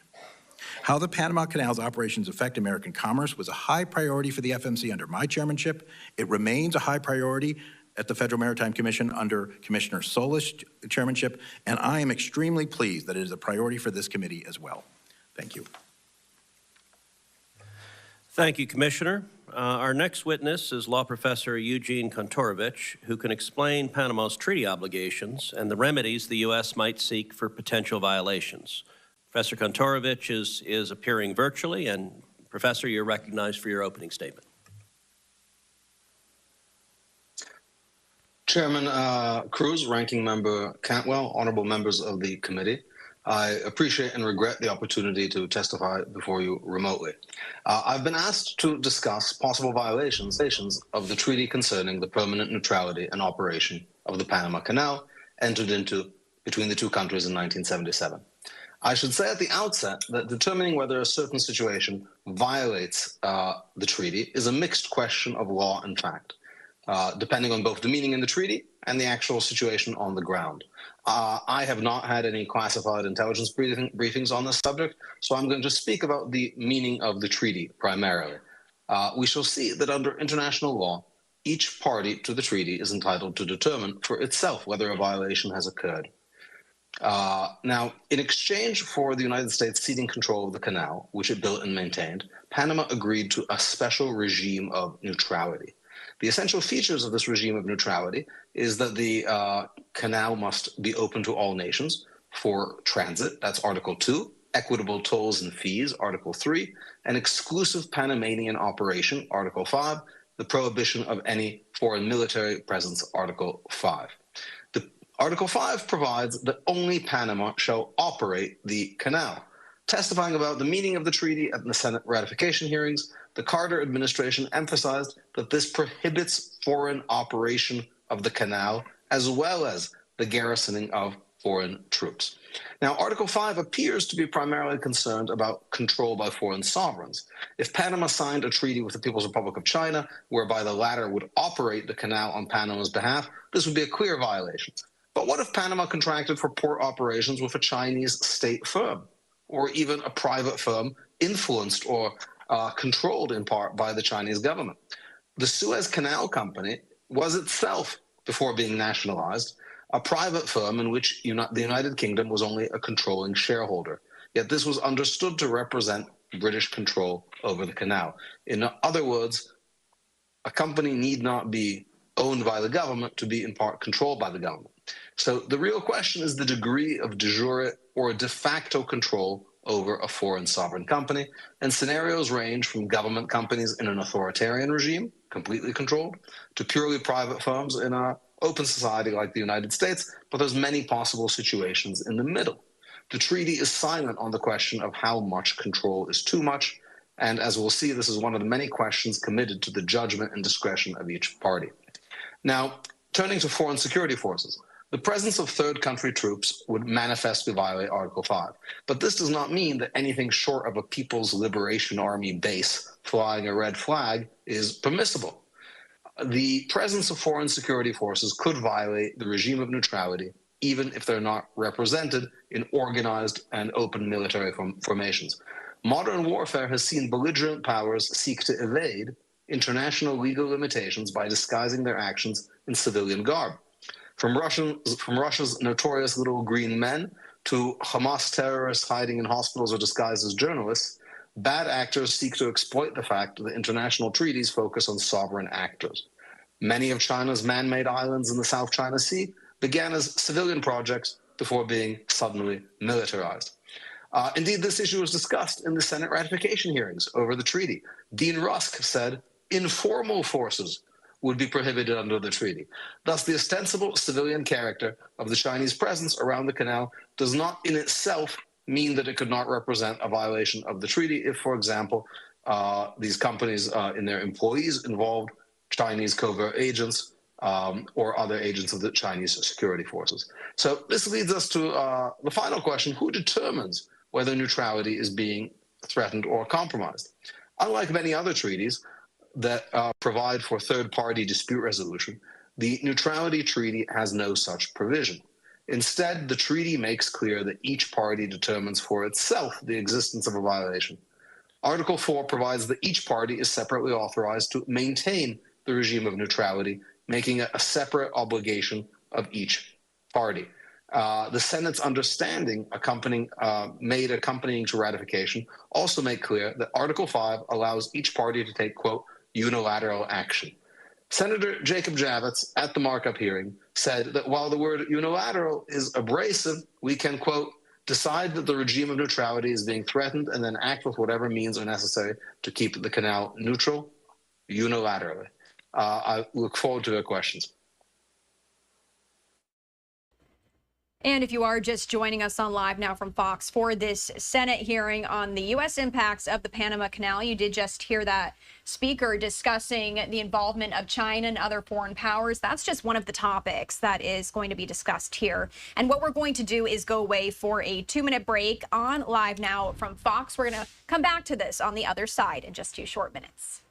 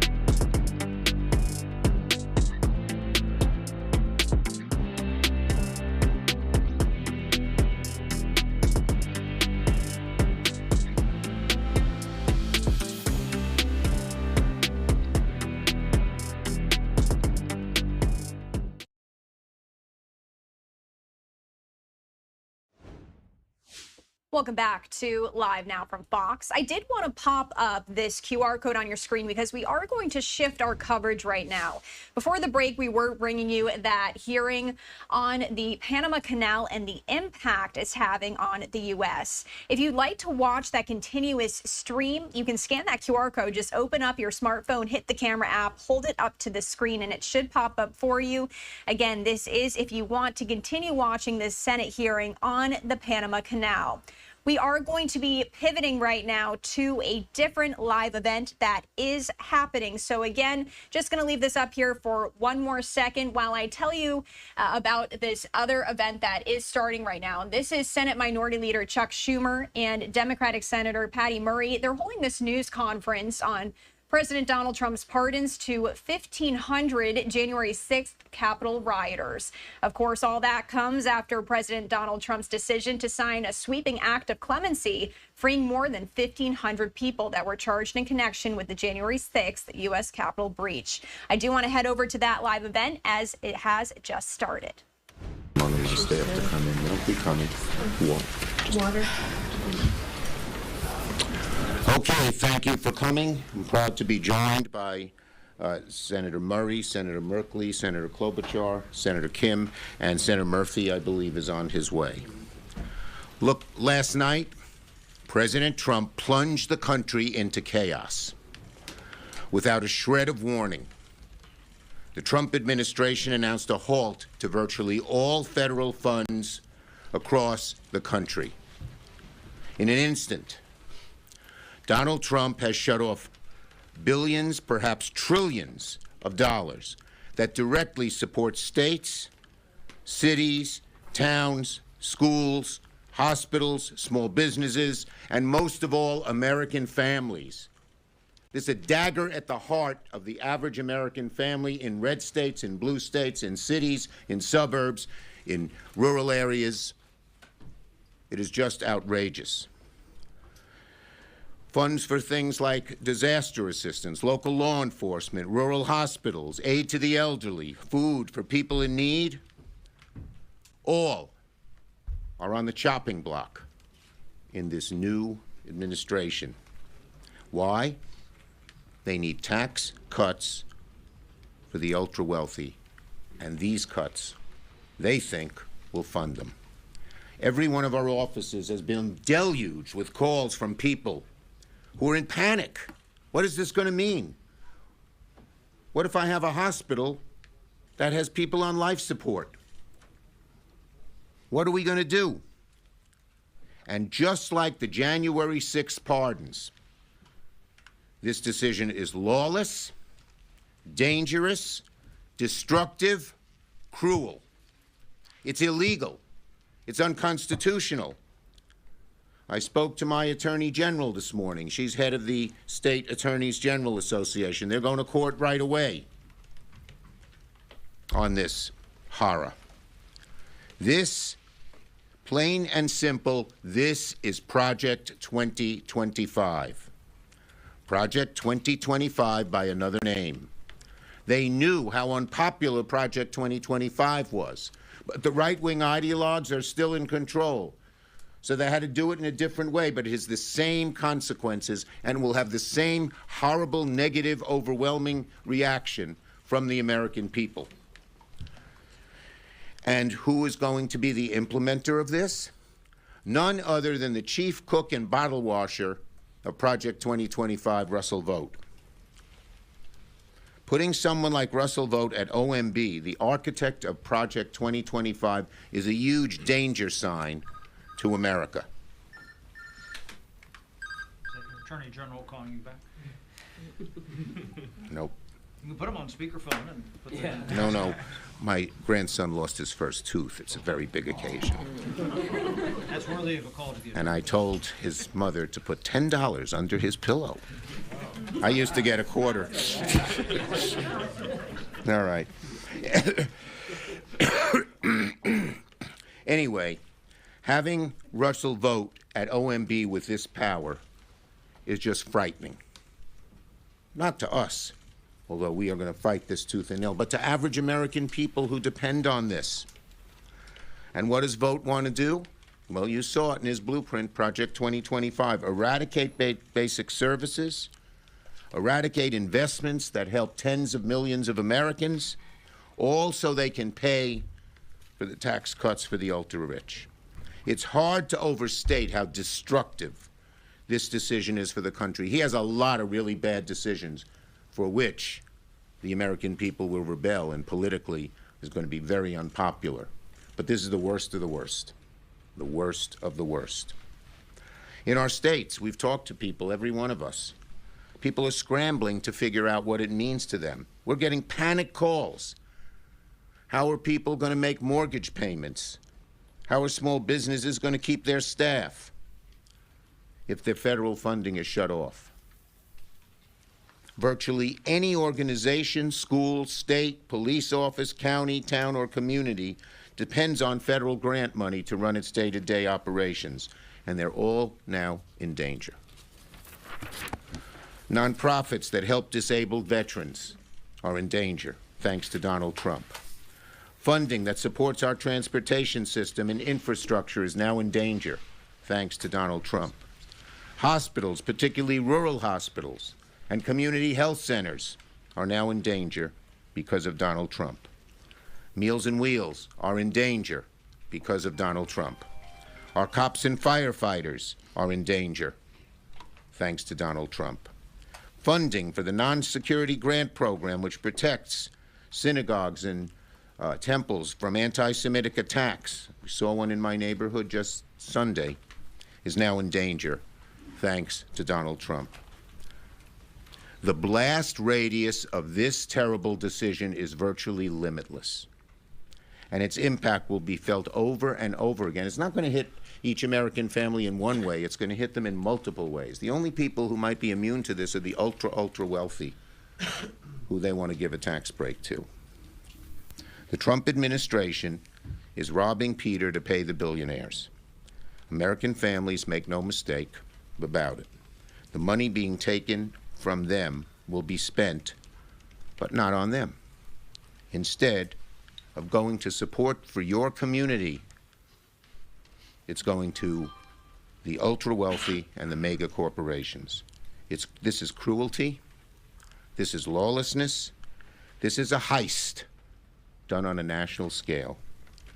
No matter how much he may believe he does, the president does not have the authority to ignore the law, and we're going to fight this in every way that we can. Senator Murray. And we are just listening in to Senate Democrats speaking right now on President Donald Trump's agenda, live right now out of Washington, D.C., as you are taking a look at the Capitol. We are going to hear from Senator Patty Murray in just a number of minutes here, but we do have to go away for another 2-minute break. When we come back, we're going to head back to that, where we are expected to hear the Democrats also speaking on President Donald Trump's pardons to 1,500 January 6th Capitol rioters. More in 2 short minutes.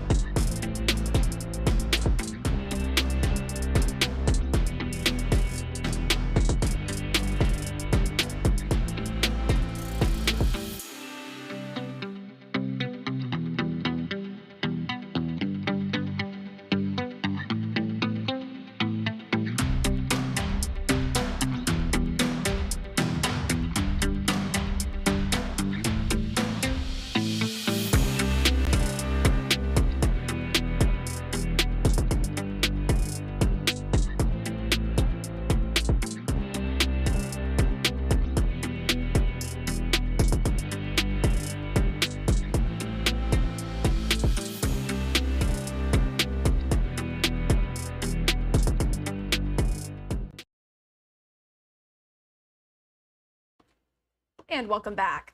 I do want to take you back out live to Washington, D.C. right now, as we were just hearing from Senate Minority Leader Chuck Schumer. Also during the break, Senator Patty Murray also spoke at this news conference. They were talking about President Donald Trump's agenda, but now they are going to transition to speaking about his pardons to January 6th Capitol rioters. I do want to head back out live to this event. Serving to attack families.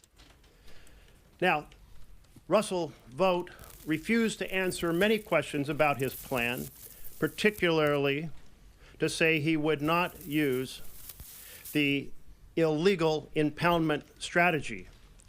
Impoundment means the president treats an appropriation as a suggestion and decides whether or not to actually implement it or not. That was decided by the courts before 1974. In 1974, Congress said if you want to pursue withholding funds, you have to apply for rescission. And this was further affirmed when the Supreme Court vetoed the line item budget process. So these are not questions that are unresolved. This is why the budget Dems are going to call upon the postponement, 2-week postponement of Mr. Vogt's confirmation in committee, vote in committee, until we answer these questions and resolve this constitutional crisis. Last night, in defiance of federal law, Donald Trump made the decision to stop federal funding, which, as my colleagues have pointed out, could impact everything and will impact everything from small businesses to local law enforcement to child care. I'm just thinking it was just a week ago that he took his oath of office. And I said that day that we have that swearing in, that inauguration in the Capitol for a reason. We don't have it over at the White House. That's because there are 3 equal branches of government under the Constitution. And the power of people that were in that rotunda came from the people who weren't in that rotunda.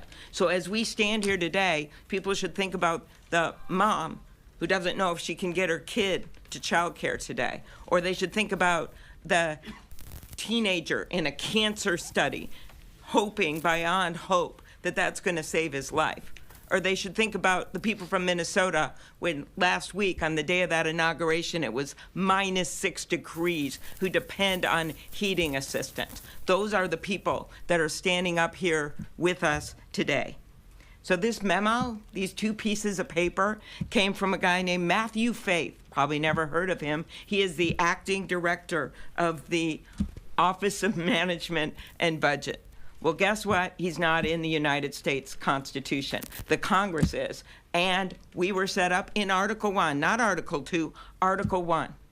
Article 1 trumps Matthew Faith. And it is Congress's job to have the backs of the American people and look out for them. It is spelled out in the American Constitution. Maybe not in those exact words, but that is what the Founding Fathers meant. They didn't give that power to Matthew Faith. They gave it to us.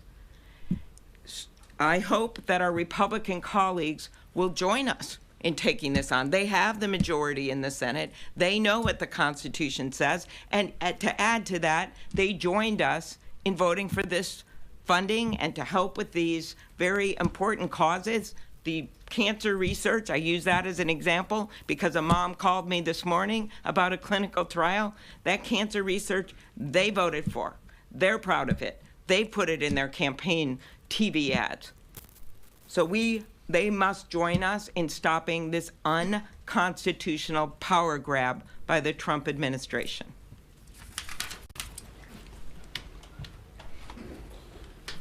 So this is an attempt by Donald Trump to seize power.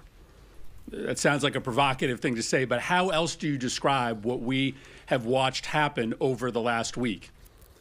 The broad immunization of political violence, the illegal firing of inspectors general there to make sure that the money of the taxpayers isn't stolen.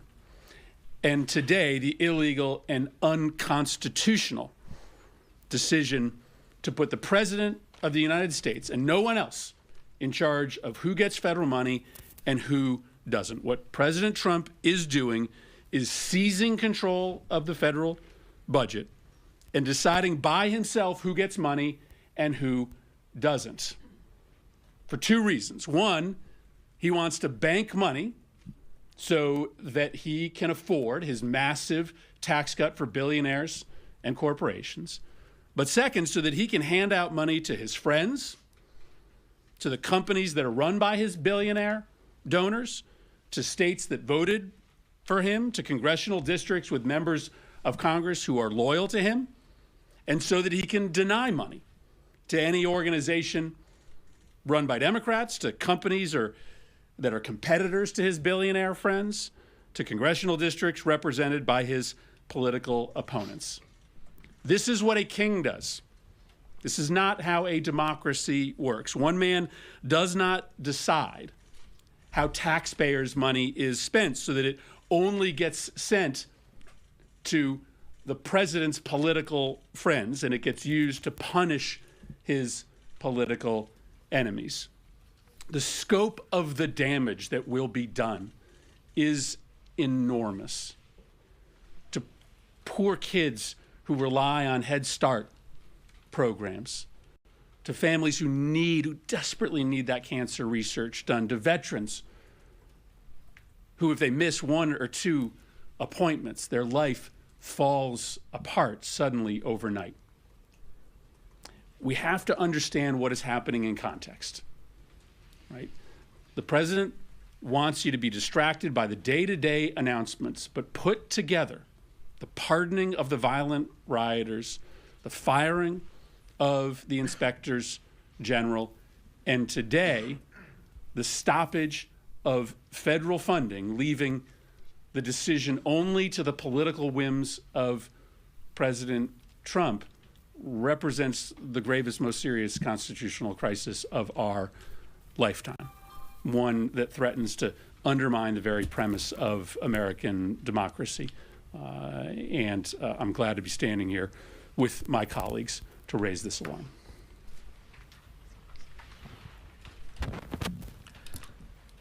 As everyone up here has been talking about, we are getting phone calls and emails from our constituents, people back in our state, and the word that everyone uses is chaos. And as I've been thinking about it, I'll be honest with you, chaos is the point because chaos is their plan. This is going exactly as they want it to go. They could have chose a different way to try to figure out how to be more effective and efficient if that was actually their goal. But their goal is to sow chaos. And I hope the American people see this, because this is the style of governing, or quote unquote governing, that we will see for the next 4 years. And the American people have to ask them, is this what they want? What we see right now, whether it's the actions we see with this, with OMB, or the firing of the inspector generals and the independent advisors there, or what we saw at USAID and the leadership there. You know, what we see right now, it's showing that the defining phrase of Trump's administration and the beginning of his administration isn't the golden age. It's a phrase that he used during the campaign, the enemy from within. That we see him now in the presidency, in the Oval Office, waging war against the American people, trying to think about solely how it is that he can attain and consolidate that power for himself. And who is going to be the people that struggle and suffer from it? It's going to be the American people. I wanted to read you this email that I got. We got this overnight. It said, "Good morning. We just heard that President Trump issued a memo temporarily freezing federal grants and loans effective at 5 p.m. today. This is obviously alarming to those who rely on federal funding to help people with disabilities. This is an organization that is trying to figure out how it is that they can help the Americans that need help the most, the support the most. The idea that this is going to cut off funding, put in jeopardy and throw into chaos people with disabilities, seniors, the people with healthcare needs, is cruel. But again, that's the point.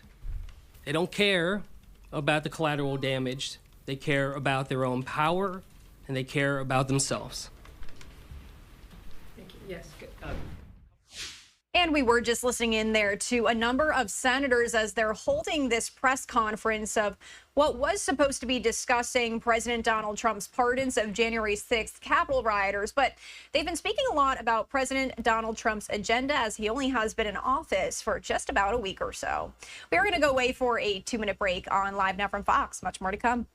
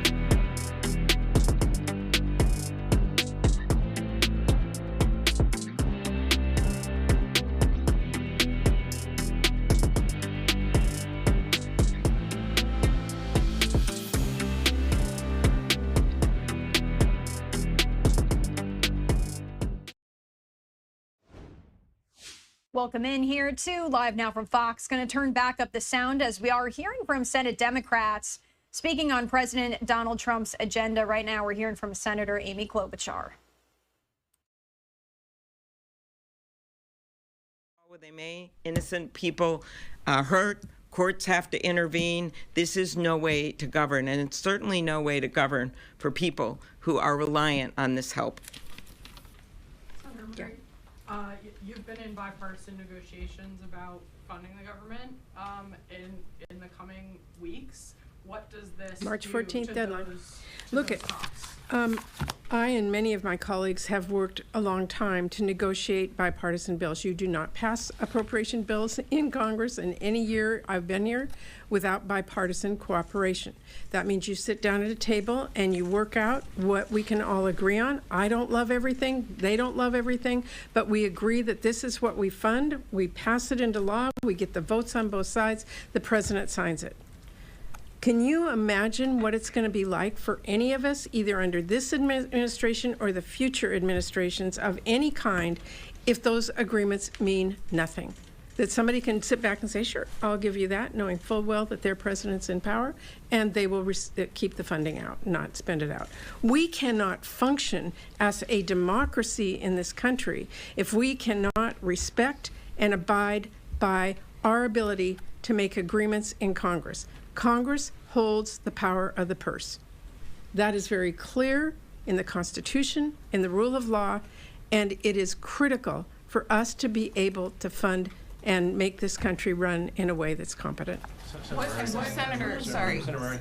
Yes. Senator Murray, the senior Trump administration official just put out guidance to the press saying that this is not a funding freeze, it's simply guidance for agencies to review if grants, loans, and programs are in compliance with the president's executive orders. Yeah, that's nice from somebody up at the top, but I'll tell you what's happening. To every single agency, school, healthcare agency that got that memo is going to say, I better be darn careful not to accidentally fund something that I'm not supposed to. So they stop everything. That is exactly what's happening.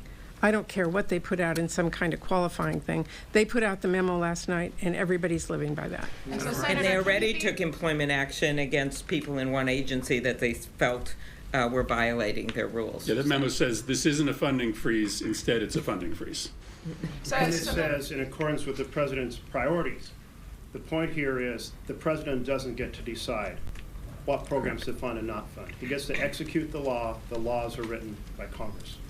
Senator Murray, do you, in the upcoming government funding bill, do you see any need to make clarifications to the law, whether it's spending classifications or otherwise, to make more explicit what a president can and cannot do with funding? The law is very clear right now, as Senator Merkley described to you.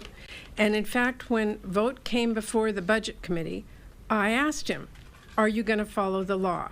He said, well, we don't believe in that law. And I said to him, well, okay, so there's a speed limit. 15 miles an hour, 25. And that you don't like that because it slows you down. Does that mean you don't have to follow that because you don't believe in it and you went out and told your neighbors you didn't believe in it? No, the law is the law. The rule of law is what we all rely on to be able to have a democracy and a consistency in this country. And he is wrong. And we're going to fight him, as Senator Merkley has said, and we are going to tell our Republican colleagues we expect them to follow the law as well.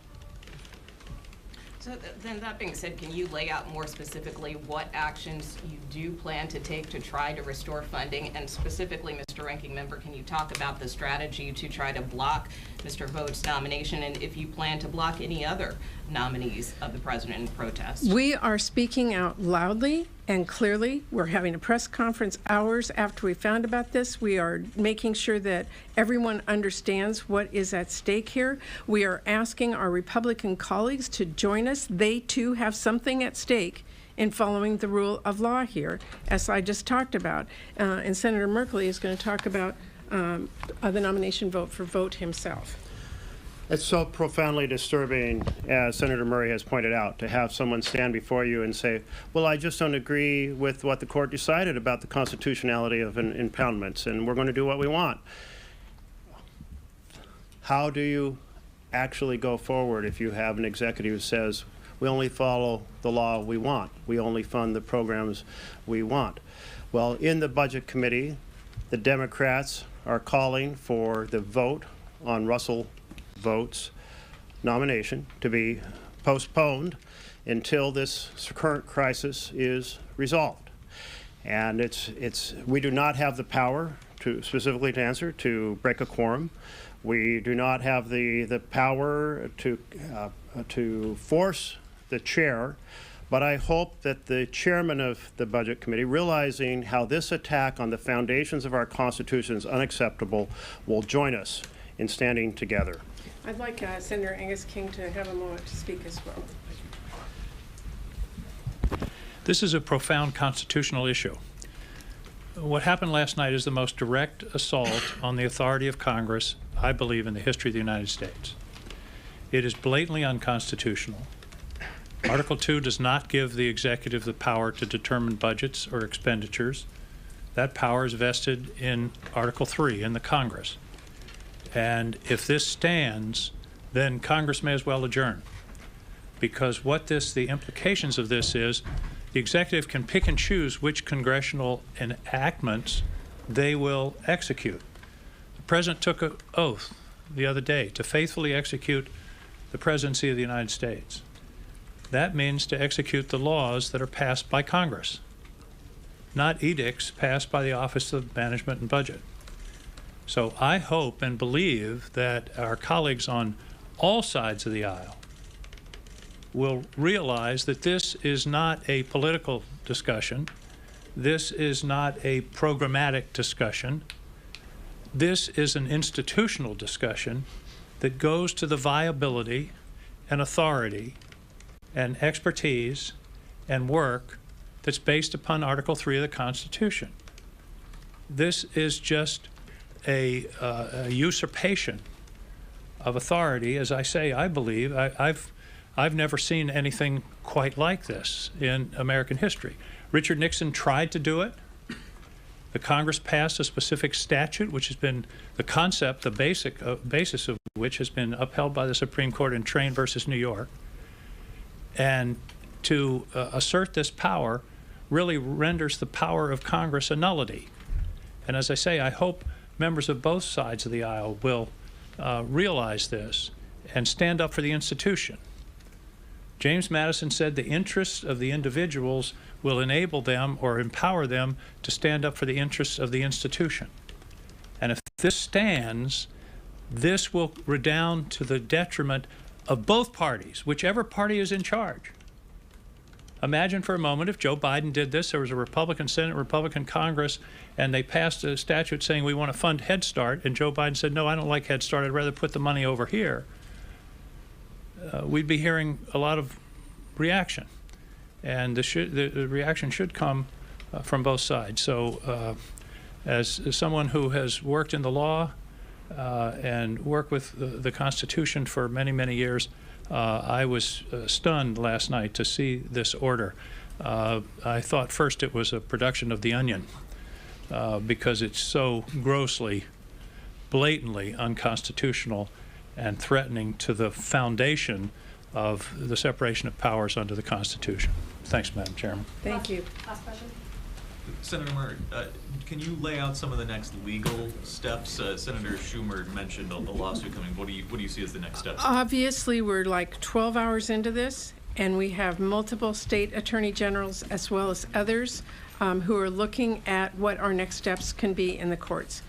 And I would say to all of the Republicans, we didn't come here to go through a bunch of court orders about current law. We came here to fight for our constituents, to make sure that they had the basic things that they needed every single day, including cancer research, roads and bridges built, their communities safe, police officers on the street that are protected, and we're going to keep fighting for them. Thanks, everybody. Thanks. Thank you.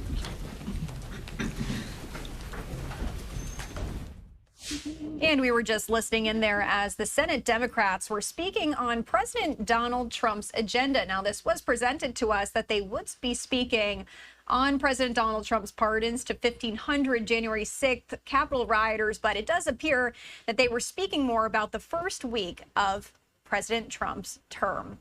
I do want to go to a 2-minute break, but on the other side, we are going to pivot back to this live event that we were showing you just a short time ago here. And this is a hearing, a Senate hearing discussing the impacts of the Panama Canal on U.S. trade and national security. That is still ongoing. So let's go away for that 2-minute break, and we'll bring this to you on the other side.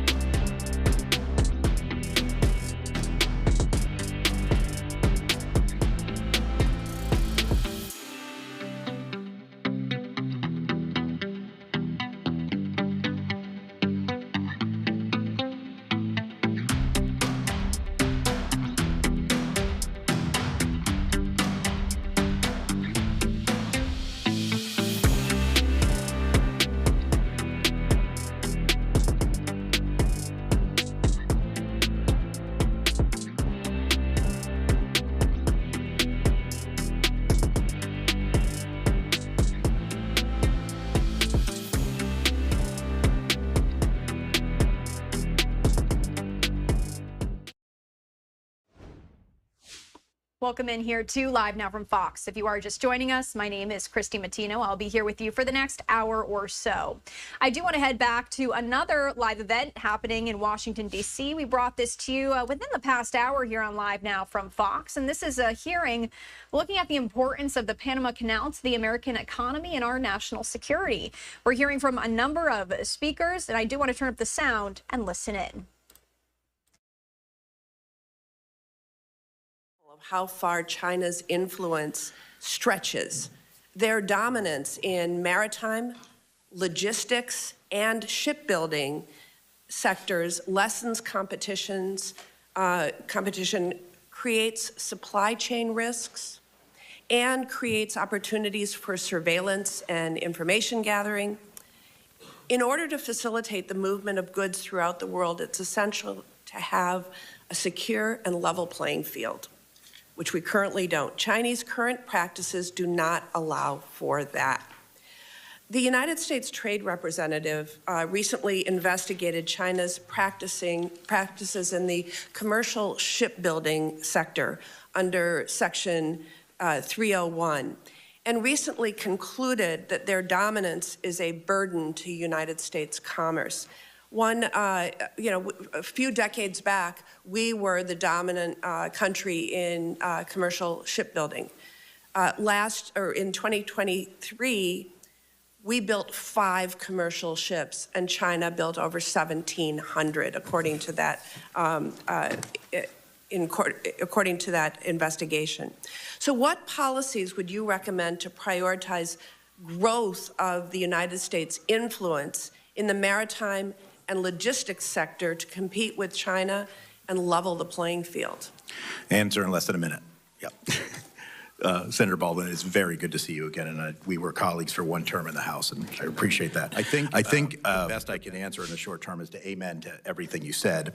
And as an illustration, Senator Sullivan was talking about Hutchison Ports. That's actually the same company that runs terminals on both ends of the canal. I am concerned about that. However, if we want to be concerned about that, all of us should lose a lot more sleep than we're losing. Because if there's spies there, then there might be spies at other Hutchison ports. And there are other Hutchison ports in almost every part of the world. They own the largest container port in the United Kingdom, Felixstowe, which is responsible for nearly half of Britain's container trade. They control major maritime terminals in Argentina, Australia, the Bahamas, Germany, Indonesia, Mexico, Myanmar, the Netherlands, South Korea, and Tanzania. If owning and managing adjacent ports means that China somehow has operational control or strategic control over the Panama Canal, they also have it over the Suez, the Singapore Straits, the Mediterranean Sea, and the English Channel. That's just one aspect of what you were talking about. That doesn't include the shipbuilding, heavily subsidized, such that now I believe over half of new ships that are in the companies that belong to the World Shipping Council are coming from China, not because these are bad companies, but because they're undercutting other things. It's a problem that has been going on for 20 years, which makes it very difficult to answer your question. It is a long answer. This is not a problem that occurred last week. This is not something that President Trump identified. This was going on all of President Biden's term, but all of President Trump's first term. It has been going on for decades and decades through both U.S. Republicans and Democrats as president. The only thing I can say is I echo what Ranking Member Cantwell said, and I think others of both parties have echoed it, that we need some sort of overall maritime strategy. We have to acknowledge that this is part of our national security, that economic resilience is extraordinarily important, and I believe this is the greatest country in the world. I think if we start countering some of these efforts, we can do it, but it has to become a national priority. And part of the challenge is we're talking about outside the borders of our U.S. Investing outside the borders of our U.S. does not make a very good campaign ad, but it may be necessary to secure, particularly with such an aggressive and, frankly, on this, open strategy that China has had. Thank you for that answer. I know my time is now short. I will allow Professor Kantorovich to answer this for the record. But Professor, I'd like to ask for your help in finding productive actions we can take to overcome some of the challenges that are being discussed today. I'm confident that we can find bipartisan solutions to pursue. It is my view that we should strengthen our relationship with Panama through mutually beneficial actions. For one, we should have a fully staffed embassy. The United States went without an ambassador to Panama from 2018 to 2022, largely due to partisan gridlock in the Senate confirmation process. So what additional strategies would you suggest the U.S. pursue to encourage Panama to enhance its security relationship with us, the United States of America, rather than China? And how can we leverage the strength of the American private sector to encourage more investment in the important infrastructure projects where China currently has a strong presence, in fact, dominance? Thank you. So my understanding of the Chinese advantage is that to the extent that they're willing to use their government wealth to consistently underbid contracts, they have an advantage that can't be beat. And thus leaving these kind of issues to contracting is going to put American companies perpetually at a disadvantage. I think one potential action would be to make clear to Panama that based on these changes that have occurred over the years, increasing Chinese control over Hong Kong, the passage of the National Security Law, the Belt and Road Initiative, the military-civilian integration doctrine of China, that contracts with Chinese-based companies are considered suspect and incompatible with the neutrality regime of the treaty. That would at least give American companies and other truly private companies a fighting chance.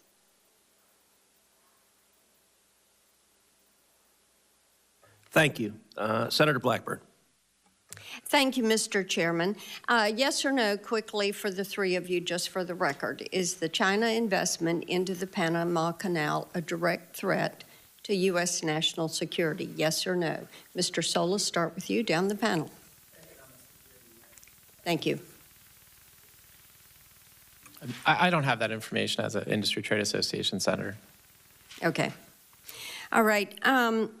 And we've talked some about the neutrality treaty, which I think is of concern to all of us. And as I have looked at this, and I appreciated Senator Sullivan's questioning on this, we look at how President Trump is going to push forward with getting this issue addressed. And we have heard a good bit about this from our shippers that are looking at what happens coming out of the port of Memphis.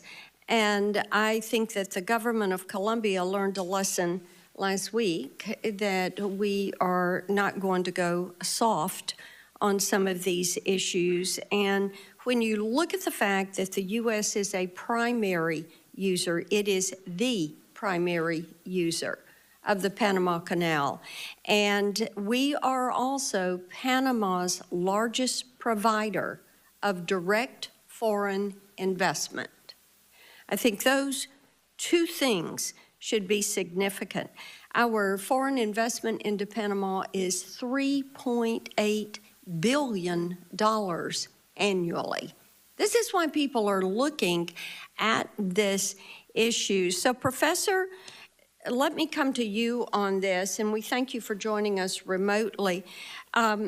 Shouldn't our investment in Panama be contingent on their adherence to that neutrality committee, ensuring that Panama and Panama alone would control that canal? So certainly that is an action we can take to enforce the treaty and to enforce our understanding of the treaty. That's an action we can take even without the treaty. Right. So to the extent that the United States considers the Chinese operation of facilities around the canal to be against its interests, it can certainly condition aid and economic relationships on the exclusion of China. Now, the United States has typically not worked that way. And that may be one of the reasons why, as we heard in the testimony, China has basically made inroads everywhere. But for that, we don't even need the treaty. Certainly, if we consider the treaty to be violated, measures like that, far short of the armed force authorized by the treaty, would be And reasonable. Professor, let me interrupt you there because I do want to move on. I think that as you look at how China has used the Belt and Road Initiative, and we've talked some about that this morning, we know that they have pushed the digital yuan. And I am concerned that given their control over much of that infrastructure around the canal, that they would attempt to force U.S. shippers or our allies to bypass the dollar and use the digital yuan as they are in other countries where they're practicing debt diplomacy and where they're expanding the Belt and Road Initiative. So Chairman Sola, could you speak for a moment about the potential for fee manipulation with the CCP? Because, as I mentioned, we are hearing a good bit about that. We are hearing that the toll structure disadvantages U.S. companies, that the Canal Authority has begun charging millions of dollars to skip the queue, and these fees put many bulk shippers in an adverse position, and these bulk shippers have a huge impact on ports along the lower Mississippi River. And, you know, these exorbitant fees are there unless you're going to face delays at the canal. And then the impact of hearing these Chinese companies would preference the yuan as opposed to the dollar. Thank you, Senator. The fees that I think we are looking at, or we have been looked at, and the reason that we went there was because of the auctioning of the slots. And so what Panama did is they had a smaller percentage, maybe 20% allocation, and then they moved it up to 30% and 40% because it became a moneymaker for them. So as they reduced... Okay, and let me interject here. The auctioning of the slots gives these the right to skip the queue. Yes, ma'am. Okay, so just for the record there, continue. So the auctioning of the slot, under maritime law, it's first come, first served, but Panama's always put a certain percentage aside. And they started to put more and more. So we got a lot of complaints. We got a lot of complaints from LNG carriers that paid $4 million to go through. And we got a lot of complaints from agriculture that didn't have the money to pay to go through because their goods were gonna go down. So if you look at the financial statements, I'm a nerd, I look at financial statements of everybody.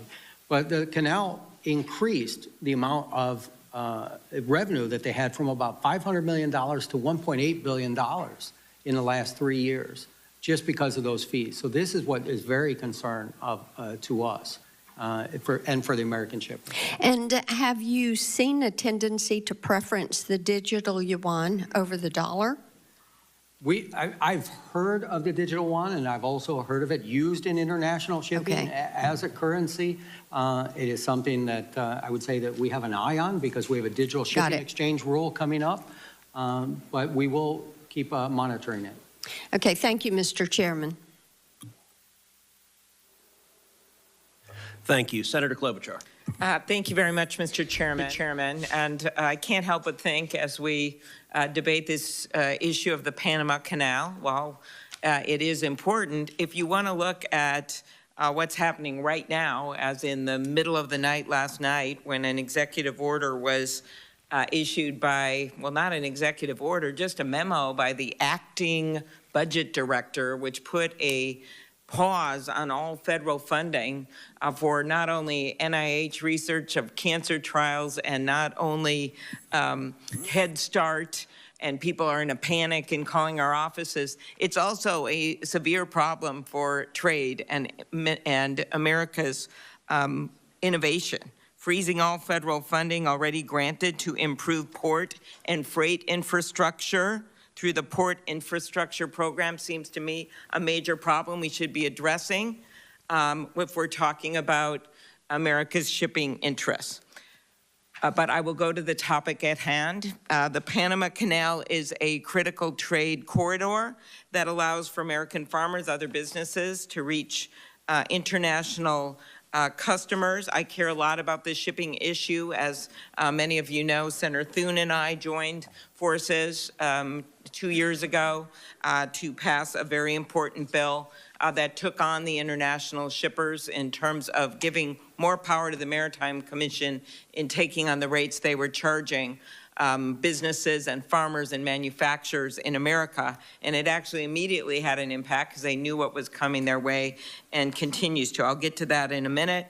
But I do want to raise with you, Commissioner Maffei, do you know of any instances where the United States has been singled out or treated unfairly under the neutrality treaty in the operation of the canal? I do not. I would add that one of the reasons why saying the U.S. is disproportionately affected by raises in canal fees and other kinds of fees at the canal is because the United States disproportionately utilizes the canal. Right, and that's something that would affect the total number of fees, and we know it is a critical trade corridor, and want to continue to use that corridor and be treated in a fair way. But I do think one of the things that hasn't been brought out as we look at the periods of congestion or reduced capacity at the canal, which we know have occurred, like we saw with last year's drought, can delay shipments, increase transportation costs, potentially leading to higher consumer prices. Commissioner, what steps can be taken to minimize disruptions and prevent cascading costs for consumers during periods of operational strain?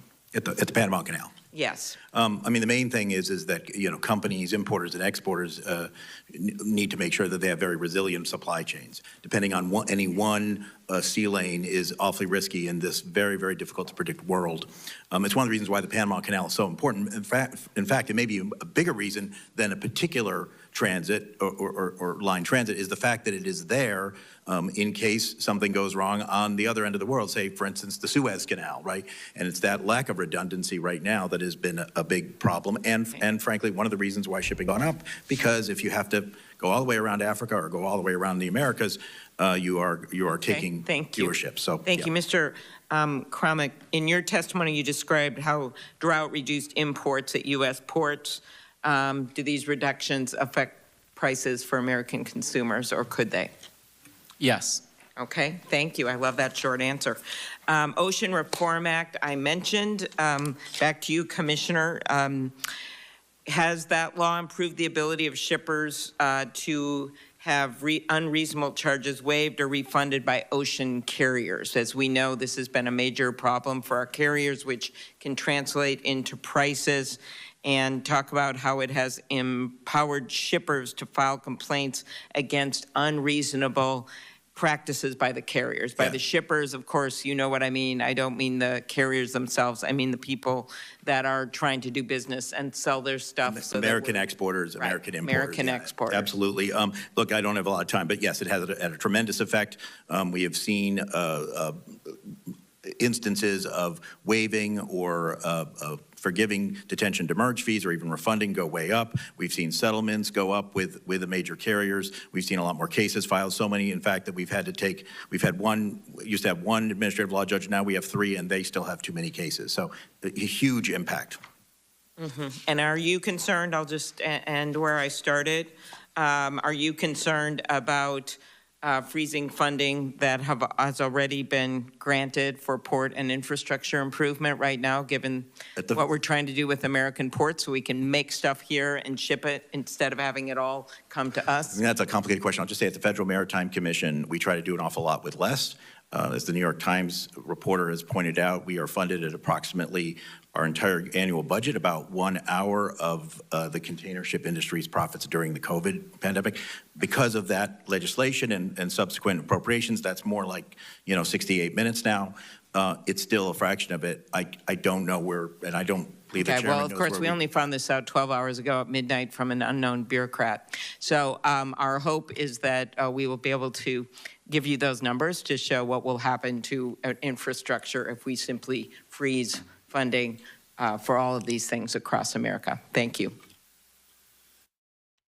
That was Senator Amy Klobuchar. We also heard from Senator Marsha Blackburn as this discussion does continue, this hearing about The U.S. impacts of the Panama Canal, also discussing the potential dangers posed by the involvement of China as well as other foreign powers. We'll head back to this after this quick 2-minute commercial break.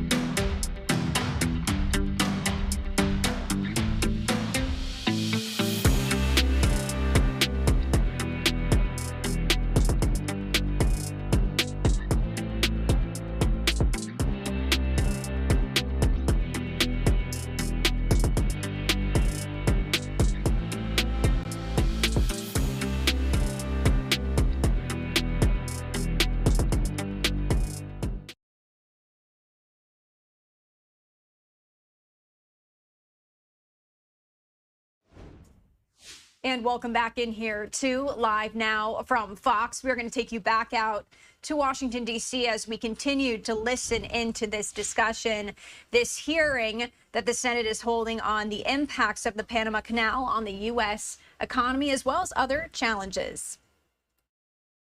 Africa, 40% longer voyages, significant more costs in crew, maintenance, fuel, and even emissions.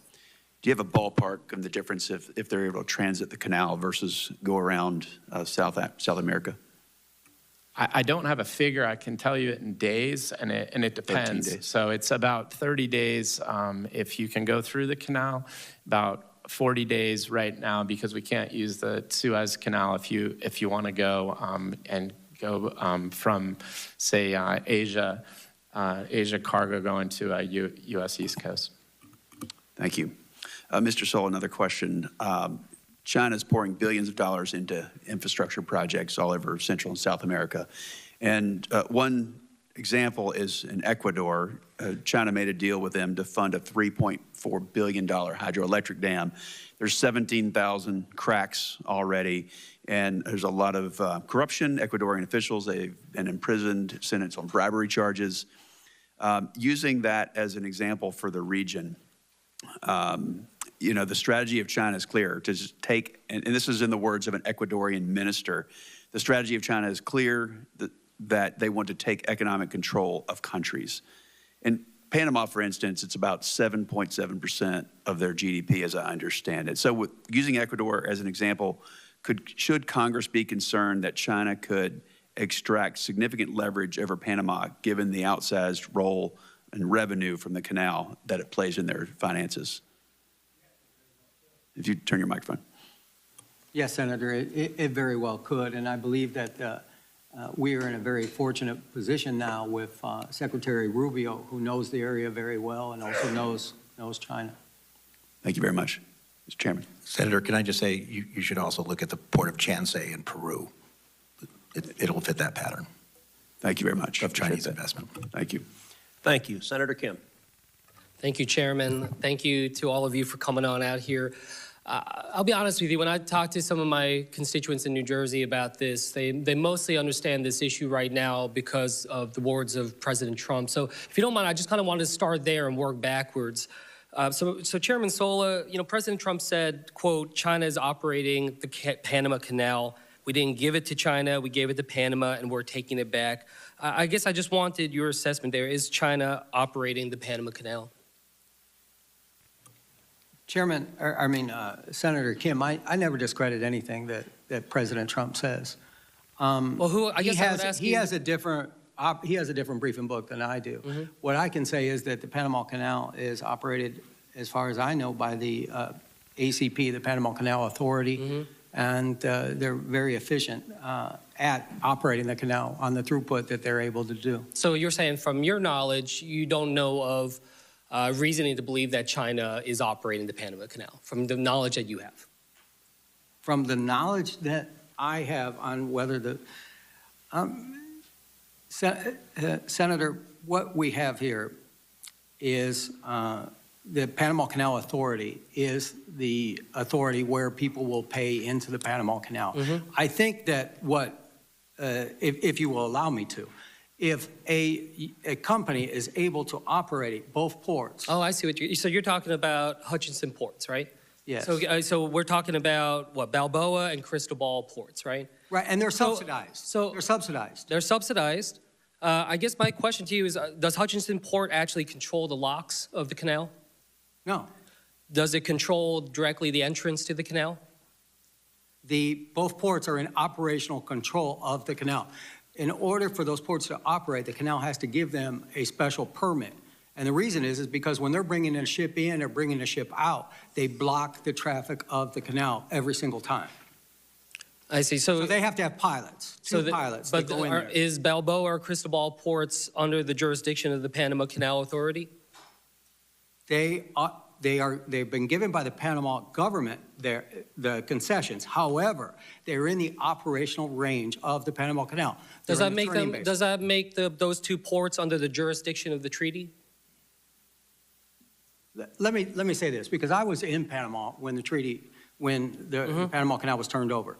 We didn't just give back the Panama Canal. We also gave back all the land and all the water on the entryway to it, and including what we had was a lot of military bases along there. So as soon as you come out of the Panama Canal, and I invite you to come there, I'll be happy to take you. I'd love to come. Yeah, well, let's so go as ahead and soon make as that you happen. come out of the locks, you run into Corozal, which was a former military base. Corozal is run not by the Panama Canal Authority, it's run by the Panama government. After you pass that, you run into the port of Balboa. So what I'm trying to say is that when we talk about the Panama Canal Authority, they operate only where the ships go up and go down and come out.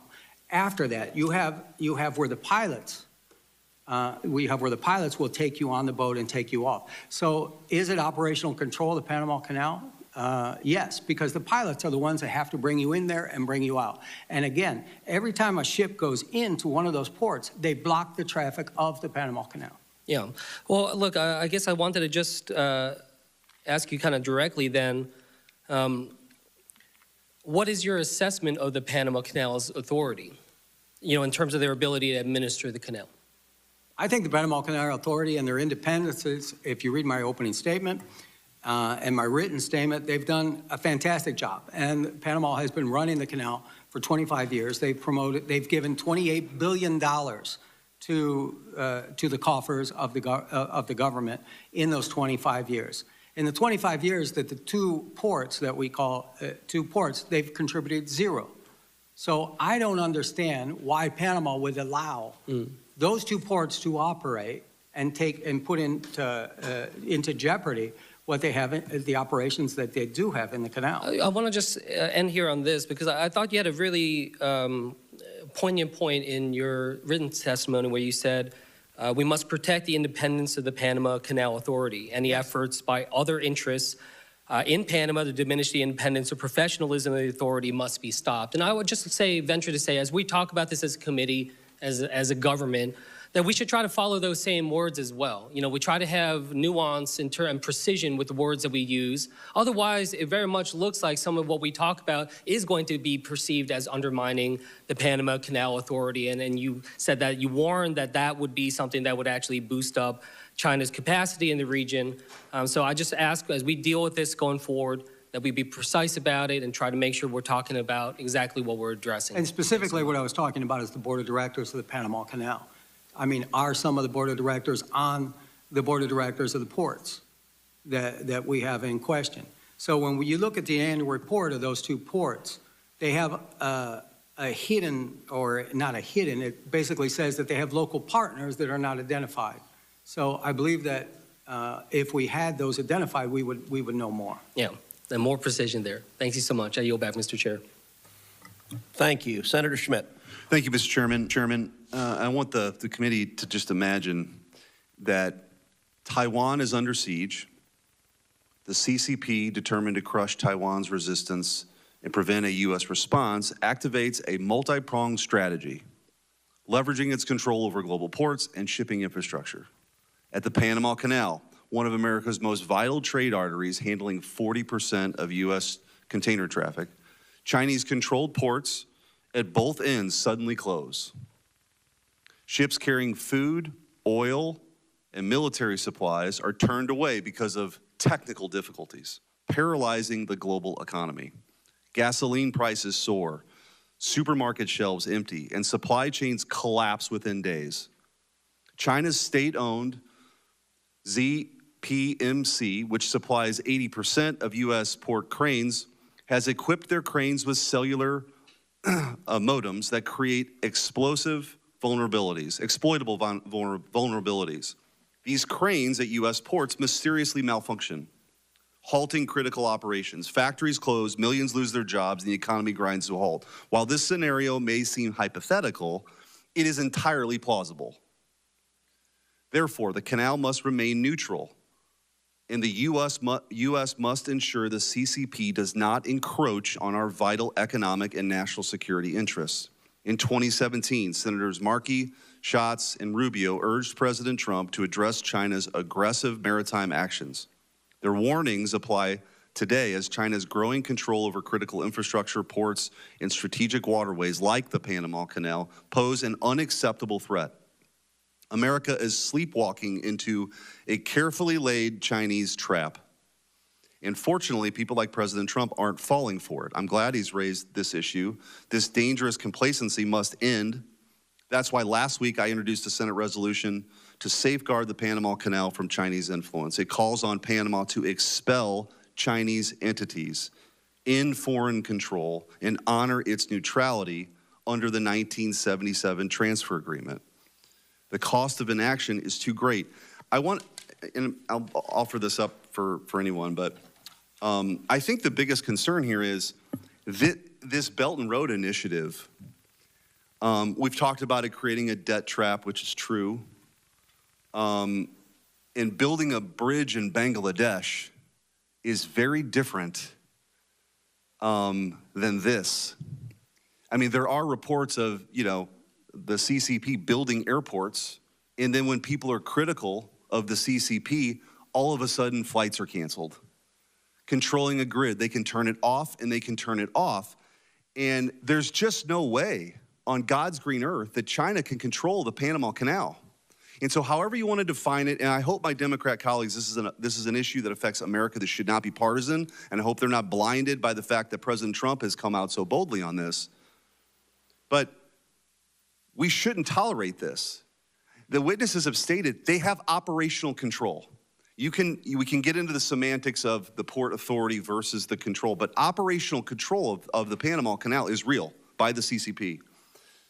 The witnesses have also stated that a Chinese company got a sweetheart deal, a no-bid contract for control, operational control ultimately of these ports. So I guess I want to ask, because I've talked too long, I don't have much time for questions, but Professor Kantorovich, I do want to ask you, as it relates to the treaty, and I'm glad Senator Cruz, or Chairman Cruz, has has called this up because there are real concerns about treaty violations here. What are the most blatant? What are the most obvious? Is it the unfair, is it the fact that we're being charged more? Is it the fact that these are Chinese-owned companies that are controlled by the CCP? What are the top 2 or 3 reasons that you would argue that they are in fact in violation of the treaty? So again, I think the charges and fees are less of an issue because they don't discriminate across countries. We pay more because we use more, but it's not nationally discriminatory. The presence of Chinese companies, especially Chinese state companies, but not limited to them, do raise serious issues and concerns for the neutrality of the treaty. And I should point out, in relation to some of the earlier questioning, the canal, for purposes of the neutrality treaty, is not limited just to the actual locks of the canal and the transit of the of ships through the canal. According to Annex 1, Paragraph 1 of the treaty, it includes also the entrances of the canal and the territorial sea of Panama adjacent to it. So all of the activities we're talking about are within the neutrality regime, the geographic scope of the neutrality regime in the treaty. So the most, I'm out of time, but the most dead-on hit here is the treaty specifically prevents foreign operations, and that's exactly what we have. Yeah, so to the extent these companies are in fact de facto controlled by China, this is something that could threaten the neutrality regime of the treaty. Okay. Senator, may I make a point of clarification? Sure.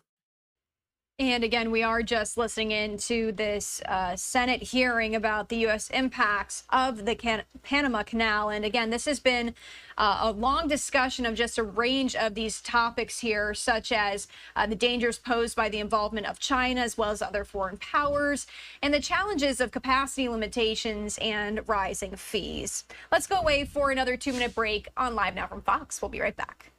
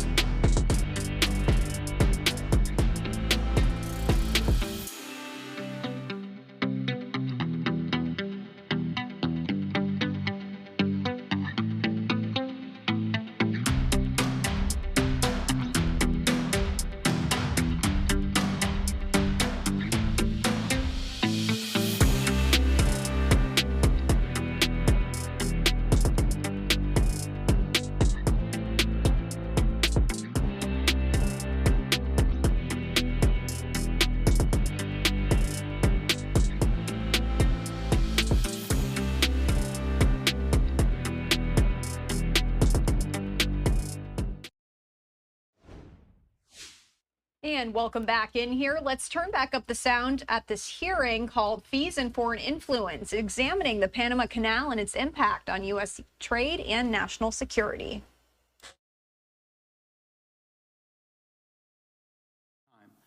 Because the election was the day before. We explained to him the situation. The very next day, we met with the maritime minister, with U.S. Embassy personnel, and Panama actually adjusted their appeals process so to make it more expedient. So if the United States or OFAC would come and say that this Iranian vessel is avoiding sanctions, Now we have a process in place to go ahead and do that. And 53 vessels were deflagged because of that meeting. If you would keep working on that, because that's a big deal, and thank you for that answer. Let me also go to, I mean, we've hammered on this a little bit, and I've heard several times some of you acknowledge that the interest from China is an economic threat to us. But let me come back to this defense. I think we've asked a number of times in different ways, but let me go back to the analogy of China. China puts a blockade on Taiwan, and we're trying to move ships into that area quickly. Can any of you say this is not just an economic threat to the United States, but a defensive threat as well? At the FMC, it's not our area of expertise. We'll leave that to the military experts. I will just say that, to me, an economic threat is a military threat. I mean, Sure. indirectly, but it is. Yeah, I just, But I noted the in terms of what you're directly reference asking, to economic. we at the Federal Maritime Commission don't have that area. Chairman? I would say that my biggest concern is that when a Chinese contractor gets a contract in Latin America, they usually put a clause in there that they bring their own workers in from China. And these workers are housed in camps outside. And these camps will have guards on them, and they will have, sometimes they in Panama, for example, they have barbed wire around the camps. So we really don't know who's in the camps. And I think that, to me, causes me more concern on who's in the camp and what are they doing. So these are actually sometimes thousands of workers that are brought in, for example, for the bridge or to do a port or something like this to undercut the local labor. Along those lines, let me just talk about dollars from China spent. We far outspend China in the region, yet if you look back on when Panama switched diplomatic recognition from Taiwan, and we had comments from the president, Taiwan is an inalienable part of Chinese territory. It coincided with economic investment from China in the region. Is that something overall, in addition to the canal, we need to watch? Yes, we definitely need to watch economics. And we need to, we haven't, the United States has left a void there. We really have not been competitive in Panama, and hopefully that we can be. Okay, and I've got just a few seconds. So this bridge, we've brought this up a couple of times, the possibility of this bridge being damaged and closing canal. But it reminds me of going through TSA at a suitcase, going through the TSA. Is there any reason that China can't watch or do whatever they want from this bridge to see what, get the intel from these containers? And does that concern anybody? Well, it definitely concerns Southern Command because they brought it up on numerous occasions that there could be some sort of surveillance or something like that on the bridges. Okay, I yield my time. Thanks, Mr. Chairman. Thank you. Senator Moreno. First of all, thank you, Chairman, for putting this hearing together. I think it's very timely. Mr. Sola, I heard you say, it kind of rang in my head, you've navigated the canal 100 times. I mean, that's, you have pretty good experience. I want to turn to testimony a little bit different direction. You obviously haven't been there that much. Tell me what, for the testimony, what are the people of Panama? You have obviously probably been to my home country where I was born in Colombia. What is the sentiment among the people for how they feel about America? Senator, I have many friends and family and professional relationships in Panama, and the bond between the United States and Panama is very deep. It's almost like the United States and Great Britain, for example.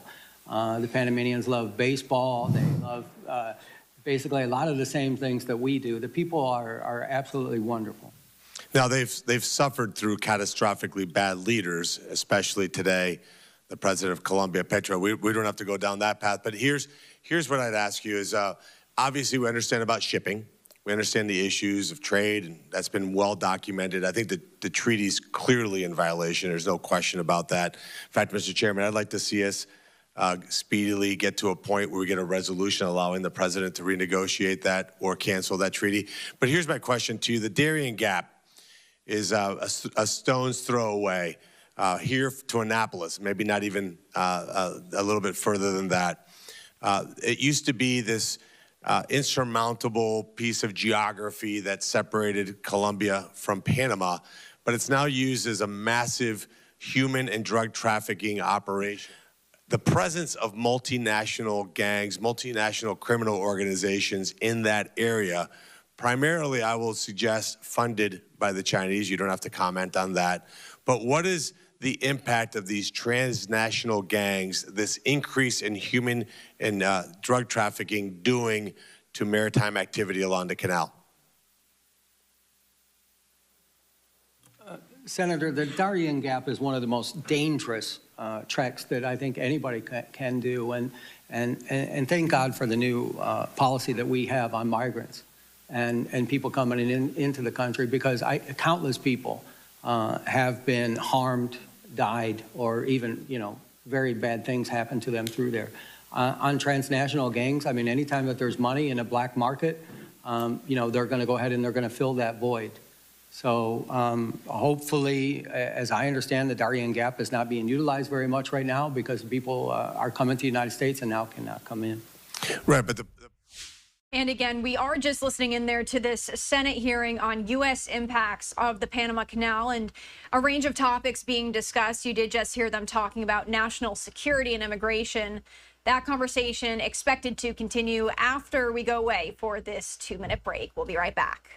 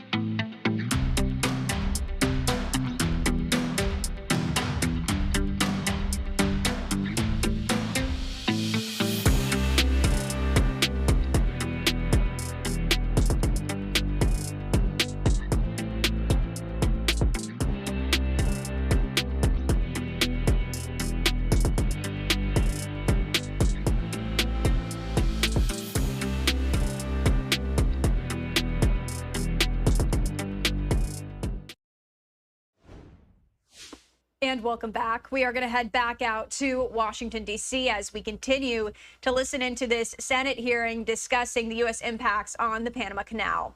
On the other side of this will be my colleague, Stephanie Quinue. You're watching Live Now from Fox. The free world is something that would be absolutely a net huge positive to that area? Well, I can say this, that is probably one of the top contraband areas in the world just because of its geographical location and the amount of containers that they move. So I think any time that we can lower the amount of contraband being distributed around the world, we'd be doing a good service. So, Mr. Chairman, like I said earlier, we ratified that treaty here in the United States Senate. I'd love to see us de-ratify it. Thank you. Senator Capito. Thank you, Mr. Chairman. Thank you all for being here today. Really interesting hearing. In the year 1913, the governor of West Virginia said that the Panama Canal would be critical to the state's coal industry.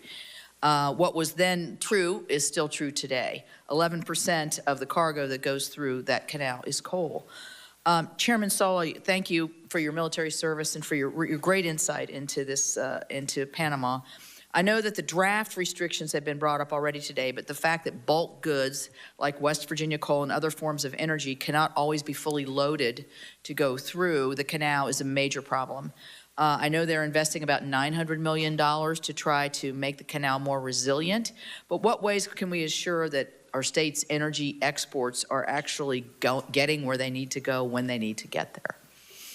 That's a very good question, Senator, and the bulk and the coal are probably the most affected by the draft restrictions that we have. The container ships and the passenger vessels have a much lighter draft. We talked extensively with the Canal Authority and also with the government of Panama on how they need to add water to the fresh water to the system. They're losing about 1 or 2% a year. So if they continue this way, the Panama Canal will be severely diminished by up to maybe 40% by 2050. So fresh water is definitely the key to this. I know that they are working with the Army Corps of Engineers. We've seen some of those studies, and they have put a variety of options out there for the Canal Authority to go ahead and take advantage of. Let me ask this probably quite simple question is why would they be in opposition to putting more fresh water in the canal? I don't believe, well, the Canal Authority. I mean, it sounds easy, so maybe it's not quite as easy. The Canal Authority isn't. The issue that they have is maybe 10 years ago, environmentalists kind of restricted what their watershed was of the canal, and that law has just recently been overturned, so now the canal actually has access to the watershed. So what they have to do is a major infrastructure project to go ahead and pull that water in. Mm-hmm. And at the same time that they are saving up or raising the fees for the major infrastructure project, they're giving more and more money to the national coffers. So it's up to about $2.4 billion right now, and they're saving for the infrastructure project. Is that the $900 million infrastructure package that I referenced? Is that the same project? I believe it is. The Rio Indio? Yes. Yes. Yes. So along with that, issue going through the canal, not just the offloading or, I mean, it's hard to offload coal out of a bulk container. I mean, that's not an easy thing to do if you can even do it.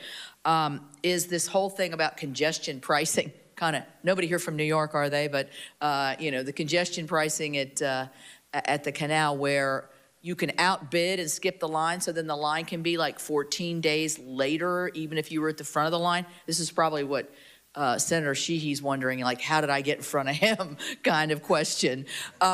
So how is that working, and is that fair, and who makes the judgment? That to me, you were talking about corruption, that to me sounds like you could really be padding somebody's pockets here to be able to jump the line and have a significant effect. Yeah, Senator, it is a auction system. It is being utilized more and more, and it is what I was most concerned about and continue to be most concerned about, not necessarily right now because the unusual draft restrictions are not going on, but if there is another water shortage, the regular toll revenue has increased in terms of the canal, but what is really increased is the special revenue that they get from various fees and from this auction thing.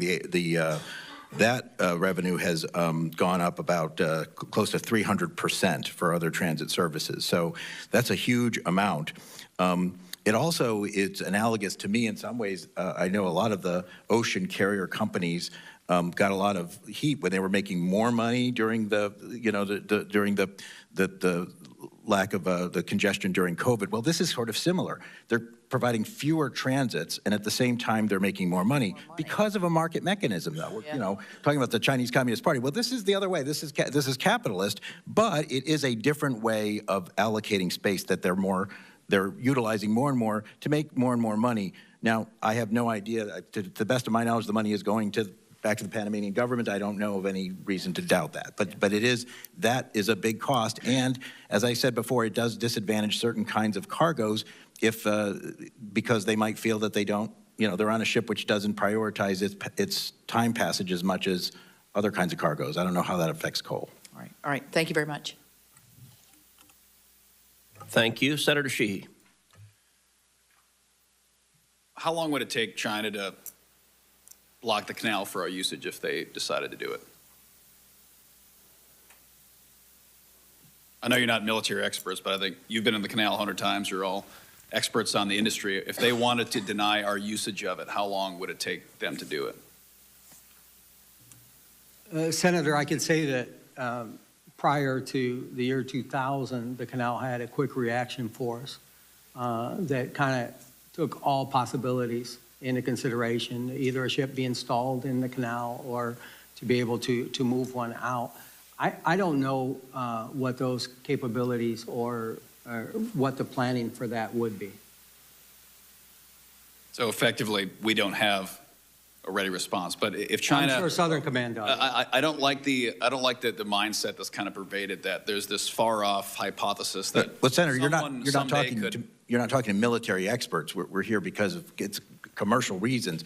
But this isn't a military question. I mean, if he's driven the canal 100 times and you are a maritime expert, a couple of years ago, as you remember, I think it was the Ever Given jackknifed in the Suez Canal. That's not a military operation. That's a ship that turned sideways. So if China chose to, how fast could they close the canal to our usage? Well, they could probably do a similar thing, but it would more be an act of terrorism than it would be because they have facilities there.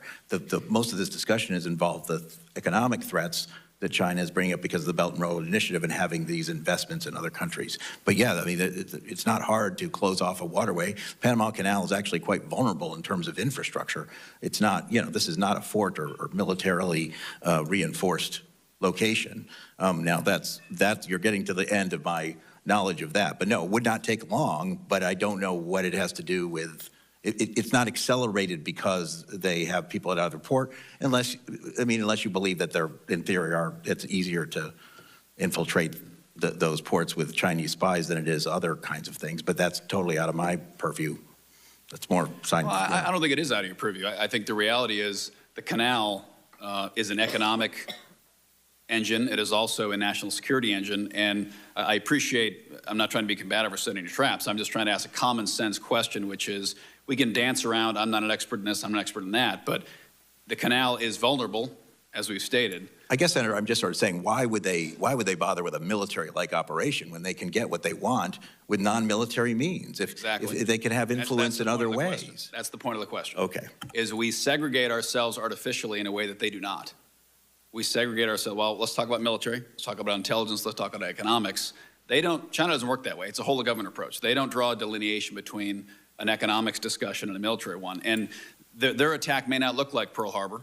It may look like an everyday ship that decides, it pulls into the locks and blows itself up, and now the locks are non-functional for our usage, and we can't support an inter-ocean fleet transfer. And our ability to defend it, as you referred to, Chairman, is now inhibited by the fact that we no longer have the military infrastructure around the canal that we did just as recently as 1999.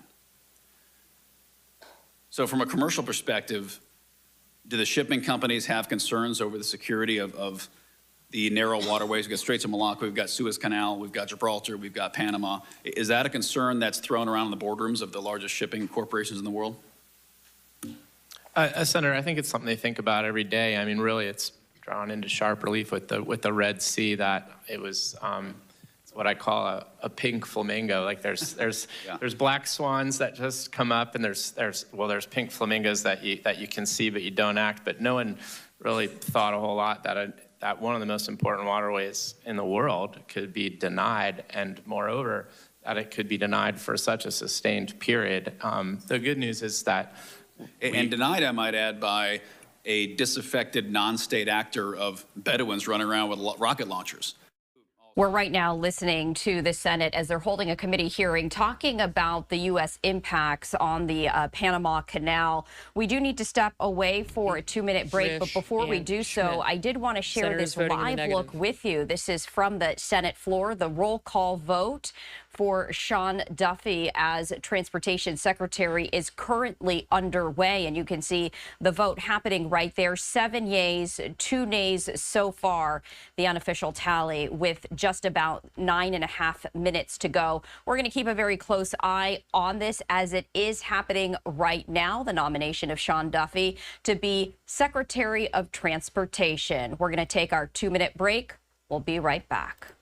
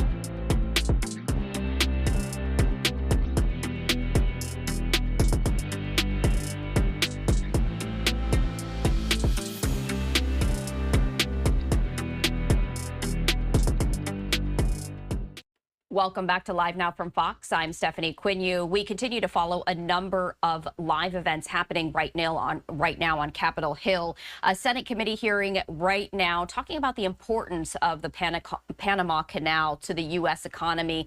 We are streaming that on our YouTube page. Meanwhile, we do have another live event that we do want to get to, and you're taking a live look right now at the Senate floor as the vote is happening for Sean Duffy to be confirmed as Transportation Secretary. I did want to raise the audio as we are hearing that vote call right now.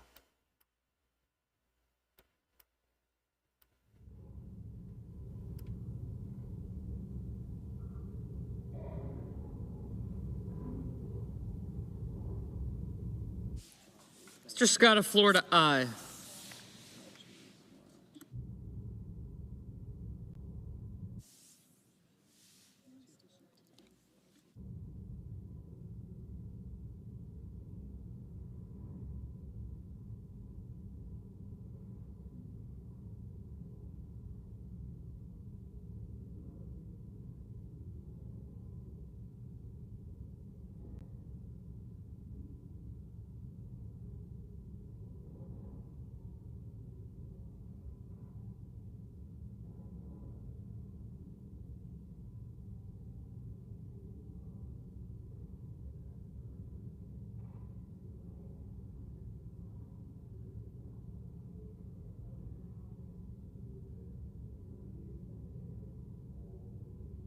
She has gray.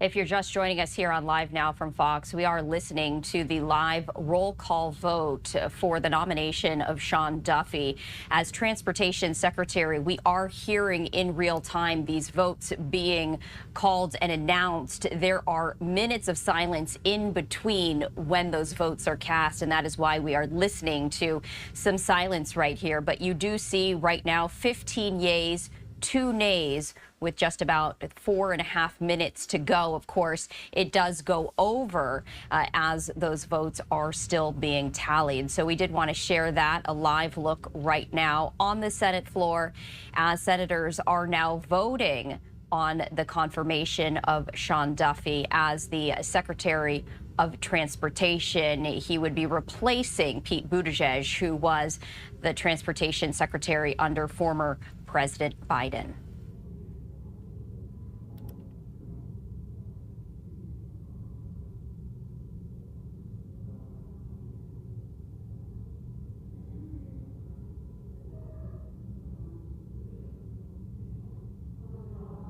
Ms. Lemus, aye.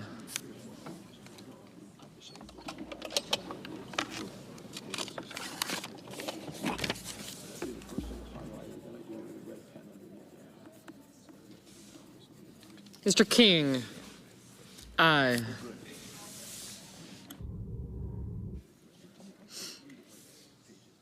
Mr. Banks, aye.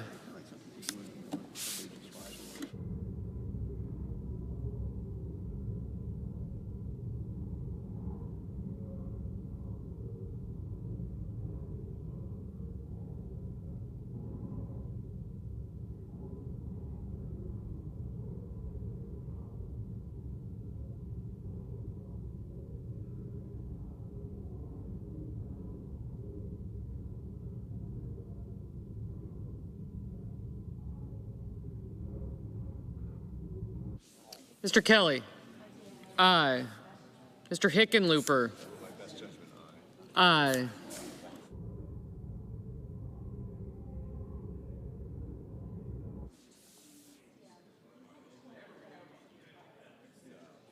Mr. McCormick, aye. Mr. Sheehy, aye. Mr. Moreno, aye. Mr. Markey, no. Mr. Tuberville, aye.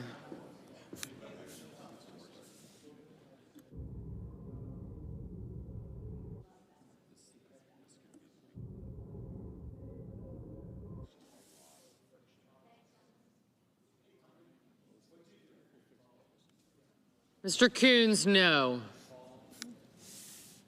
Ms. Blunt Rochester, no.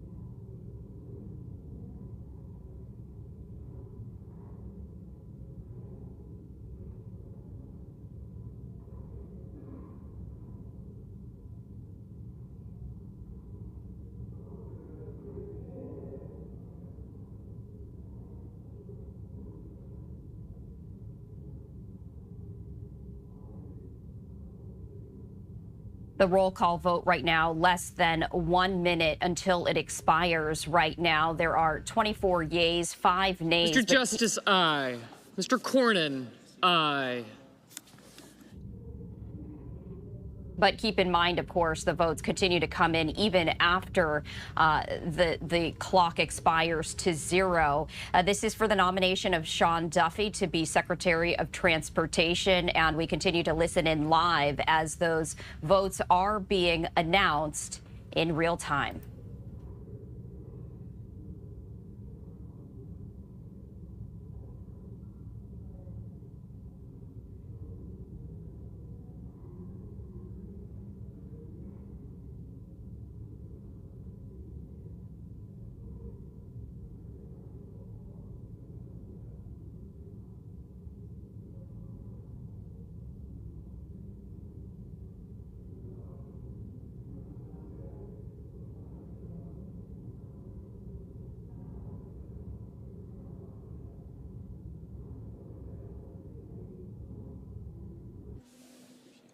Ms. Warren, no. Mr. Budd, aye.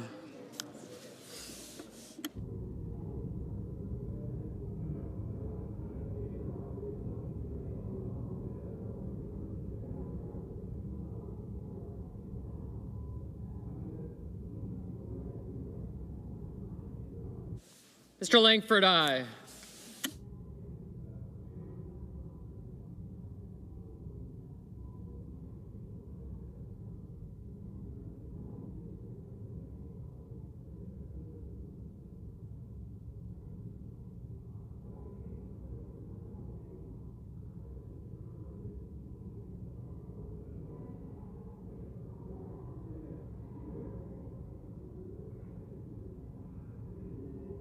Mr. Boozman, aye.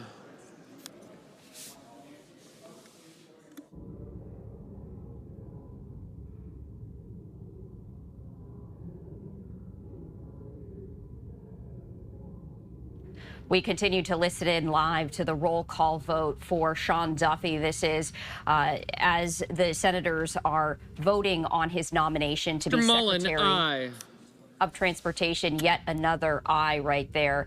30 yeas, 6 nays. In order to be confirmed, the yeas have to be at least 50. If there is a tie, of course, Vice President Vance would Mr. Johnson, aye. Cast that final vote. The clock has expired, but again, keep in mind that the votes are continuing to come in, getting populated, and that is when they are being announced. Let's listen in.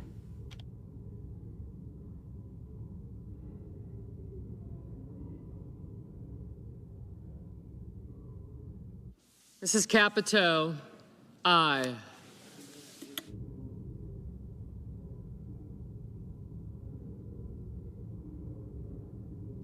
Mr. Welch, aye.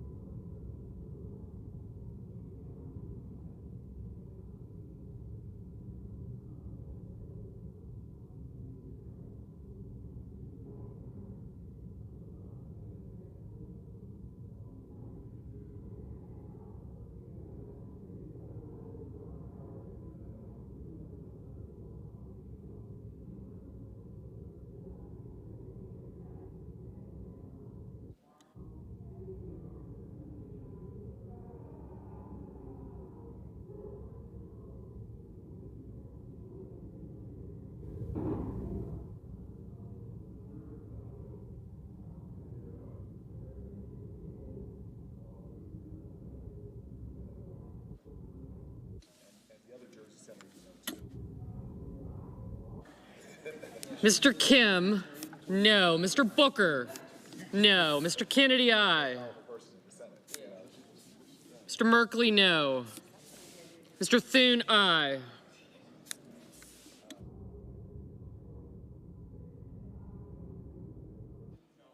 Mr. Wyden, no.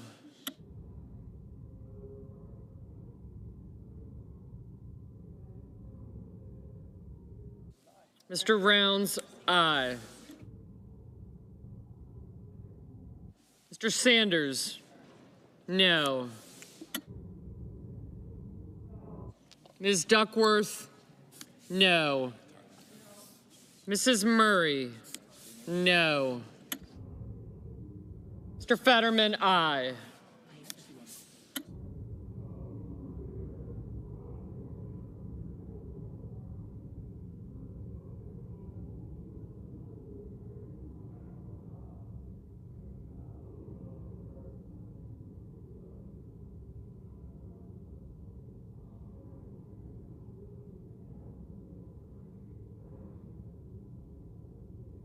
Mr. Hawley, aye.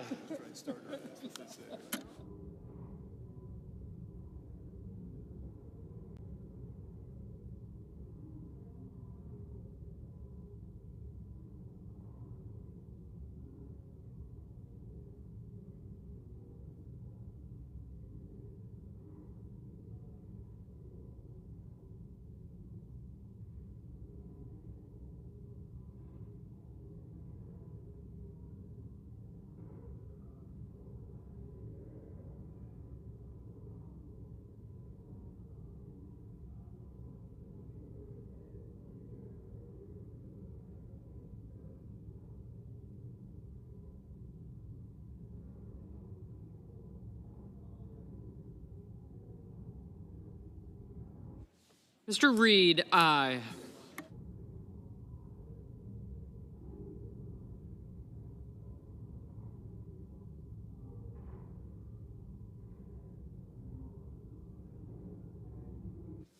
Mr. Van Hollen, no.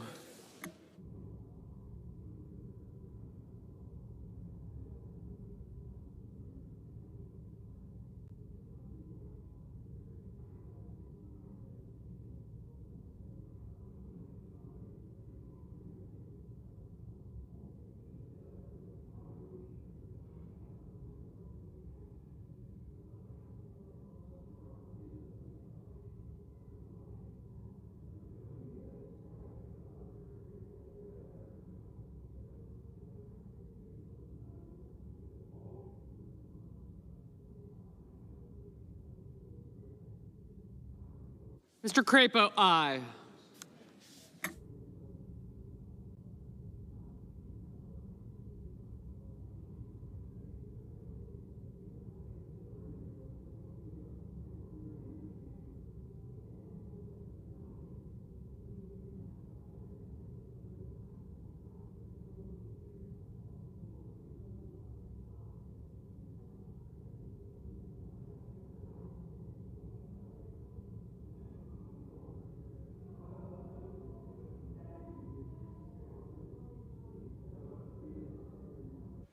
Ms. Ernst, aye.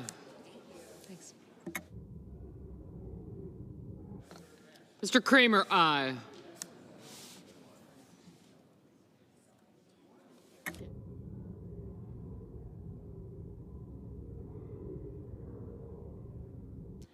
Mr. Grassley, aye. Mrs. Fisher, aye.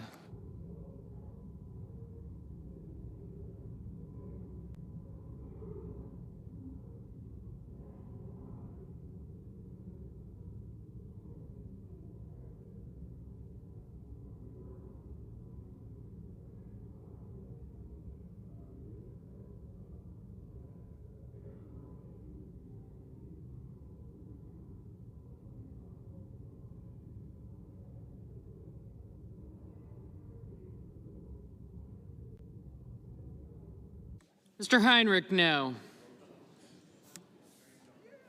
Mr. Lujan, no.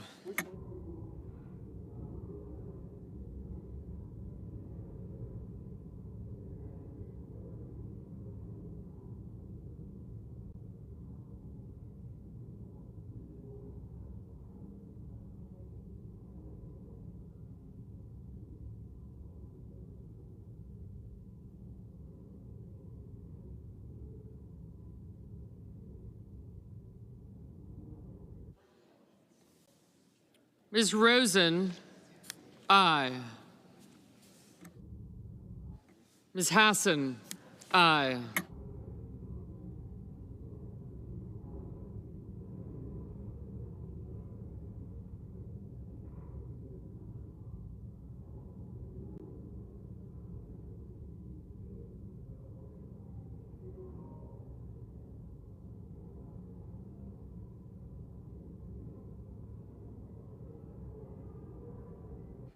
Mrs. Blackburn, aye.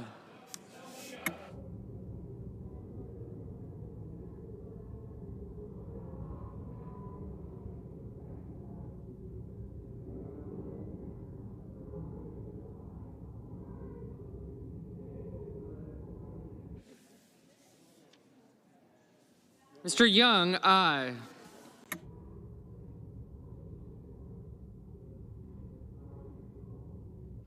Mr. Peters, aye.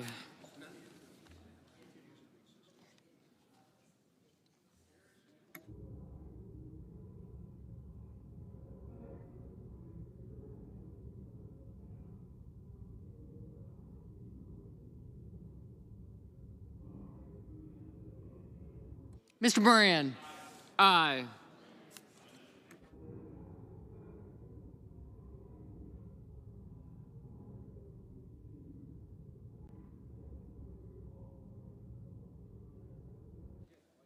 Mr. Ricketts, aye. Mr. Murphy, no. Ms. Hirono, no. Mr. Kane, aye.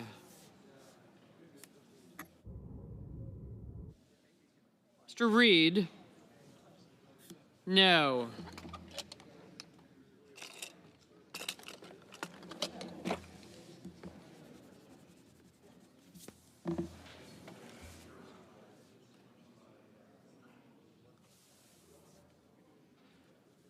Mr. Durbin, no.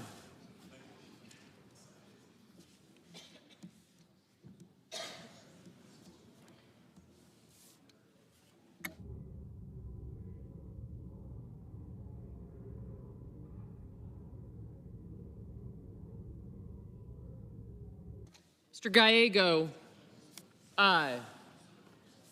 Mr. Marshall, aye.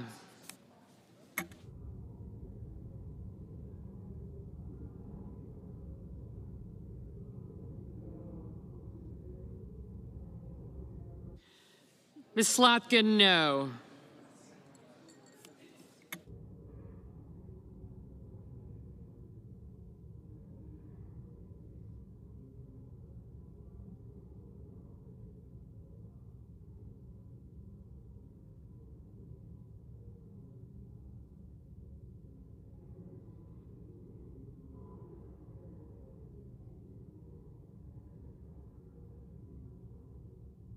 Mr. Cotton, aye.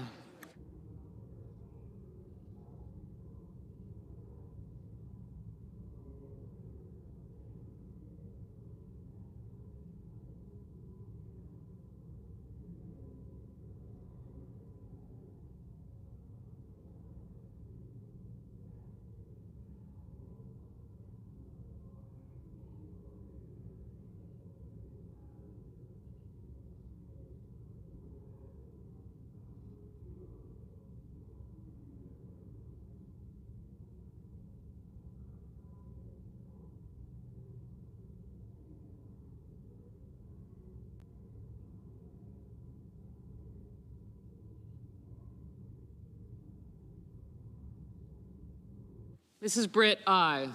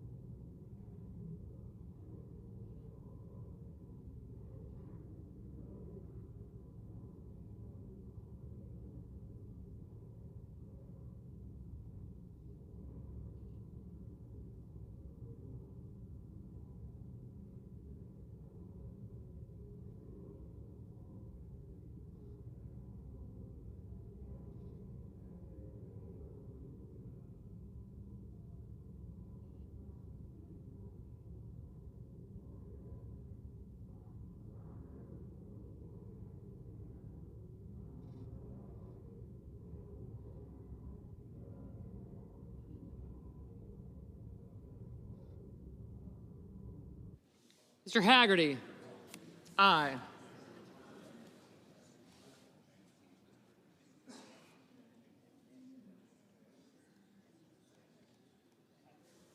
Mr. Tillis, aye.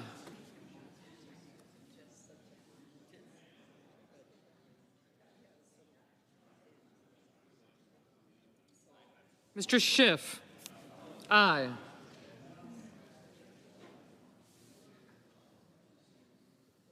Mr. McConnell, aye. Hi. Ms. Also Brooks, aye. Mr. Blumenthal, no. Mr. Padilla, aye.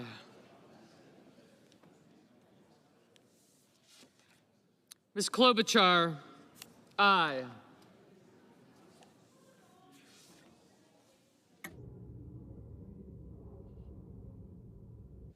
Mr. Scott of South Carolina, aye. Ms. Murkowski, aye. Mr. Sullivan, aye.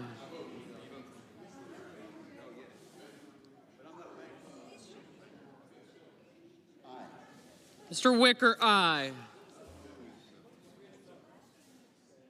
Mr. Cruz, aye.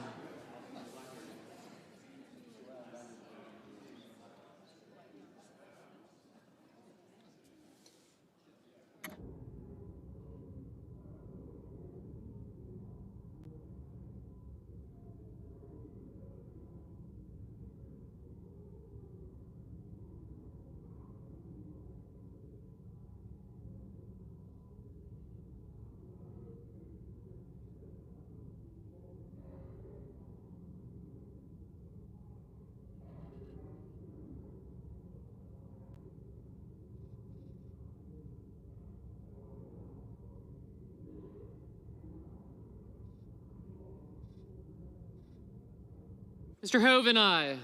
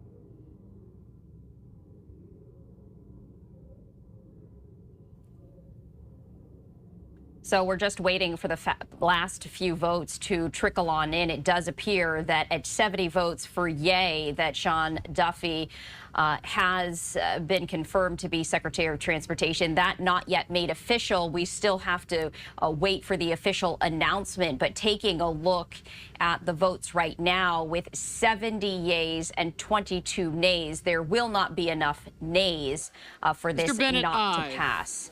And so we do hear another yay as we continue to listen into the last few votes being announced.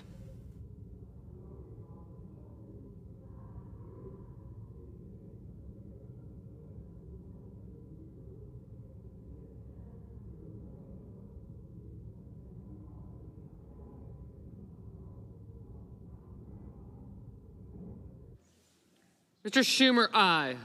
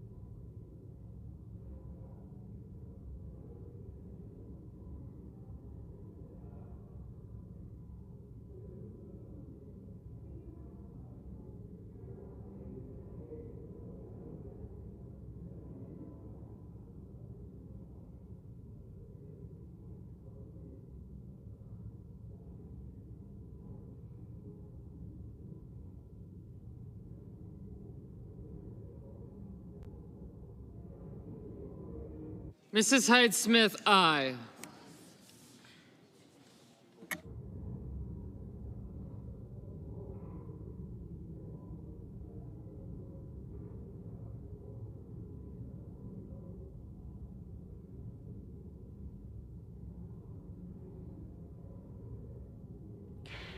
As we take a live look there on the Senate floor with the roll call vote for Sean Duffy to become confirmed to be the Secretary of Transportation. Right now, this is the unofficial tally, but unofficially, it does look as though Sean Duffy will be the next Secretary of Transportation with 73 ayes or yays and 22 nays. We are still waiting for that official confirmation to come on down, as the last few votes are yet to be called, but this should be taking place any moment now as we continue to listen in live. And also a programming note to let you know about: at around 1 p.m. Eastern time, we are expecting the very first Trump administration White House press briefing to get underway. We are going to be airing that in its entirety as it happens. That is set to start in just about 20 minutes or so.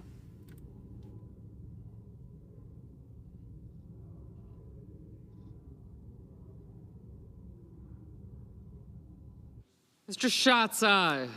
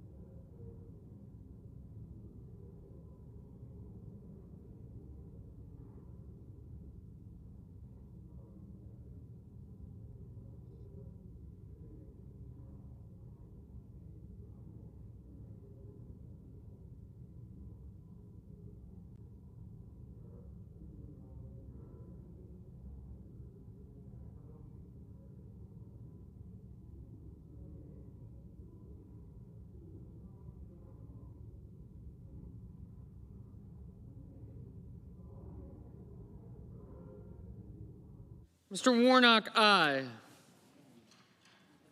Mrs. Shaheen, aye. Mr. Warner, aye.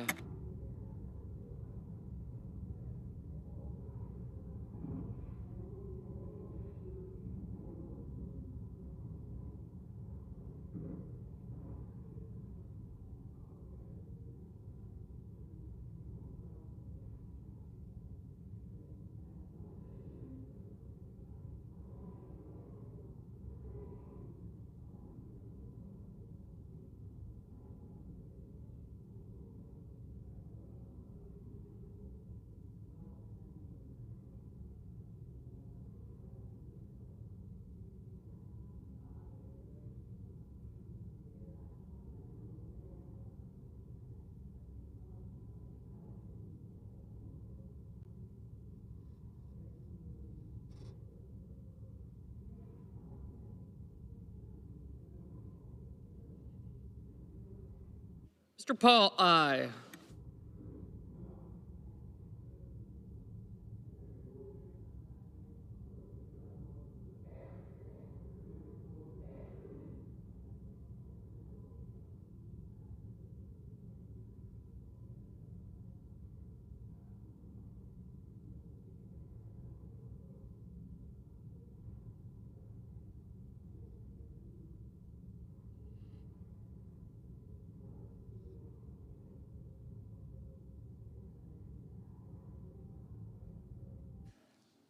On this vote, the yeas are 77, the nays are 22. The nomination is confirmed.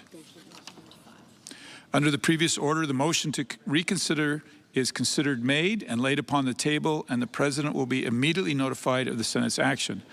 Under the previous order, the Senate stands in recess until 2 p.m.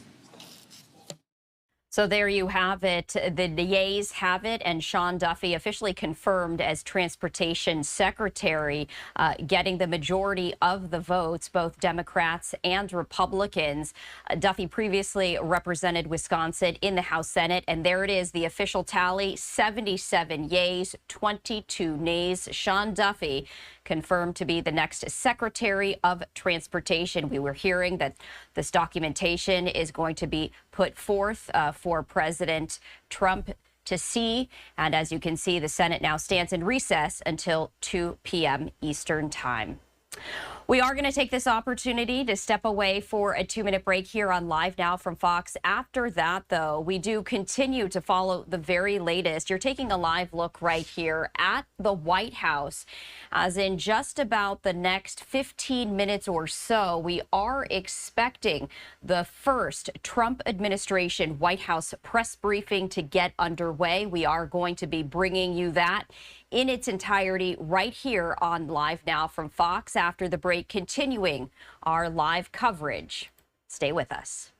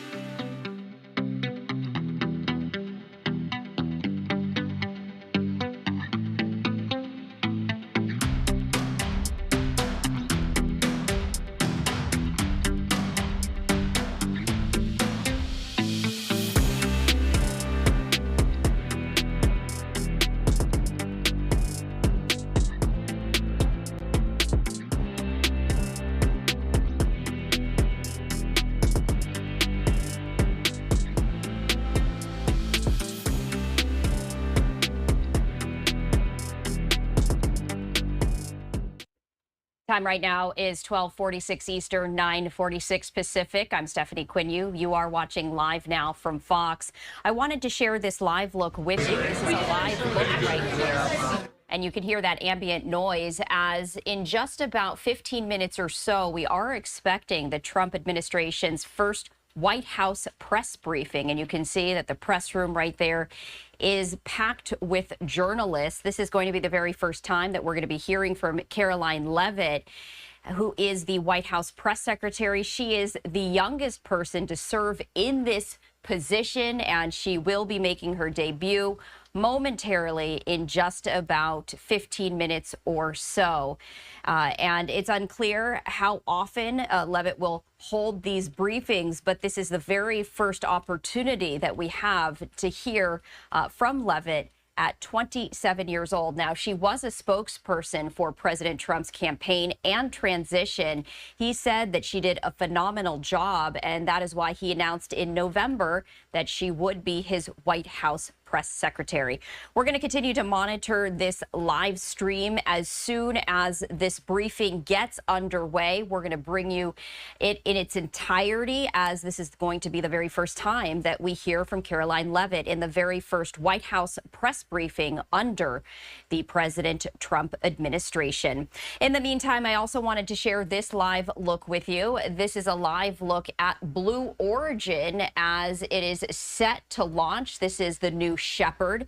You can see it right there in the distance. At the moment, it is holding at T-minus 10 minutes as they continue to assess weather and other conditions right here. This, of course, is with Jeff Bezos, the Amazon founder and CEO. The Blue Origin will mimic the moon's 1/6 gravity for lunar tech experiments. It's going to be launching on a quick trip to space, and this comes live out of Texas right here. We do hear that folks are talking, and right there at the bottom of your screen, it's a little hard to make out, but they are on a T-minus 10-minute hold, quote, while we assess weather conditions. They're asking everyone to stand by. So I am going to raise the audio so we can listen in.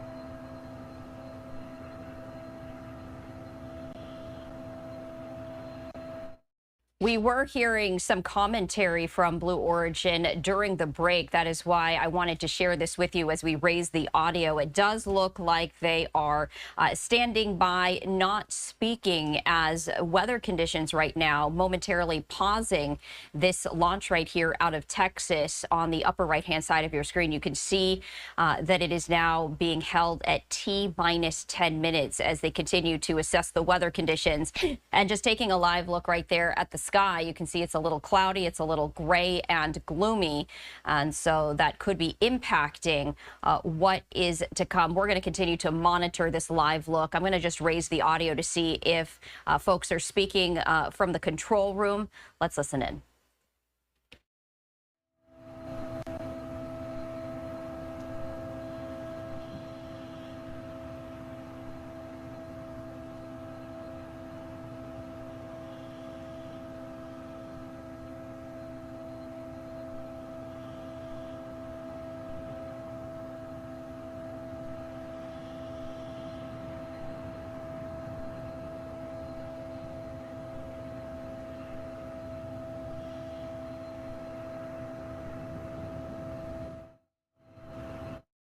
So it does look like the control room right now, at least momentarily, silent. They were giving commentary just a short time ago as weather conditions now currently pausing the Blue Origin New Shepard launch, the countdown clock being held at T-minus 10 minutes.